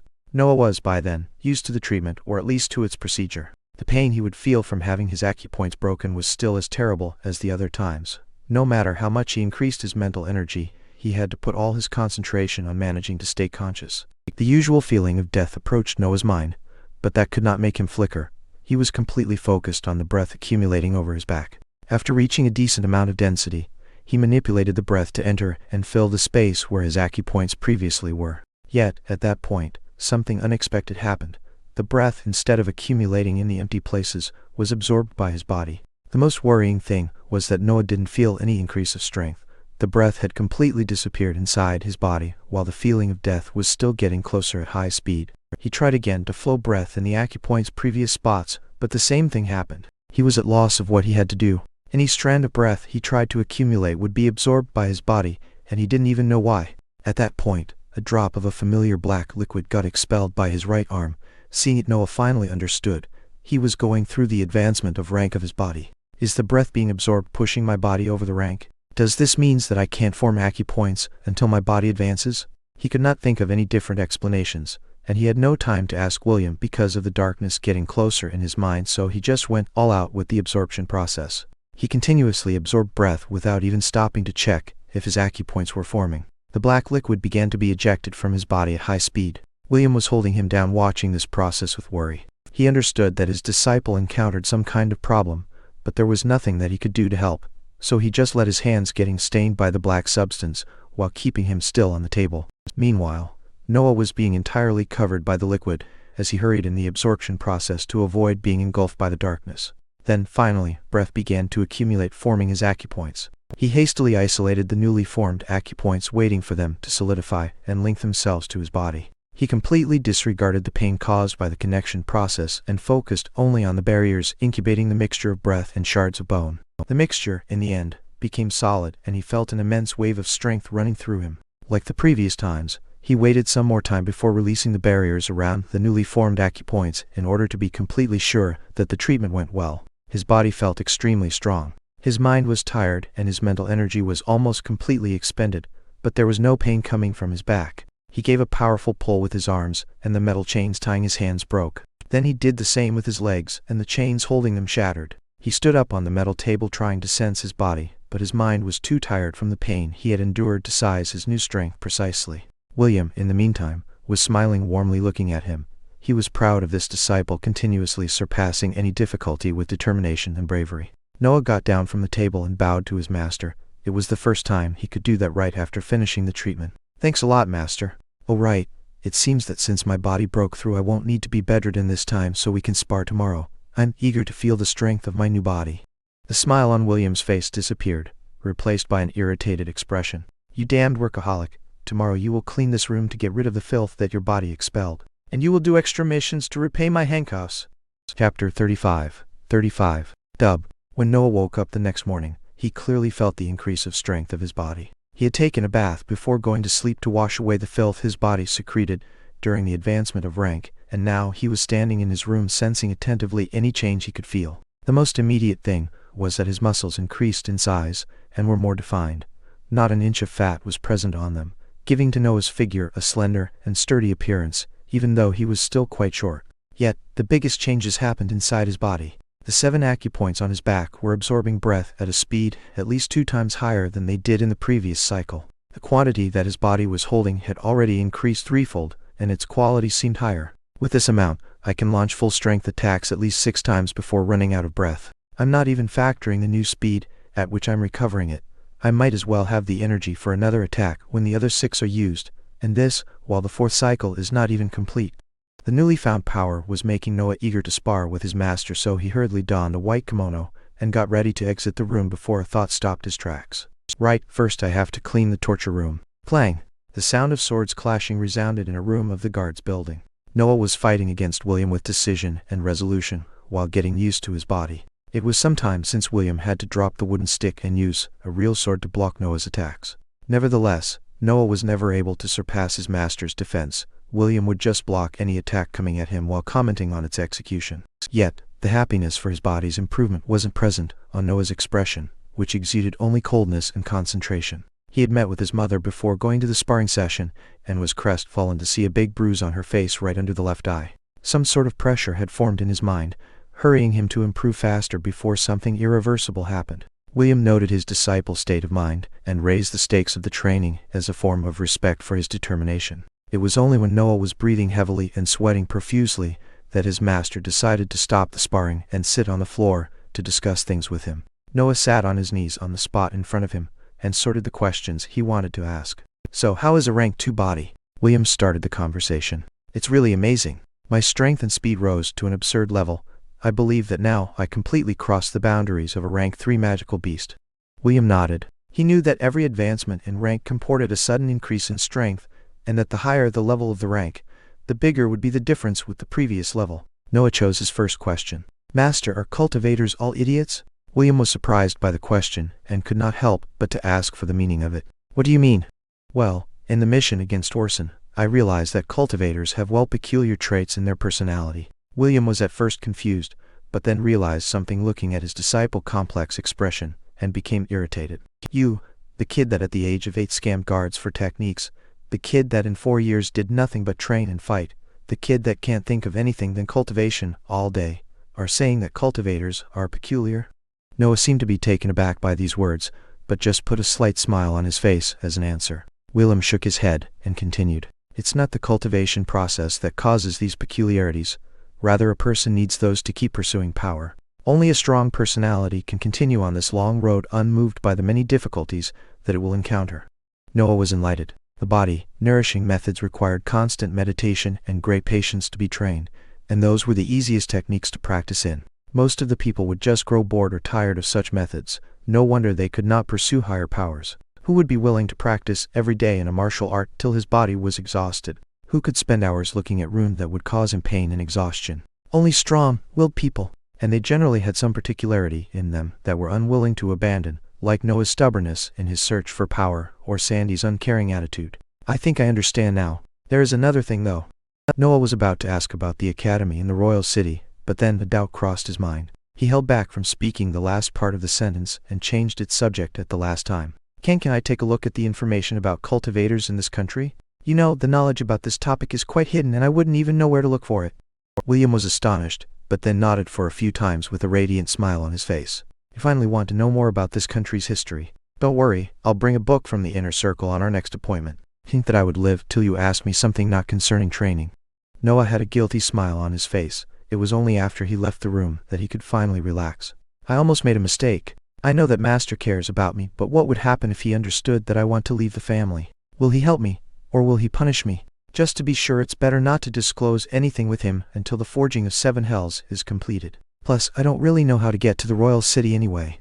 Noah went back to his room while deep in thought. He didn't really like hiding things from William since he helped him so much, yet his future came first. He could not accept to be a simple guard in his life. He wanted to be free to soar the sky without anyone having the power to obstruct him, and to do that he needed a power that he could not find staying in the mansion. It seems that it's really my nature to disappoint those that love me. I'm sorry, Master, but there is no chance that I'll simply accept my status as my fate. I hope that you can understand. Out of habit, he picked his sabers and practiced. The breath in his body was replenished by a quarter, since the sparring had ended. Chapter 36. Bandits. There was only one imminent problem with Noah's lifestyle. He kept on training and fighting, but one aspect was pressing him. How the fuck am I supposed to tell Master that the rune in my sea of consciousness is almost complete? It has been only 2 years and a half since he started the training for his mental energy, but with the advantage his rebirth gave him, he had almost become a rank 1 mage. Well, I'll think about it after this mission. At least there were no problems with the 5th treatment. About 1 month ago, he successfully completed his 4th cycle and entered the 5th one. Apparently, the cycle right after the body's advancement was the easiest to complete, followed by the middle one that required a long time of nourishment, to the last one that forced the practitioner to break through ranks during the treatment. I should be able to obtain a rank 3 body some months after I turn 13. I hope that the last treatment will be similar to the 4th. Since the unexpected event during the treatment, Noah reflected more on the various cycles of the 7 hells method in order to be ready when another unexpected situation appeared. After all, one misstep during the process will cause his death or a permanent injury. During these months, he also expanded his knowledge of this country thanks to the many books his master kept on giving him, and in the end, he found the information that he wanted. The royal city takes the name from the dynasty that runs it, and since 2,000 years ago, it has been called Elbas. Any noble family that manages to take control of the royal city will become a dynasty. 2,000 years ago, the Elbas family waged a war against the previous royal family and won. Since then, they never lost to any rebellion against them. One of the reasons why they resisted for so much time was the creation of the academy. The academy is the best training ground for the descendants of the noble families and for young talents. It was made by the Elbas family as a mean to get any talented individual of the younger generation closer to the royal family, since you can get a prestigious position in the royal city once you graduate from the academy. It's a smart move that increases their power while lowering that of the noble families at the same time. That's why they invested so much in it, giving access to many techniques and spells to its students. Problem is that I can only enter there through a competition. The academy enrolled twice per year and only through 2 methods, money and strength. You could either pay an exorbitant sum of gold and precious materials, or you had to win a competition set up by it against other contenders. Needless to say, Noah's only option was the second method. I even prepared a couple of escape routes for when the time comes. I can only hope that it will be near the time of one of the enrollment competition. After obtaining the information about the academy, Noah had just to inspect the maps about the continent of Utra to plan some escape routes toward the places where the selections would be. While he was brainstorming about his recent discoveries, Noah was speeding through evergreen forest. His mission consisted in finding a group of bandits that assaulted a merchant caravan that transported body parts of magical beasts. He had to execute the bandits and retrieve the goods. His master assured him that they weren't extremely powerful cultivators, and that he could choose the reward for the mission between the stolen merch. The report said that this group calls themselves Grey Shadows, and they have 7 members. In the last year, they operated in the zone near Evergreen Forest, so their base should be here, but even after some investigations, they have never been found. I guess that Sandy and Mark are busy somewhere else for Master to choose me for this mission. With his strong mental energy, Noah was one of the best candidates for this mission since he could sense clearly the environment around him. It was his second day inside the forest, but he still had to find traces of the bandits. Even though the surface of Evergreen Forest was bigger than the one the Balvan family ruled on, and was full of dangerous magical beasts, the area near its perimeter was relatively safe since the Shasti family would periodically send soldiers to clear it from dangers in order to make the merchant route safer. Master said that if I find nothing after 1 month of search, I can just give up and go back to the mansion. So, its solitary mission had begun. Noah would travel during the day, looking for traces of the Grey Shadows, and train at night in the Kessie Rune. He liked this type of mission, because it allowed him to learn how to survive in the wilderness. He took it as a preparation for his big escape in the future. After 1 week of exploration, he still ended up with nothing. Noah didn't really want to fail the mission, or to say it better, he didn't want to give up the free reward from the bandits' deposit. He stood on a tree deep in thought, until he had an idea. What if I follow a caravan? The idea seemed worth a shot, so he moved toward the perimeter of the forest in the direction of Mossgrove City. He waited there for 3 days, letting past the caravans that were too small or looked like they weren't carrying anything important until he finally found the perfect target. It was a big caravan made of 2 different carriages. It had a big red emblem inscribed on its side representing a tiger with wings on his back. Noah supposed that it belonged to one of the middle-sized noble families in the Shasti's domain. One of the carriages was ridden by a group of soldiers that alternated the coachman role between themselves, while on the other one a bald fat man without any beard and a young girl were in the rider's position. That one looks like the ideal target of the Grey Shadows. The soldiers don't look that strong, but for a noble family to send them to protect a merchant, it means that the goods they carry should have some value. Mental energy could be used to scan the surroundings, but also to evaluate someone's strength. Yet before becoming a mage, its precision would still be somewhat lacking. To evaluate these soldiers, though, Noah's level was more than enough. So it's decided, I'll follow them. Chapter 37. Theft. The caravan took a path inside Evergreen Forest. Noah was jumping from tree to tree following it at quite some distance. He was waiting for the moment the Grey Shadows appeared. He was quite bored. All he could do was wait for something to happen, or to enter his range of perception. A big contrast with his usual days spent on training, until he had to sleep to recover. Meanwhile, on the caravan, Quinn was a merchant that took on his family's job at the age of 16. He was talented in the art of trade and managed to raise his position, till being the preferred merchant of the Merger family, a middle-sized noble family under the domain of the Shasti family. Right now, he was doing a trip back to Merger Mansion, situated on the other side of the forest not far from its perimeter. He had successfully sold the goods given to him by the noble family in the market of Mossgrove City, and made quite a sum. Since the business trip went well, his mood was joyous as he took the shorter road back to Mansion, uncaring of the dangers of the forest. After all, he had in his defense the soldiers of a noble family. Haha, if my ancestors were to see me now, I single-handedly raised my family status so much that a noble family actually protects me during my travels. These were his thoughts. Of course, he knew that the soldiers' mission was to protect the goods, and not him, but his mood was unaffected since his trip this time was really profitable. After I complete the trade and give back the accounted goods, I will have enough to retire and build a small mansion. Who knows, in a few generations my family might become a noble one. His gaze involuntarily shifted to the young girl next to him. She was his only remaining family since his wife passed away, yet, this daughter of his inherited his talent as a dealer. Quinn taught her all his knowledge and experience, but never thought that one day he would be near setting his own mansion. I wanted her to marry someone from a small-sized family, but if I wait a bit she could actually strive to be the first wife in a middle-sized one. After all, her relationship with the young master of the Merger family is not too bad. Quinn was lost in his thoughts, while the caravan kept going. He would just plan things and sort the inventory during the uneventful travel. However, 1 week after his entrance in Evergreen Forest, something unexpected happened. An arrow, shot from behind the trees, hit the horse carrying the carriage in the front. The horse fell dead on the ground immediately as 3 figures came out from their hidings. The soldiers got enraged and jumped off the carriage yelling at them. How do you dare to assault the carriage of the Merger family? You must be tired of living. The three figures had gray hooded cloaks that completely covered their faces and large sleeves that hid their hands. One of them started laughing when the soldier threatened them. "Haha, did you hear him, second shadow, third shadow? He actually thinks that we are scared of them." Another one answered, "First shadow, don't you worry, they will soon understand." Like it was some sort of signal, the three hooded men directly attacked the soldiers, throwing knives and unsheathing short swords from their sleeves. The soldiers blocked their attacks and started to encircle them. There were, after all, 5 soldiers against the 3 of them. The advantage in numbers was showing itself. At that moment, though, another arrow shot from behind the trees and hit one of the soldiers' legs, and 2 more hooded men came out from their hidings. With the injured soldier, the thieves were having the advantage, yet they didn't seem too focused on killing their enemies. Quinn was hiding with his daughter inside the carriage since the assault started. He knew that the goods were the soldiers' core mission, so he smartly chose to hide between them. He was quite relaxed in the whole process since he had complete confidence in the power of a middle-sized family. "Don't you worry, simple thieves won't dare to kill anyone wearing the emblem of a noble family. Even if they resorted to a life of crimes, they still fear the power behind nobles." He was consoling his daughter when a voice interrupted him. "He's right, cutie. We are too scared of the powerful cultivators protecting them. However, that doesn't mean that we will simply run away when we see their emblem." Quinn was startled. A hooded figure was at the end of the carriage looking at the goods. He did a hand gesture, and all the inventory was sucked inside his sleeve. "Many thanks." The thief lightly bowed, and then hurried outside the carriage.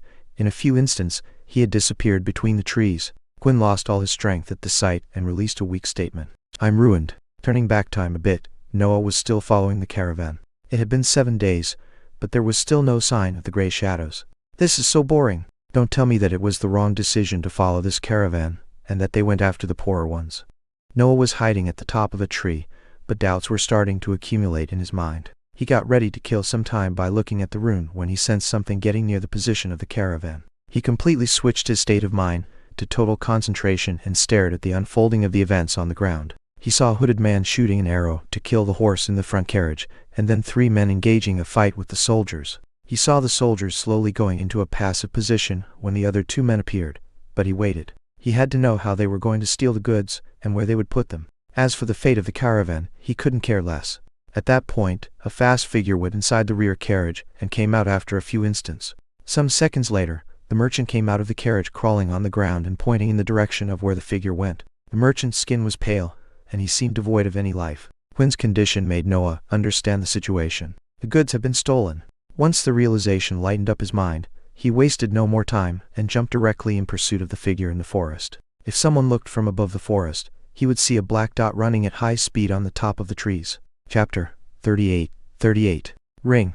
Noah was jumping from tree to tree at high speed toward the faint presence that he felt with his mind. When the figure entered his field of view, he slowed his pace to make sure that he would not be noticed. The member of the gray shadows kept running for about an hour deep in the forest, unaware of a black figure hiding in the trees behind him. Then he stopped in a seemingly random location and hid in a bush, probably waiting for any pursuer to show up. After a quarter of an hour, he got out of the bush convinced that no one was following him. He happily folded his sleeve and raised his now exposed right arm into the air.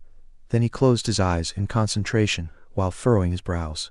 A twinkle shot out from his hand, and various items appeared on the ground. There were magical beast parts, weapons, bottles with shining liquids, and so on. All of those had appeared out of nowhere. The hooded man was about to sort the items on the ground when a black blade appeared on his throat, followed by a cold, threatening voice. "Tell me how you did that, and I'll let you live." The man realized that he had been followed and cursed internally. "I'm the fastest in the gray shadows, but my brothers should be near here by now, maybe if I stall for a bit." The plan of the hooded man was simple but effective, so he went for it. "Oh, you know, it's a special technique passed down by the ancestors of my fa."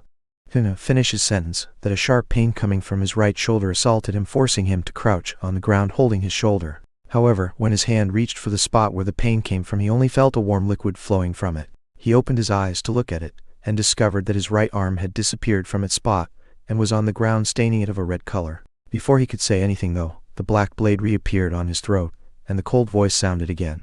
"Next is your left arm if you don't speak." The gray shadow was terrified by now, and hastily explained with a trembling voice. It's the space ring on my right hand, sir. If you use your mental energy, you can bind it, and use it to store non-living things. It's all yours, just give me 1 second to remove my binding." "No need." The cold voice sounded one last time, and the head of the thief fell on the ground, severed by its body. Noah gave a look at the severed arm on the ground and found a plain looking silver ring. He took it in his hands and focused his mental energy to inspect it. A type of connection was created, and the half-transparent image of the ring appeared in Noah's sea of consciousness. When Noah focused on the ring, he could see a separated space of 30 cubic meters inside it full of precious material and similar. He was amazed. He shifted his gaze toward the items on the ground, and just by willing it, they got sucked inside the space of the ring. He tried to do the same with the corpse of the thief, and the same thing happened. Then he concentrated again on one of the items inside the ring, and it suddenly appeared in front of him. He put the item back in the separated space and inspected the ring carefully. From every perspective it looked perfectly like a normal ring. Only by inspecting it with mental energy you could vaguely sense that something was off with it. This thing is amazing. There is no way that I give it back. If I just hide it under my clothes, no one would be able to find it. While he thought of this, he sensed 6 presences coming from the forest in his direction. Right, let's solve this issue first. The remaining 6 members of the Grey Shadows arrived in the spot where Noah once was and got perplexed seeing the stains of blood on the ground. One of them touched them and spoke in a worried voice. The blood is still warm. I think that 7th Shadow was followed and injured. As we all know, his battle capabilities are pretty inconsistent. Another one of them answered him. What do we do now? All the stolen goods are in his space, ring, and without it, we are just some lousy robbers. So everything they have is inside the ring. No need to waste time then. Noah was back in his hiding position, at the top of a tree, listening attentively to the conversation of the thieves to make sure that there were no more secrets to uncover. Once he was sure that the ring was the main reason they managed to operate in secret for so much time without getting caught, he sliced the air in their direction and jumped toward them at high speed. Noah created a blade of wind that crashed on the remaining members of the Grey Shadows, catching them by surprise. 2 members of the group got injured instantly and were about to unsheath their weapons when a black figure passed next to them, their heads detached from their bodies as if they were only leaning on it. Noah touched the ground and released 4 more wind whizzes in the direction of the remaining 4 hooded men. Then he followed the whiz without even waiting for them to hit. Every time he moved, someone's head would be severed. He was using his rank 3 martial art at full strength. Since he entered the 5th cycle, the limit on the usage of his full strength got raised to 10 attacks, so he wasn't going to hold himself back against 6 enemies. In less than a minute, the Grey Shadows were all dead and put inside Noah's space ring. I have less than 2 weeks left for this mission. I might have a plan on how to get the highest benefits from it, but I must first clean this place and go deeper into the forest to make it work. Noah hurriedly dug out the terrain that got stained by blood and put it in the space ring. Then he refilled the holes and checked again to be sure that he left no traces of his battle. This should be enough. Now I need to find a suitable place in the forest to create a fake deposit. As he thought that, he ran in a straight line toward a deeper part of the forest. Chapter 39. Goods. Deep into evergreen forest, in an area not cleared by the Shasti family, Noah was standing in front of the entrance of a small cave. He found this place after a full day of running into the forest. He entered the cave and carefully inspected it. It was large, 50 meters squares, and was quite dark. It seemed perfect for his intentions. Noah unloaded the contents of the space ring in the deepest place of the cave to create false proofs that this spot was, in fact, the deposit the Grey Shadows used. Then, he placed the bodies of the band of thieves on the ground with their respective heads near the bodies. To better create the facade of a battle, he randomly on their corpses until he was satisfied with the scene being displayed. He was about to nod in satisfaction when a thought crossed his mind that made him reveal a complex smile. To think that it was less than 2 years ago that I first killed a human, while now I'm falsifying a murder scene to steal some items. Since the events with Balor, he never hesitated again to kill any of his enemies. He never thought too much of it since he had no time to think about it, but now the situation was different. He was actively covering his tracks to gain benefits from it, but the thing that made him depressed was something else. I don't feel anything. He kept on looking at the torn corpses, but could not find an ounce of disgust or guilt inside him. It was my mission to kill them, so I simply did it. Now I want their items without consequences, so I simply raged on their corpses. He stared for a few more moments before he found the answer he was looking for. Life has no meaning, the one of both humans and magical beasts. Yet, in a world where one being can stand at the top of all things, life's meaning might be found in power. If you are an ant, you can be swept away by a dragon that was simply passing by. If you are a dragon, you might be denied a meal by one hand gesture of a cultivator. Power stands above any definition of good and evil. And to obtain power, Noah's eyes in this moment of realization became extremely dark and cold. I must be willing to create mountains of corpses. A light chuckle came out of his mouth. I guess I'm a bad man after all. In the end, he smiled. This process of completely accepting himself left his mind clear of doubts, and he felt freer than ever. Now, let's inspect the goods. Noah neared the pile of stolen items on the ground and started sorting it. Through all the magical beast's body parts first. There were tails of thunder wolves, legs and pincers of ironclad spiders, and many others of which Noah didn't recognize the species, but they were all separated in a different group away from the pile. I can't keep those, even if I hide them in the space. Their usage is limited since I don't know anything about how to forge a weapon or vendors willing to buy them. He was sure of one thing: the less he stole, the fewer were the possibilities of being discovered. Next, it was the turn of the weapons. They were in great number, and seemed all newly forged, but their quality matched at most the one of his own black sabers. I think I can take some of these. I won't necessarily use them, but they can be traded more easily. They can be my reserve funds. 10-12 of them should be a fair number. Noah took various weapons of different types, and put them inside the space ring, and then moved the remaining 40 or so in the group with the beast's body parts. In the original pile of items, only boxes containing pills or bottles with strange liquids remained. Are these drugs? Their effect should be good. If they were stored with the other items, he took some pills in his hands and sniffed them one by one. Sometimes he would feel a nauseous smell that almost made him faint, sometimes a faint odor that made the breath in his body restless. These things are powerful. I can't take them carelessly. Let's put them away for now and focus on those with a description. There were only 3 drugs that had a description attached to them. The first he picked was a box with dark bottles in it. Beast's essence, concentrated blood of magical beasts refined to be used by humans. Smear it on the crucial spots of the body. Nourishing technique to increase the ratio of absorption of breath. Its effects mimic the innate absorption ability of magical beasts to increase the speed of cultivation of the body. The effects will diminish if used too many times. There were 12 bottles in the box, yet they instantly disappeared inside the space ring when Noah finished reading their effects. He didn't hesitate for even an instant in his decision of stealing them. Then he picked a small box that contained 3 red pills. Inner fire pill. Ingesting it will create a burning sensation that reinforces the sphere in the sea of consciousness. Helps to stabilize the mind in the training for rank 1 mage. Noah looked at the 3 pills for a bit before deciding to put them into the pile of items on the ground. My mental energy is already nearing the level of rank 1, and the constant pressure I undergo during the treatment has the same effects. Even if I can have a small increase in mental stability, they are not worth the risk. Constant worry in Noah's mind was that if he stole too many items, he could become one of the suspects. Since these goods have been in the hands of the Grey Shadows for about 1 year, it was normal to think that they have used some of them. Yet Noah still wanted to play it safe and not take unnecessary risks. Last one. He picked a tiny case that looked more refined than the others. Only 1 big brown pill was inside. Earth pill increases the density of breath in the Danshan. It helps in breaking stages inside 1 rank of the cultivator. It has a 100% success rate of breaking through the liquid stage, and an 80% success rate for the solid stage. If used on a rank 2 Danshan, the success rate diminishes by 60%. This was Noah's first time hearing about stages in the ranks of the Danshan. Actually, it was the first time he had any information about the cultivation of the Danshan at all. Chapter 40. Meeting. In a cave, deep into evergreen forest, a young man was sitting on the ground with his upper body naked. He was smearing a black liquid on his back, while looking at a sheet with a complex rune written on it. This beast's essence is good. I'm sparing weeks of nourishment using it, and I still have 8 bottles left. The young man was of course Noah. He was using his remaining time for the mission to make use of the goods he chose to keep. I bet that the earth pill will be amazing too. In the end, he was too tempted to not keep the brown pill for the Danshan. After a few hours, he stopped his training in the Kessia rune even though he was far from his limit. He never forgot that he was still in the wilderness. He had to be ready if a sudden attack of a magical beast arrived. I bet this smell is keeping them away.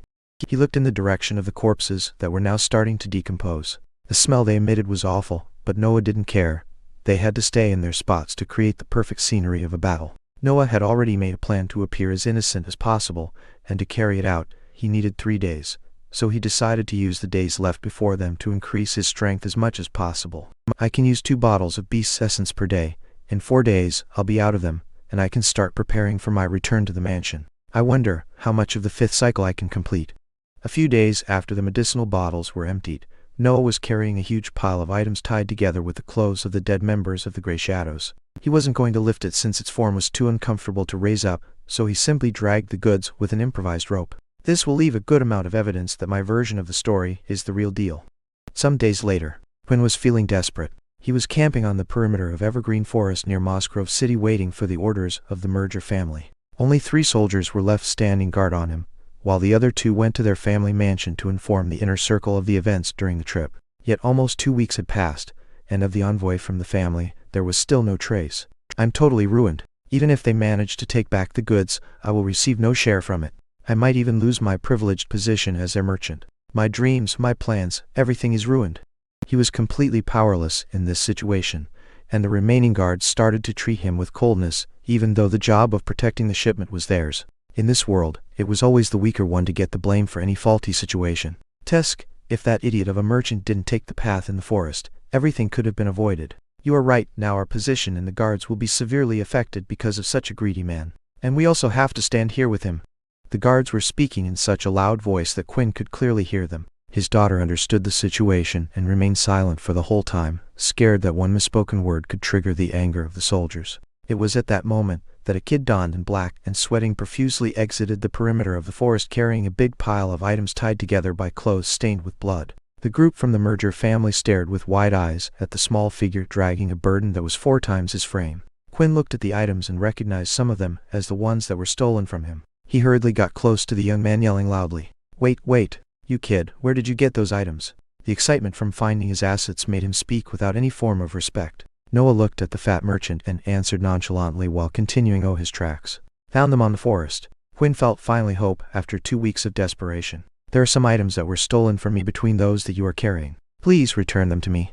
Noah still didn't stop and only asked a short question. "Do you have any proof?" Quinn was at a loss for words and only now realized that the young man in front of him could have not been a simple one. He was, after all, coming back from the forest with a great burden on his back. When he looked at the signs of dragging on the ground, he realized with fear that he could not see where the signs started from. For exactly how long has he carried such a weight? But the guards, though, had slower minds than the merchant, and when they overheard the conversation, they arrogantly neared the items. "Kid, if the merchant said that these are our items, then so it is. If you have any complaints, you can come to the merger mansion to apply for a refund." The soldiers only saw wealth in the pile in front of them, and were already imagining the reward the family would give them when they brought them back. Just when one of them was about to undo the packaging made of clothes to inspect the items, a kick came in his direction. The attack was too fast and too sudden. It hit the soldier's chest, sending him flying away for 5 meters before he fell on the ground unconscious. In the spot where he was previously, Noah was now standing with his right leg still raised. "So you want to rob my Balvan family of the earned reward from a mission assigned by the Shasti family?" Noah shamelessly used the names of the noble families to stop their claims on the items. The group was stupefied seeing a kid knocking out a soldier with just one attack. Their attitude became immediately more respectful. Noah simply snorted and went back to his dragging toward Balvan mansion. Yet, before he could move again, Quinn placed himself in front of him with a wide smile on his face. Young sir, I want to apologize for my earlier rudeness. That thing that you are carrying seems heavy. Would you like a ride back to your mansion?" "Oh, it seems that this man is not that stupid. Well, they can be my witnesses if I go with him." "I agree, but I have a condition." Quinn lightly bowed while speaking. "Please speak, young master." Noah pointed at the pile of items behind him. "I can take one of those things as a reward, so you have to explain to me the effects of the pills in there." Chapter 41.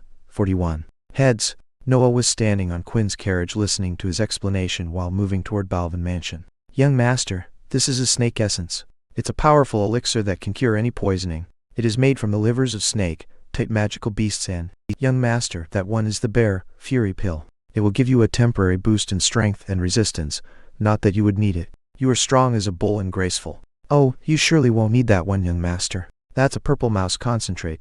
They are weak magical beasts, but their reproductivity is extremely high. I bet you can guess already the effects of such a fluid." Quinn would flatter Noah every time he had the chance, while explaining the properties of the many pills and elixirs in Noah's pile of items. The goods were already moved back on the carriage before they moved again, and Quinn, his daughter, and one soldier from the merger family came along. The other one was left on the rendezvous point waiting for his family's envoy and taking care of the collapsed guard. Yet, as Quinn's exposition continued, Noah began to feel irritated. "What's up with this guy? Does he have a crush on me? And why is he avoiding all the drugs that seem more powerful?" His brows furrowed, making the merchant panic a bit. He understood that he overdid a little, and so, he moved to the next part of his scheme. "Young master, I'm old and quite tired from all the previous events. Why don't you allow my daughter, Sophie, to keep up with the explanation? I can assure you that I taught her all my knowledge, so she is more than fit for the job." Realization struck Noah after hearing the merchant's words. He wants to set me up with his daughter? Does he think I'm some kind of noble heir of the family? Sophie was a young girl that was about 14 years old. She had long brown hair and green eyes. Her body was gracious, but was still developing the curves typical of an adult woman. In Noah's eyes, though, still tied to his previous world's canons of beauty, she was just a kid. Sophie blushed when her father mentioned her, and peeked shortly at the young man only to lower her head, blushing even more evidently. Noah was a bit stunned by her reaction. Am I really that good-looking? Well, I do have Lily's facial attributes, but I never thought that they could cause such reactions. Noah had taken his mother's pretty face, and had her same eyes and hair, coupled with his well-toned body, his strength, and the possibility that he was a noble. No common girl could possibly reject him. Before Sophie could pick up where his father left, Noah stopped her. Quinn, I want to make clear that I'm just a bastard inside the Balvan family, he continued, speaking while taking out something from the pile of goods. A fetid smell enveloped the carriage as 7 heads, hidden inside layers of body parts of magical beasts, were made visible. Quinn lost all colors from his face, and Sophie trembled lightly at that sight. And I really think that it's time for you to start speaking about the important drugs.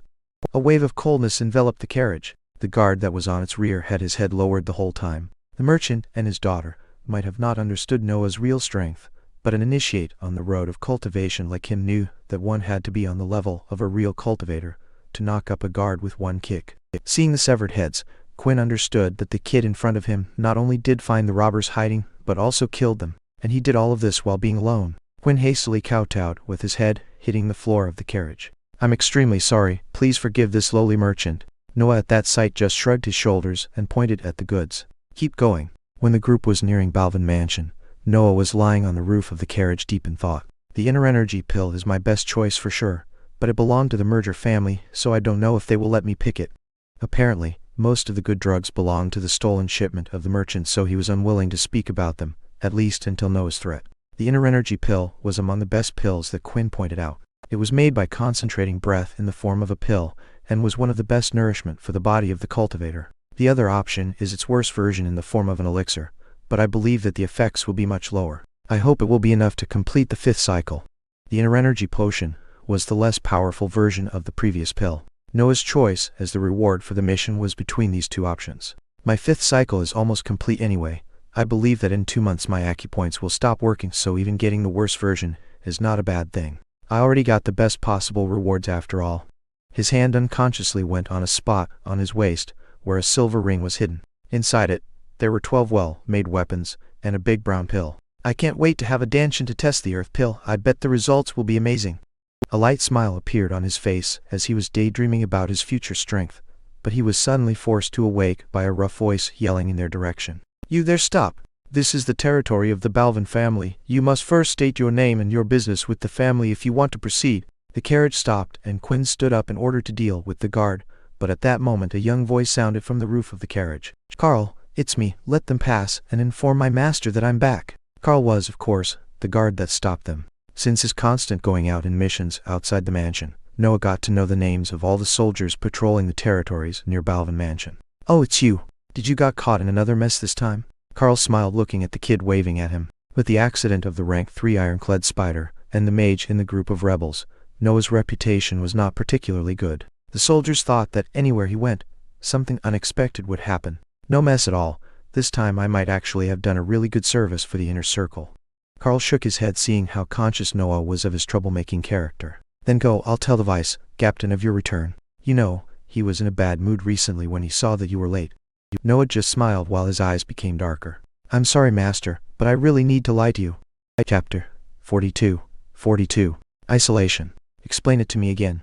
Noah was in a room in the guards building with a big map laid on a table. William was in front of him with a stern face, looking carefully at his disciple. Noah pointed at the map and spoke in a calm tone. I went inside Evergreen Forest looking for the gray shadows. After searching for 2 weeks, I found no traces of them, so I chose to explore deeper in the forest. After some days of travel, I felt signs of life inside a small cave, and so I investigated. The bandits group was inside sorting their items, so I killed them and used their clothes to carry the goods back to the mansion. On the perimeter of the forest, I found Quinn, the merchant, and he willingly offered me a ride back to the mansion inside his carriage. That's all. Noah would point out on the map his route while he was describing the events of the mission. William stared at him for some time before speaking again. The merchant said that there was an earth pill with its description among the goods. Are you sure that you took everything from the deposit? Noah shrugged his shoulders and said with an innocent expression, I'm sure that I took everything from the cave. I'm not totally sure that all the items remained in the package, though while I was dragging it. What is an earth pill? Is it good? I can go search for it again if you let me keep it. Noah had his usual attitude, greedy for power, which only made William sigh and shook his head. Never mind, you can go. I'll give you the reward you asked for once everything is delivered to the inner circle. Noah lightly bowed and exited the room. At that moment, a figure appeared behind William. Do you trust him? William looked again in the direction where Noah went and answered with honesty. I think he said the truth. After all, it's quite impossible to hide such a good pill from us. And Captain, you seem to forget that he didn't even try to hide the breath blessing last time, even if he risked his life to obtain it. The captain of the guards just looked at William before turning back. You are getting too affectionate to that kid. Remember that our duty is toward the inner circle, and his position will never be good there. William's face darkened hearing these words. He could clearly imagine in his mind the small kid repeating the same techniques every day alone in his room, only to get a little bit stronger. He remembered all his determination during the treatments. Even with his body broken, his mind was still completely focused, striving to make a small step toward a higher level in the road of cultivation. For the first time in many years, William felt that life was being unfair, and he gave voice to his thoughts. Are heaven and earth really fair? The captain stopped his steps for a second before replying for the last time. They are, humans are not. Then he left, leaving William with a conflicted expression alone in the room. Meanwhile, Noah went back to his building. He wanted to meet his mother and reassure her on his well-being, yet her room was closed with only faint sounds coming from inside it. It has been a while since Noah became able to completely hear anything happening in the room, but he forced himself not to because it would only ruin his mood. He entered his room and unsheathed his saber. Then he practiced in all the forms of his martial art until he calmed himself. Then he picked the Kessir rune and began a full night training in it. It was only around midday that he was forced to stop the training because of someone knocking on his door. Nowadays, even if 8 hours of training consumed a lot of mental energy and made him tired and sleepy, he could still force himself to do basic actions and simple reasoning. He opened the door only to find Lily standing on the other side with a small box in her hands. Her figure looked extremely weak and pale. She was visibly tired as her hands were trembling slightly. A big bruise was on her jaw. Your master sent this for you. He said that you did an amazing service for the family. She was smiling proudly, looking at her only son. Noah took the box from her hands and gently caressed the spot where the bruise was. Lily just shook her head. It's fine, don't you worry. Your father simply can't handle how amazing you are compared with his other son and daughter. Then she got close to Noah and took his face between her hands, looking at him seriously. Promise me that you won't do anything reckless. You have to be safe. Don't worry about me, just focus on your future. Noah looked at his mother and nodded, showing a slight smile, but in his mind, he could only think about how cold Lily's hands were. Lily seemed satisfied with his answer and hugged him before going away, while Noah stood still for a while before he closed the door and sat on the ground. Crack! The box in his hand shattered from the pressure applied by Noah's squeeze, and 2 bottles fell on his legs. As expected, it's just the inner energy potion. It doesn't matter, it should be enough. He directly opened a bottle and drank its whole contents. A wonderful sensation of being strengthened ran through Noah from inside his body, but he didn't care. He was already looking at the Kessir rune in front of him, continuing his training. 1 month and a half passed by, with Noah barely going out of his room during this period. He would only attend the weekly sparring with his master and the lunches with his mother. He didn't even go out for missions anymore. Right now, he was standing in his room. His face was pale, and there were large bags under his eyes, yet his eyelids were completely open. There seemed to be some source of light inside his pupils, as his eyes shined in the darkness of the room. So, that's what it feels like. He was holding the Kessir rune in his right hand in front of his face, yet he seemed to have no difficulties in looking at it. It was like he was reading any other book. He smiled, and then he put the rune away. Next is the 6th treatment. Chapter 43. Amazement. In this month and a half of isolation, Noah's advancements were immense. The first one was the conclusion of the 5th cycle. With the help of 12 bottles of beast's essence and 2 bottles of inner energy potion coupled with 1 month of natural absorption from the acupoints, the 5th cycle got completed in less than 3 months. The second one had happened the same day a few minutes before. He was training in the Kessir rune when its image in his sea of consciousness formed completely. After that, a humming sound shot out from it and reverberated inside his whole mental sphere, making it tremble and enlarge. Noah only felt a splitting pain in his head and endured until the pain dispersed and the sphere stopped shaking. The world he saw after the process was over was a different one. Even though it was deep in the night, he could see things almost as clearly as during the day, and there seemed to be more details on those. He took one of his black sabers and carefully inspected it. The black blade looked perfectly smooth before he advanced, but now Noah could see some small dents on it. He put back the saber and focused on his hearing and perception. He could sense all the people on the floor. If he focused enough, he could hear the steps of the servants still awake in the distance. He could feel the air entering his lungs, the blood running in his veins, the breath filling his body. Even his thoughts seemed to run more smoothly and at a higher speed. He tried to move the breath according to his martial art with his fingers, and he noticed a faint gaseous trace of the color of the rainbow left in the air. Is that the breath of heaven and earth? Can I actually see it now? He was amazed for a moment before he shook his head. No, that was the concentrated breath inside my body. I don't know if I would be able to feel the one of other people so easily too. He then lied in his bed to rest, since his mind was still a bit confused from the advancement. The only problem is how Master will react tomorrow. What? How is it possible that you completed the 5th cycle? William had his mouth wide open, and was standing in front of Noah in their usual training room. How is it possible? Even with the inner energy potion, you should have at least still 2 months to go. Are you sure that your acupoint stopped working? Noah only nodded, and then strongly exhaled to calm himself. He took something from inside his clothes, and raised it in front of his master. William was still shocked by the earlier news that he simply stared at Noah's hand without recognizing its contents. Then he finally discerned that something was strange, and picked up the sheet in front of him. He unfolded it, and looked at the Kessier rune written on it. He furrowed his brows, and looked at Noah's eyes with a confused expression. Are you giving up on being a mage? Noah could only show a wry smile as he looked around him for a bit. Then he got close to his master, and spoke with a soft voice. Actually, I would need the next rune because I became a mage last night. A yell that made the walls tremble sounded in the guards' building. The soldiers in the courtyard felt that the noise was similar to the vice-captain's voice. Inside the room, Noah was sitting on his knees with his hands tightly plugging his ears. He was waiting for his master to come out of his amazement, afraid that he would release another monstrous yell. William was breathing roughly with his eyes wide open. But after some seconds, he forced himself to calm down and focused on Noah's forehead, staring at it with a serious gaze. Noah felt some pressure on his sea of consciousness and so operated his mental energy to defend his sphere. The fight between internal and external pressure lasted for a minute before William stopped his probing and sat in front of Noah with an incredulous expression. You really did it. Noah just nodded. He really could not give any explanation about it. If I was called a rare genius, what would you be called then?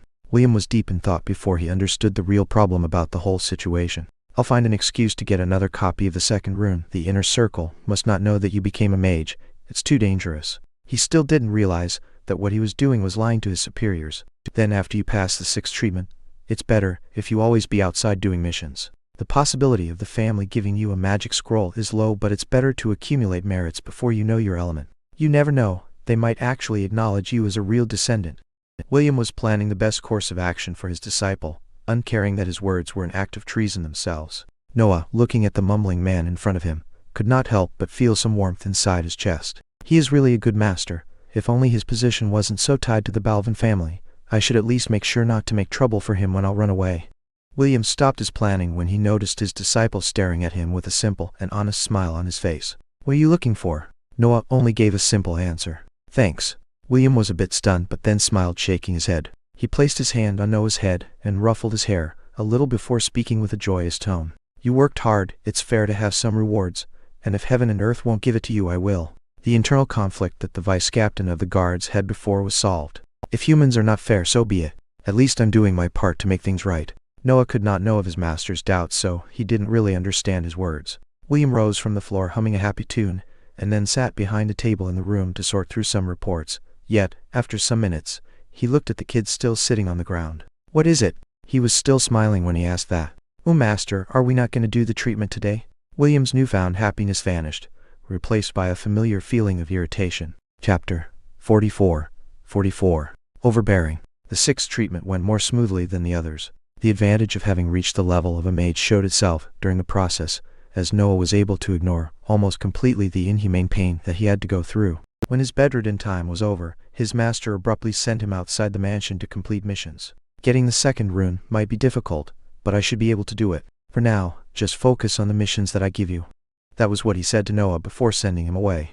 Noah completed the usual tasks of defending villages from magical beasts' attacks or hunting them down when their packs became too large. It was not much after he became 13 that a seemingly important mission was delivered to him. It consisted of escorting a noble caravan from Mosgrove City to Lance Mansion. Apparently, the Lance family, a middle-sized noble family, committed a crime against the Shasti family, and as a punishment, added to a heavy monetary fee, they had to send their main descendant as a political hostage in Mosgrove City. Now that the punishment ended, the descendant had to go back to his mansion, yet he chose to set up an escort before starting his trip back. I feel that I'm getting myself into some political struggle. Why would the main descendant need an escort otherwise? Noah was the only one from his mansion that took the mission, but a group of soldiers and wanderers had already formed in front of the caravan of the Lance family when he arrived. He was wearing his usual tight black outfit with the 2 sabers sheathed on his back, and his hair was tied together in a simple ponytail. As he moved toward the group, the soldiers looked in his direction and started to laugh and taunt him. "What are you doing here, little kid? Are you lost? Hey look, those are some nice blades. Why don't you lend them to your uncle here? I will give them back after the mission is over. This mission should not be so bad since a kid showed up, ha ha ha. Look, he's coming to us. Are you mad, young boy?" It took Noah one instant to understand what he had to do, but he could not help to feel irritated by their words. Every fucking time. How is it possible that weak people are always so stupid? I'm getting tired of being treated like a kid. He neared the soldiers while enduring their taunt, and when he was in front of them he just put his hand in front of him in an handshake gesture. "Nice to meet you, my name is Noah. I hope we can take care of each other." Noah was smiling innocently, and had a pure and clear tone of voice. He was the perfect image of innocence. His words caused another rain of laughter from the soldiers' group, while one of them returned his handshake. "Don't worry, little kid, we will take good care of you." The soldier could almost not contain his laughter when he spoke those words, yet his face froze when he felt the pressure applied by Noah's grip. Crack! The soldier fell on the ground with his broke hand still in Noah's hand and begged for mercy. "Ah, please, I was wrong. Please let me go, it hurts." The other soldiers were still laughing, thinking it was some kind of performance from their friend to mock the kid. However, their expressions paled when they saw the state his hand was when Noah released him. The hand was completely soft. It seemed that no bones were inside it. Noah turned his gaze toward the soldiers and pointed at 2 of them. "You and you, I believe you mocked me earlier. Come here, I need to congratulate with you." He still had the same innocent smile as before, but it only caused fear to appear in the eyes of the witnesses this time. The 2 soldiers looked around them just to notice that the group was stepping away from them. One of the 2 tried to apologize. "I am sorry, I didn't know my place." Noah just shook his head and stated in a cold voice, "Your hand or your life, your choice." The other one got angry and unsheathed his sword, yelling loudly, "If you think that I will be scared of you, you are mistaken. Come, take my life if you have the guts to." Noah shrugged his shoulders and moved toward the soldier with a calm expression. At that moment, a burly man wearing a green robe with an emblem sewed on his left chest area jumped between them and faced Noah. "Stop making all this noise before we start the selection for the escort, or you will have to face me." The soldier with the sword in his hand relaxed, seeing the man from the Lance family, and lowered his sword, but then he felt his vision spinning, and then descending into darkness. These were the last things he saw. Noah was beside his headless corpse with his hand raised in the direction of the remaining soldier. The man from the Lance family felt cold sweat running down his spine when Noah completely disappeared from his field of view, only to reappear behind him. The remaining soldier was scared stiff, but after some seconds, he managed to place his hand inside Noah's one. Crack! He fell on the ground with the bones in his left hand broken, but uttered no sound. He was too scared of enraging the monstrous kid in front of him. All the presents gulped and swore to themselves to never look Noah in the eyes in the days to come. Noah went in front of the burly man still petrified on the spot and asked, smiling, "I'm sorry, were you saying?" Before the man could answer though, a voice sounded from the caravan, and another man donned in the robes of the Lance family appeared. "You must be the envoy from the Balvan family. William could have not chosen a better disciple. I'm Kevin Lamb, head of the guards of the Lance family. I hope you can accept my excuses for the bad behavior of my man." Kevin was the most brawny man Noah had ever seen. He was more than 2 meters tall, and his arms were almost as large as a man's waist. Noah felt a faint sense of danger coming from him, so he chose to stop to his overbearing attitude. He lightly bowed and said in a cool voice, "If it is Mr. Lamb's request, of course, I will accept them." Chapter 45. Formation. Noah was sitting inside one of the carriages of the caravan. Kevin had invited him inside, finding unnecessary his participation in the selection for the escort group. "You know, me and your master were considered the best warriors of our generation. We would usually meet during our training days doing missions, since the relationship between my Lance family and your Balvan family has always been friendly." Kevin was speaking while being seated in front of Noah. "But well, he became the vice captain of Balvan's outer ring while I became the head of the guards of my family, so we didn't have a chance to meet in a long time." He was pouring what seemed wine in 2 cups from a clay jug in his hand. Then he offered one of the cups to Noah. "When I heard that his disciple was going to assist for this mission, I was instantly curious. I must say that you live up to your master's reputation." He raised his cup in a toasting gesture, and Noah welcomed it by doing the same with his cup. Yet he was using his mental energy to scan the liquid inside it. "There seems to be no problem with the wine. I think he is telling the truth. His relationship with master must be really good." Noah didn't hesitate anymore, and took a sip from the cup. A familiar burning sensation ran through his throat, but was soon suppressed by the healing ability of his body. "Oh right, with a rank 2 body in the higher tier I bet it will be pretty hard to get drunk." He had entered the 6th cycle, so the effects of the forging of the 7 hells were becoming more prominent as he neared the competition of the process. His healing abilities had improved, the same went for his breath perception, and his martial art execution. Well, I could not feel the increase in perception, since it was outclassed by my advancement to rank 1 mage, but my martial art has reached a whole new level. It should have fully broken through the level of a rank 3 magical beast. His most powerful attacks were already on that level after he obtained a rank 2 body, but with the 6th cycle already nearing the rank 3 limit, his whole martial art had reached that level. My limit should be around 30 attacks at full power, and if I factor the absorption of the acupoints, I should be able to double that number. I should be fine, unless I find myself in a really long fight. The disadvantage of not having a dantian was greatly reduced, but still existed, which made Noah still concerned about a fight with a real cultivator. "Do you like the wine?" Kevin's voice made him realize that he had lost himself in thoughts, and he hurriedly made an explanation. "I'm sorry, I had something in my mind." Kevin looked confused and said, "You are too polite. No one has ever apologized for a few seconds of silence." Noah was surprised. "Oh, few seconds? Has my thinking speed become that high?" He hastily raised his cup again to hide his confused expression, and took another sip. Then he put down the cup and stared at Kevin with a stern expression. A bit of coldness was released by his eyes. "Shall we start with the real talk?" Kevin seemed to approve as he emptied his cup and answered with a calm voice. "What do you want to know?" Noah's question arrived instantly. "Why the escort?" Question hit some crucial point as Kevin sighed, and a sad expression appeared on his face. "As you know, the young master in the caravan is the main descendant of the Lance family. Logically speaking, he should succeed his father as the patriarch of the family, but..."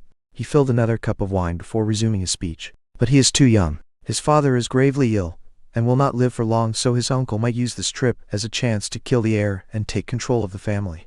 Noah understood something, but there were still some doubts in his mind.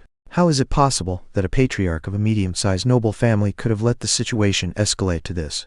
Kevin drank again and answered. It was the patriarch's fault if the Lance family got punished, so his brother, Tobias Lance, used these events to gather consensus with the other soldiers in the inner circle. The only corp that remained loyal to Benedict Lance, the patriarch, is the one with me in this mission. The situation was far worse than what Noah imagined. And what bringing back the heir can even do? They can just kill him once he is in the mansion. Kevin put down the cup and got near to Noah. His voice became extremely low. "This is a secret of the inner circle, so if I ever find out that you disclosed it to anyone, I will make killing you my lifelong mission. Do you understand me?" A dense killing intent was released by Kevin. The soldiers and wanderers that were going through the selection outside the carriage trembled as the atmosphere became incredibly stiff. Noah simply kept looking at the big man in front of him, but a trace of admiration was formed in his mind. He is a veteran of the battlefield. I can't even imagine the number of lives he has taken. The stalemate lasted for a whole minute before Noah made up his mind and nodded. Kevin stared at him for a few more seconds before he revealed the information. Lance treasury is protected by a special formation. I don't know much about formations, but I know the rules behind this one. Only the current patriarch or his descendants can control it, and can determine the fate of every item inside the treasury. Benedict Lance already gave the control of the formation to his son, but he must first get there to accept it. If he was to die before that, the control of the formation would directly go to the next in line of succession, which is to say Tobias Lance. There is such a thing in this world. The branches of cultivation are really various. He remembered how when he was still a child, the mansion's wall wounded a dragon. That should be a formation too. They seem some really powerful things. I should ask Master about the various applications that cultivation has once I go back. Are you saying that the formation will know if the heir dies? Noah's question was answered by a slight nod from Kevin. He held deep in thought before asking with an expressionless face, "What do I gain from helping you?" Chapter 46. Spoiled Noble. Magic scrolls and various techniques are off limit. As for resources, I believe we can work out a deal. Kevin's answer was immediate. He knew too well the difficulties of getting stronger without a noble status. Noah had suspected such restrictions, so he demanded what he needed more at the moment. "I need potions or pills for the nourishment of the body. The level must be the same as the inner energy pill." Kevin furrowed his brows. He was surprised that such a young man knew of the existence of the inner energy pill, but he was principally impressed by the fact that Noah directly requested something of that value. "I don't have the authority to promise such a good reward." Noah shrugged his shoulders at the answer. "Then bring me to someone who has it." Another stalemate followed by, with a giant man and a kid staring at each other in silence inside the carriage. At some point, Kevin nodded. "Follow me, and please remember to be respectful." Kevin jumped off the carriage with Noah following close behind him, and went for the second, last carriage of the caravan. He knocked at the door, and bowed, speaking in a firm voice. "Young master, it's me." A young voice came from inside the carriage. "Come in." The door opened, and Kevin went through it, indicating to Noah to follow. A young man donned in green was sitting inside the carriage with a chalice in his right hand. He had curly blonde hair, and some traces of beard. He was around 14-15 years old, and had a pale complexion. A bit of arrogance was exuded from his expression. Noah looked attentively at the heir of the Lance family, and could not help but feel disappointed. "He is so weak. What's the point of being a noble if you don't even make use of your status to increase your strength? No wonder his uncle is so close to deposing him." There was a faint presence of breath around him, which meant that he had at least trained in some body nourishment technique, but, apart from that, he had only his status to protect him. Noah was still staring at the young man when he felt an angry gaze looking at him. He turned in its direction, and saw Kevin staring at him as he was waiting for something. "Oh right, a weak noble is still a noble." Noah lightly bowed. "Greetings, heir of the Lance family." The nobleman seemed to notice Noah's presence only after he spoke, and looked with an inquisitory gaze toward Kevin. "He is Noah, the disciple of a good friend of mine. He will be a good asset in this mission." Kevin spoke, and then he turned to Noah. "He is Basil Lance, son of Benedict Lance, the true heir to the title of patriarch." Basil put the chalice down and asked with an annoyed tone, "Why did you brought him here? What's the matter?" Kevin bowed. "He is asking for a reward that I don't have the authority to promise." Basil snorted. Peach, once I get access to the treasury, I can make sure that you won't have to work anymore in your life. There is no need to come here in person." Kevin continued. "He is asking for body nourishment pills, and of high level too." Basil's eyes opened wide. "How can someone younger than me be worthy of such resources? Just kick him out, and teach him a lesson." Noah got immediately irritated, and a cold pressure began to be exuded from him. The pressure emitted from a mage was unsustainable by a weak person like Basil, and he started to gasp for breath. At that moment though, Kevin's killing intent surged again, forcing Noah to retract the pressure. Basil breathed roughly and got angry beyond reason. "How dares a lowly one like you hurt me? Kevin, don't bother with what I said earlier. Just kill him and show his corpse to those animals out there. Maybe they will understand the difference in status this way." However, Noah was already going out of the carriage. "Never mind, it's useless to take on such a risky mission just for reputation and merits. I'll go back to the mansion and make up an excuse." Before he jumped off though, Basil's voice sounded again. "Wait." Noah turned to look at Basil. "It seems that I misjudged you. I indeed need strong people for this mission, since we will have to go against the guards of my uncle. We can work out a deal, but first, you have to apologize for your behavior from earlier." So he does have some intelligence between all the noble crap. He looked in Kevin's direction, and saw him smiling proudly, while nodding at him. He presumably managed to persuade the young noble with his words. "No." Noah's answer was firm. Kevin's smile froze, and even the young heir was at loss for words. He only managed to stammer a weak question. Why? "Because you are weak, noble, or not, you don't deserve my apologies." Basil got angry again, and was about to yell when Kevin placed his hand on the nobleman's shoulder. "Young master, I know that he is rude, but we really need all the help that we can find. Only once you get your position as a patriarch you can act as overbearing as you want." Noah just shook his head hearing these words. "Don't tell me that even the descendants of the Balvan family are like this.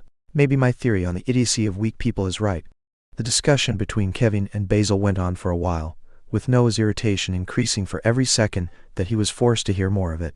In the end, Basil agreed to Noah's request, and Kevin hurriedly carried him away, before he said something that could ruin again his young master's mood. When they were back in the previous carriage, Noah could not help but mock Kevin. "A mighty cultivator like you being forced to be the nanny of a spoiled kid. You sure have it rough." A slight smirk was on his face, as he looked at the big man massaging his temples to calm himself. "It's not entirely the young master's fault. He grew up with the descendants of the Shasti family bullying him all the time, and when his moment to do the bullying finally came, he met with a man like you. Don't worry, when we reach the mansion I'll personally make sure that you get what he promised." Noah nodded. He believed in Kevin's words. Meanwhile, the trial for the escort mission outside the caravan was over. They were ready to set off. Chapter 47. Massacre. The caravan began to move in the direction of Lance Mansion. Their speed was slow due to the high number of people moving by foot around the carriages. The caravan had 4 carriages, and the men that had passed the elimination process of the selection amounted to 40, so it was impossible for all of them to find a sitting spot. Coupled with the 10 soldiers belonging to the Lance family, their appearance resembled a small troop going to war. With their speed, it would take them about a month to reach their destination. Noah was sitting on top of the roof of the second carriage, but whenever he looked at the group below him, he would just shake his head. Do they even realize in what mess they got themselves into? We will have to fight against the guards of the inner circle of a noble family. The Lance family might have declined, but their sheer number of cultivators still surpasses ours. They will be just used as cannon fodder. Before he accepted, Noah stormed Kevin with questions about the plan to be sure that it was actually feasible. When he heard about the quantity of the cultivators under Tobias Lance, he was about to give up on the mission, uncaring of the promised rewards. 25 cultivators against 10 of them, and a bunch of meat shields. It would be impossible to do, if not for the fact that we only have to get Basil inside the mansion for the mission to succeed. If the two groups were to fight, the only outcome would be a total defeat. However, Kevin revealed to him that once Basil entered the gates of the mansion, he could already take control of the formation. With the resources accumulated by the Lance family for years at stake, Tobias would either have to abandon his plan to become the patriarch and run away or forsake his status as a noble. After all, nobility was about wealth and techniques. If we use the non-cultivators as a shield and run straight to the middle of their defense, we might actually do it. That's why Noah decided to stay. He was sure that with Kevin's frame, breaking through a line of defense was a feasible task. The first week of travel passed with nothing out of the ordinary happening. The caravan had moved smoothly, but then trouble appeared. Noah was the first to sense an unusual amount of people on their road, and when the caravan stopped, the blockage was clearly visible. 50 or so men were blocking their path, yet there were no cultivators among them. They were dressed in commoners' clothes or rusty armors, but their weapons seemed newly made and of good workmanship. Noah jumped off the roof of the carriage and walked in the direction of Kevin that was already staring at the group with a bit of anger in his eyes. When he sensed Noah next to him, he spoke. They must have been hired by the young master's uncle from nearby villages. He wants to probe us. If I send my men to fight them, we will reveal most of our abilities. But if I send the non-cultivators, their numbers will decrease, endangering the plan. I never thought that Tobias would be so ruthless to actually send people to die, just to investigate us. Noah was looking at the troop of commoners, but internally he was sneering. Aren't you doing the same? It's not like most of your newly recruited men will survive anyway. He sighed a little, and then replied, Then, we just have to be more ruthless. Noah unsheathed his sabers and walked toward the enemy troop. If I take care of them, we will reveal almost no information, and we will keep uninjured your precious meat shields. Kevin felt a bit of shame from Noah's comment, but did not reply. He just watched the kid getting near the group of commoners. When Noah was at 20 meters from them, he stopped, and then spoke loudly. Anyone that still wants to live will better step away from this path. After I count to 3, all those still in front of me will die. A kid was threatening 50 or so grown-up men. However, before they had any chance to laugh, a chill ran through them as they saw the kid's eyes emitting a suffocating coldness. 1. All these commoners were recruited from villages that suffered from the Lance family's punishment. They were poor beyond reason. 2. Since the Lance family had to pay a huge fee to the Chaucy family, they heavily raised the taxes on the people in their domain, bringing them on the verge of starvation. 3. Because of that, no one of the villagers stepped back in front of the dreadful kid. They had already taken part of the payment from Tobias, and if they managed to survive, that some would duplicate. What followed was a massacre. From the point of view of the weak soldiers around the caravan, Noah was just walking between the enemy lines. However, anyone he passed near to would just fall on the ground with their throats sliced or their chests pierced. Blood was flowing on the ground, filling it with red puddles. Noah noticed that some of the best weapons of the villagers disappeared before touching the ground, and were sucked in a spot on Noah's waist. When Noah came back to the caravan, his leather shoes were drenched in blood, and were leaving vivid red marks on the ground where he walked. An indifferent expression was on his face, like he had just come back from a simple walk. The stronger I become, the less I consider weak people as humans. I guess that the emotional detachment from normal humans is just a natural cause of my power rising. The soldiers moved away from his path and left a road for him to go back on the roof of the carriage. Noah casually jumped on it and threw away the dirty shoes, leaving his bare feet in the air hanging from the roof. Basil was outside his carriage puking on the ground. He had secretly watched Noah's battle, and could not hold back the riches he was feeling. Kevin hurriedly went next to him and brought him back to the carriage under the disappointed gaze of his soldiers. They were comparing internally this young noble with the ruthless kid on top of a carriage, and could not help to shake their heads, concerned about the future of the Lance family. Chapter 4d8. 4d8. Introspection. In a basement inside Lance mansion, a man in his 50s with curly blonde hair was watching a map with some pawns on it. At some point, a soldier appeared behind him and kneeled on the floor. Lord Tobias, the spies in Basil's escort have sent the report. None of Kevin's men joined the battle, only a kid went to fight and kill all of the peasants. They now have resumed their trip toward our direction. Tobias nodded, not even turning back to look at the soldier, and moved one of the pawns on the map. Did you find the carriage where Basil is staying? Yes, the spies reported that he went out of his carriage to relieve himself from the harshness of the battle. Tobias shook his head. That kid is too weak. The patriarch's bloodline has gotten too soft. No wonder we are in this situation. He sighed and then pointed on the map. Send the mages to intercept them on Twilboya Cliff. Put an end to my nephew's dream. Meanwhile, on the caravan, Noah was lying on the roof of a carriage concentrating his mental energy to scan the surroundings. They were nearing a place called Twilboya Cliff, which in Kevin's opinion was the perfect place for an ambush, so he was wary of anything out of the ordinary that entered his perception. Lance Mansion was in the opposite direction of Balvan Mansion from the point of view of Mossgrove City, so Noah didn't know much about the environment of this region. At some point, he felt someone getting close to his side. He turned to look in that direction, and saw Basil clumsily trying to climb to the top of the carriage where he was.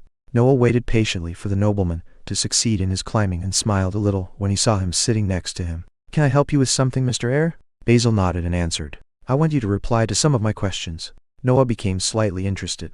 "Go ahead, I don't have much to do anyway." He had yet to receive the second Kessia rune, so his training had momentarily halted. "How did you kill those men?" Noah was momentarily confused and pointed at the sabers on his back with a questioning look. "No, I mean, how could you do that so naturally?" Basil corrected himself, and Noah finally understood the meaning of his words. I believe you won't feel bad about killing animals to feed yourself. It's the same with humans on my road toward power. They stood in my way, so I killed them." Basil was bewildered seeing a man younger than him speaking in such ways about human life. But you won't die if you don't have power. It's not the same. They were just hungry commoners fighting for food." Noah looked at him with scorn. "Weren't you the one that wanted to show my corpse to the animals defending you?" Basil became silent to Noah's reprimand, and a bit of shame appeared on his face. I was just imitating the way the people in the Shasti family acted. I never saw a corpse before your fight." Noah shook his head. "He is still a kid after all. I'm the strange one since my appearance doesn't reflect my real age." He thought for a bit, and then he answered with sincerity. "If a dragon was to pass by right now and attacked us, we would all be dead. Good, evil, and all the other human constructs would be reduced to ashes by a random event. You say you won't die if you don't have power, but that is false. Those villagers were weak, so they got exploited until they chose to go against a group of cultivators. Their end was decided the moment they accepted your uncle's deal. You are weak, so your family is hunting you down due to the status you were born with, and all you can do is hide in a carriage hoping that Kevin will be strong enough to protect you." Basil lowered his head, hearing these words, but Noah's speech wasn't over yet. "If you care about something, you should be strong enough to defend it. If you want something, you should be strong enough to aim for it. If you are weak, you should aim to become stronger. If you want to become stronger, you must have the resolution to climb mountains of corpses. You should have understood by now that the cultivation world is not a nice one." Basil nodded and expressed the last question he had in his mind. "Killing 50 innocent men to protect one only for some small increase in power, aren't you afraid that the world will consider you a demon?" This question made Noah fell in deep thought. He ran through all the experiences he had in this life. The battles with the magical beasts, the sparring with his master, his mother's smile, the various missions, until only one image remained in his mind. There was an elderly man floating in the air. He had one hand raised to block a lance of flames launched by a dragon.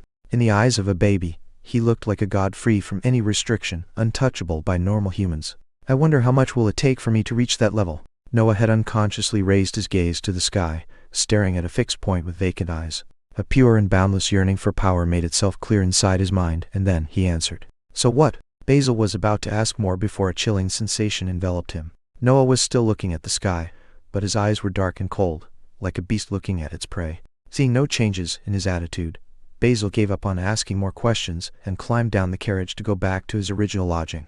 Noah stared at the sky for a long time before he moved his gaze toward a small mountain next to a cliff in the distance. "If the world will call me a demon, so be it. If it will give me the power to save my mother and to pursue the road of cultivation without restrictions, I will gladly forsake my humanity." The caravan continued on its road to Twilboya Cliff, unaware of the spies in its group or of the battle that was waiting there for it. Chapter 49. Battle in 10. Twilboya Cliff was a deep gorge next to a small mountain called Twilboya Mountain. A narrow passage divided the two, and since the caravan could not climb the mountain, it was its only possible road. When the caravan neared the passage, a faint pressure dawned on the escort group. They were aware that if Tobias had set up an ambush here, the battle would not be an easy one. They had the disadvantage of the terrain, while the enemy could attack from the mountain and retreat at will. Kevin was staring at the gorge with some solemnity, and Noah could not help but go next to him to ask more questions when he saw that expression. "What's down there?" Noah asked, following Kevin's gaze. "It's not sure. We know that the concentration of breath is high at the bottom, but the place is magical beast's territory. The last time someone tried to clean the gorge and put their mansion there, the cultivation world lost a medium-sized family. Noah gulped a bit. The cliff had become incredibly scary in his eyes. What's the plan for the ambush? They were against a man aiming for the title of patriarch of a medium-sized noble family. If the gorge was the best place for him to attack, Noah was sure that an attack would be there. We can't retreat, and we can't allow them to push us in the gorge. I'll charge ahead as soon as I see an enemy, while you with some of my men will be in charge of defending the young master's carriage. The others are free to use their lives to give me the time to kill everyone.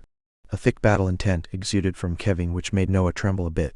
I really did the best choice by apologizing back then. His confidence in holding his own against Kevin was reduced by a large amount. He was the head of the guards after all. The caravan entered the passage, and the escort group set up a battle formation around it.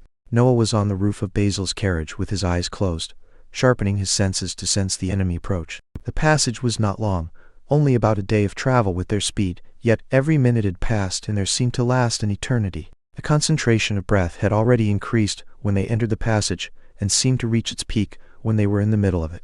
At that moment, though, something happened. A bullet made of water hit one of the cultivators near Noah and pierced his skull. The man fell lifeless on the ground. No one on the caravan had seen the attack coming, and a suffocating silence followed the death of the soldier. Mage! Noah broke the silence with his warning as he hastily unsheathed his saber, staring in the direction of the mountain. He didn't feel the enemy attack coming, which meant that the assailant had bigger achievements in mental energy than him. The escort group was about to fell into chaos when Kevin's yell calmed them down. Get in position. Push toward the mountain. Follow me. He took the vanguard position and charged toward the mountain, wielding a huge hammer with both his hands. Another water bullet was shot in his direction, but Kevin simply swung his hammer and shattered it, and then he jumped toward the area where it came from. 2 more bullets were fired, only to get blocked by the hammer. Then Kevin swung it downward, hitting the ground in front of him. Boom! An explosion rang out, and a 5 meters deep hole was created on the side of the mountain. Irvin, come out and fight me face to face! Kevin yelled seemingly to the air, but then a figure appeared between the smoke raised by his blow. You never change, Kevin, always charging ahead. I'm afraid that this time it won't work though. A short man donned in green robes came out of the smoke and faced Kevin. Irvin raised his hand and 2 more water bullets shot out from it. Kevin just deflected them and charged in his direction with an oppressing, killing intent. Seeing the huge man rushing at him, the mage simply stood in his place, releasing a torrent of bullets. Most of the shots were deflected by the hammer, but some of them hit Kevin's skin and left some small wounds on it. When Kevin was about to reach the mage, 3 strings of water sprouted from the ground and tied themselves around Kevin, blocking his movements. Irvin nodded at the sight of the trapped man and spoke with pride. As expected from a rank 4 body, my water bullets can't hurt you consistently. If you were the one to kill, the situation would have been really troublesome, yet your life is of no importance to Lord Tobias. As soon as he said these words, a group of soldiers wearing green armor shot out from another point of the mountain, aiming for the group defending the caravan. Irvin had used himself as a decoy to draw out the stronger person of the escort, weakening deeply the defenses of the caravan. The enemy soldiers amounted to 15 people and directly stormed through the line of defense made by the normal soldiers. None of them could block any of the enemies. The normal soldiers that were on their path were instantly killed or gravely wounded by just one swing of their weapons. They are all cultivators. Noah, from his position on the carriage, could clearly see that his moment was imminent and sharpened his mind like never before. A tinge of battle intent could be discerned in his cold eyes. Finally, a real battle against a cultivator. I really want to see how far I am from their level. Tobias Lance's soldiers broke through the first line of defense and engaged a battle with Kevin's soldiers. Noah scanned the enemies and picked a man with a heavy axe as a target. He sent a wind at him, following it to deliver a melee attack when the soldier tried to block it. The soldier, though, seeing the wind, swung his axe to meet the who was shattered by the sheer strength of the blow, and Noah was forced to block the axe that maintained its trajectory. Clink! 2 sabers blocked the heavy blow, and Noah was sent flying for some meters before safely landing on the ground. The soldier turned in his direction and was a bit surprised to see that the kid easily blocked his swing, but most importantly, that he was smiling looking at him. Chapter 50. Transformation. Noah had never fought for real against a cultivator. His fights with William were only sparrings, and against whoreson's group, he was just playing a supporting role. At that moment, though, he was facing a real cultivator alone, and that made him feel extremely excited. Finally, someone that doesn't die in one hit. The soldier from the Lance family was initially stunned by Noah's smile, but then focused again on the battle, and charged ahead with his axe raised. Noah didn't notice his own smile. All his attention was when the axe coming to him. When the axe was a few centimeters from his head, Noah abruptly dodged on his left, rotating his sabers, in the process aiming for the soldier's head. The soldier hid behind the metal handle and blocked the swing. Yet a cut appeared on his cheek. The handle could not block the blow completely. He retreated by some steps and resumed his posture, wary of the smiling kids slowly moving toward him. They jumped at each other at the same time and exchanged a few blows before separating again. This time a couple of light wounds appeared on the soldier's right leg. Noah didn't choose his target randomly, but picked the one who would suffer more from his fast attacks coming from two different directions. The big axe the cultivator was wielding wasn't suited to block Noah's two sabers, and, with his ability in deflecting and a rank 2 body nearing the peak of the rank, it was almost impossible to break his defense with only sheer strength. Noah understood that he could not directly kill the soldier until he made a mistake, and the soldier had his same thoughts, so they charged at each other again, waiting for one of them to commit an error. Wounds kept on accumulating on the soldier's body, as Noah pressed on, attacking him every time he tried to separate from the kid to resume a defensive posture. After more than 10 exchanges, the soldier's armor was almost entirely tarnished by its owner's blood. However, Noah wasn't in a better situation. Even though he had no wounds on him, the breath in his body had halved, and he didn't manage to deliver a fatal blow to the enemy. The battle had become an endurance competition. Noah attacked against him with both his weapons, and the soldier raised his axe to block them. Clink! Another clash occurred, but the soldier became confused when he heard that only one of the sabers had hit his handle. The other saber had momentarily vanished, only to reappear in his face, pointing at his left eye. He hastily ducked, but, in that moment of surprise, Noah had already with his other blade on his chest area.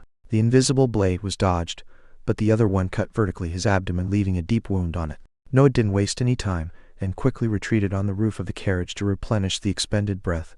As for the soldier, he only had the time to look at his wound before his insides came out from it, and he fell dead on the ground. As expected, the snake-wrist form is too weak to consistently hit cultivators.